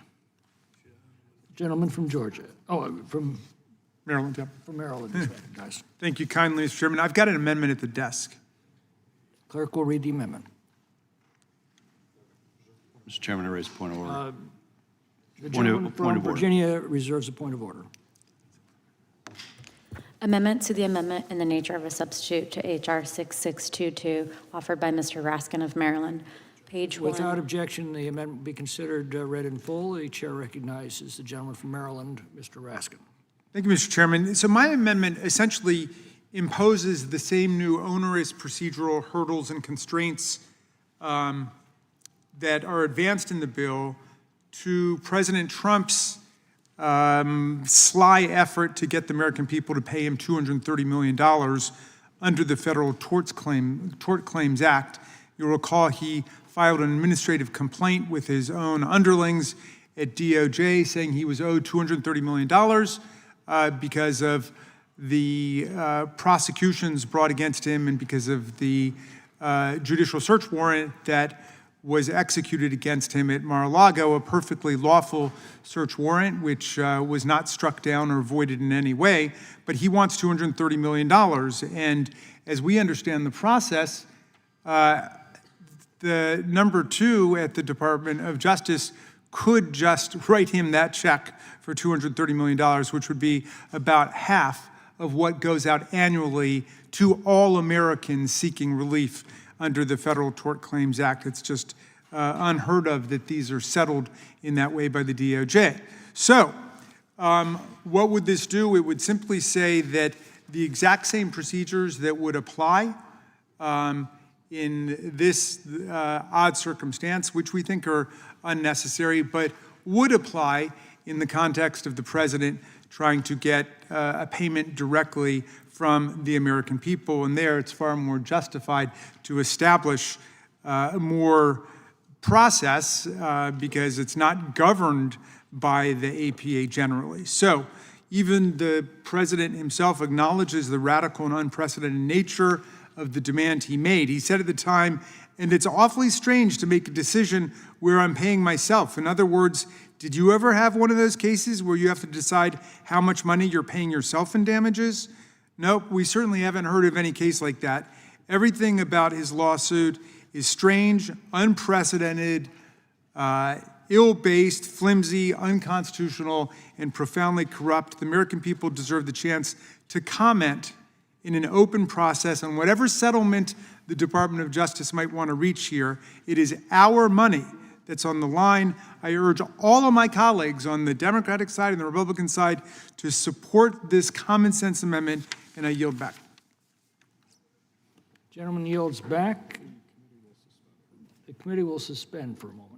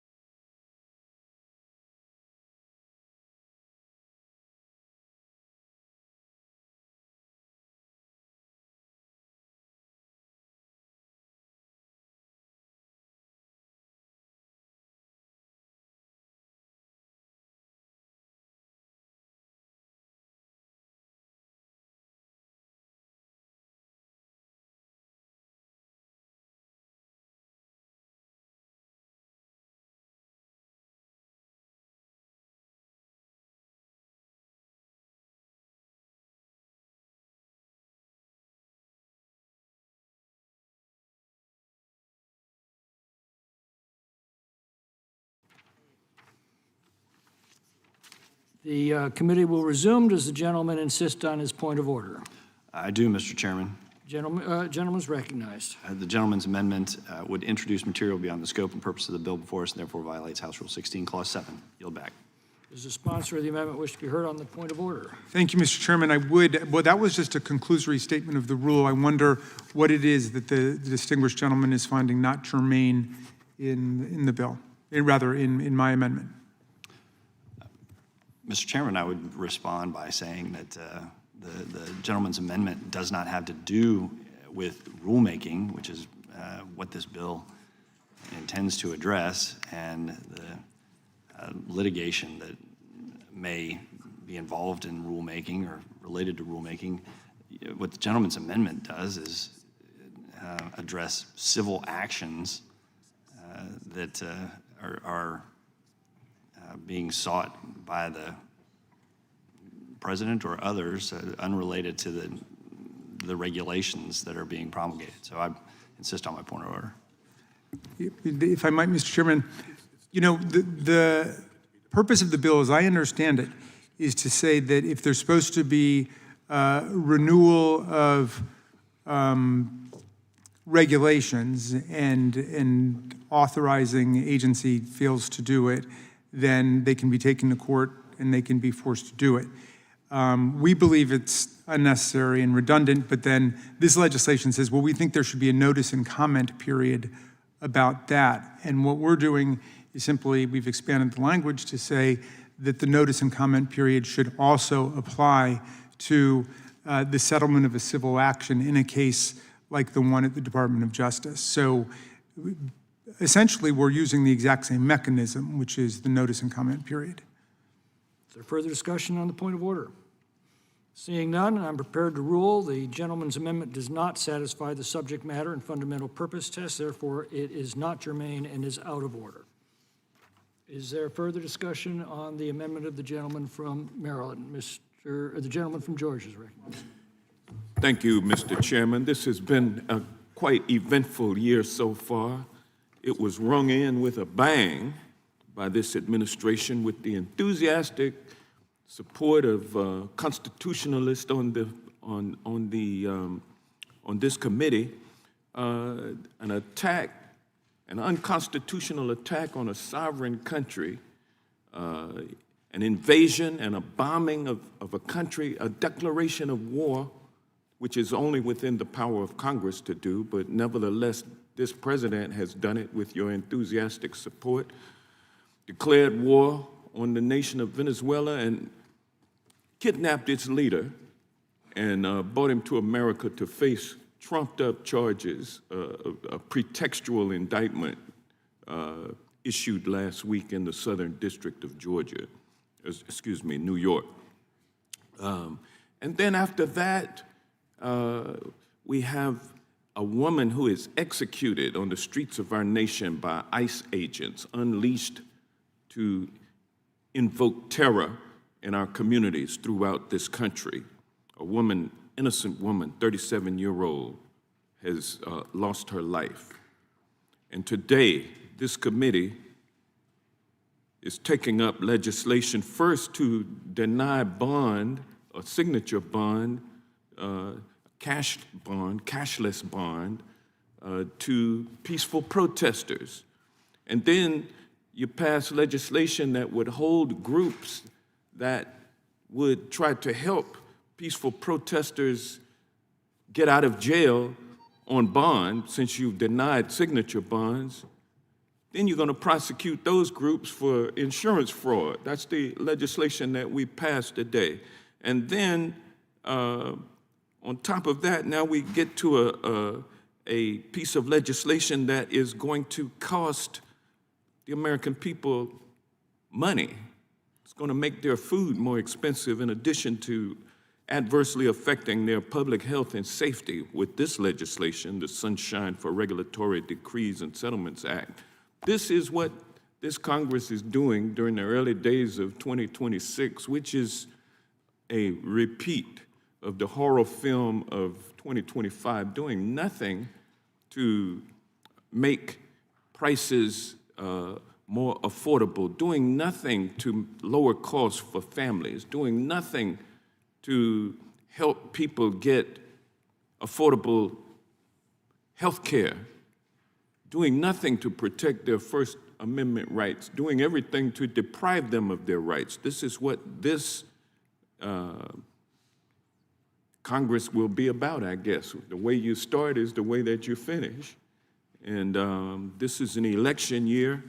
And so all my friends on the other side of the aisle are doing is passing red meat legislation that they think appeals to the American people, but the American people are waking up. They are awakening to the fact that they've been hoodwinked. They have been deceived, lied to, tricked. He told them that he was going to release the Epstein files. He did not do it, still has not done it, even though Congress has passed a law and he signed a law compelling his own administration to release the files. He's failed to do that. He's failed. He lied about keeping costs low, hasn't done a thing. In fact, prices have gone up. And you know what else has gone up? His net worth. Net worth increased by $3 billion. Where do you think that money came from? Where do you think his net worth came from? And by the way, did your net worth go up? It went down as prices have gone up. Rich have gotten richer. Middle class has shrunk, and the poor getting poorer, and it's getting harder to get to the middle class. But yet there's a party going on by those folks who are at the White House and at the Kennedy Center, awaiting the gilded ballroom that this president is building after deconstructing the East Wing of the White House. It is outrageous what's going on in this country, and it's business as usual in this committee. And quite frankly, I'm ashamed. I'm ashamed of what we're doing to this country, the 250-year anniversary of the Declaration of Independence from a king. And here we are subjugating ourselves to a 21st century king who goes by the name of Donald Trump. Gentleman's time has And with expired. that, I Is will there yield further back. discussion on the amendment in the nature of a substitute? Seeing none, the question is on the adoption of the amendment in the nature of a substitute. This will be followed immediately by a vote on reporting the bill. Those in favor say aye. Aye. Those opposed say no. No. In the opinion of the chair, the ayes have it. The amendment in the nature of substitute is adopted. The question is on favorably reporting the bill as amended. Those in favor say aye. Aye. Those opposed say no. No. The ayes have it. The bill is ordered reported favorably to the Roll call vote. gentleman's requested a roll call vote. The clerk will call the roll. Mr. Jordan? Mr. Issa? Mr. Issa votes aye. Mr. Biggs? Mr. Biggs votes aye. Mr. McClintock? Aye. Mr. McClintock votes aye. Mr. Tiffany? Mr. Massey? Mr. Massey votes aye. Mr. Roy? Mr. Roy votes aye. Mr. Fitzgerald? Mr. Klein? Mr. Klein votes aye. Mr. Gooden? Mr. Gooden votes aye. Mr. Van Drew? Mr. Nels? Mr. Moore? Mr. Kiley? Mr. Kiley votes aye. Ms. Hageman? Ms. Hageman votes aye. Ms. Lee? Ms. Lee votes aye. Mr. Hunt? Mr. Fry? Mr. Fry votes aye. Mr. Grothman? Mr. Grothman votes aye. Mr. Knott? Mr. Harris? Mr. Harris votes aye. Mr. Onder? Mr. Onder votes aye. Mr. Schmidt? Mr. Schmidt votes aye. Mr. Gill? Mr. Baumgartner? Mr. Baumgartner votes aye. Mr. Raskin? Nope. Mr. Raskin votes no. Mr. Nadler? Mr. Nadler votes no. Ms. Lofgren? Mr. Cohen? Mr. Johnson? Mr. Johnson votes no. Mr. Swalwell? Mr. Liu? Ms. Jayapal? Ms. Jayapal votes no. Mr. Correa? Ms. Scanlon? Ms. Scanlon votes no. Mr. Neguse? Ms. McBath? Ms. Ross? Ms. Ross votes no. Ms. Ballant? Ms. Ballant votes no. Mr. Garcia? Ms. Kamlager-Dove? Ms. Kamlager-Dove votes no. Mr. Moskowitz? Mr. Goldman? Ms. Crockett? Mr. Fitzgerald, you are not recorded. Mr. Fitzgerald votes aye. Mr. Knott, you're not recorded. Mr. Knott votes aye.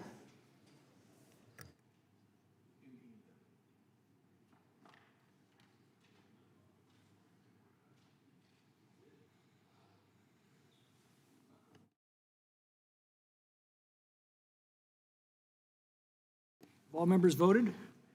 Clerk will report. Mr. Chairman, there are 18 ayes and 8 noes.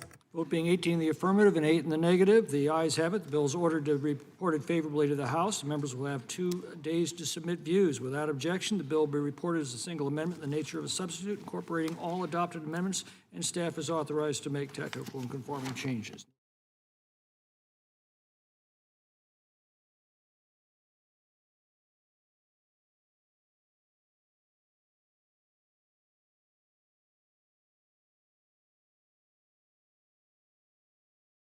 Seeing no further business come before the committee, that concludes the committee's work. The meeting is adjourned.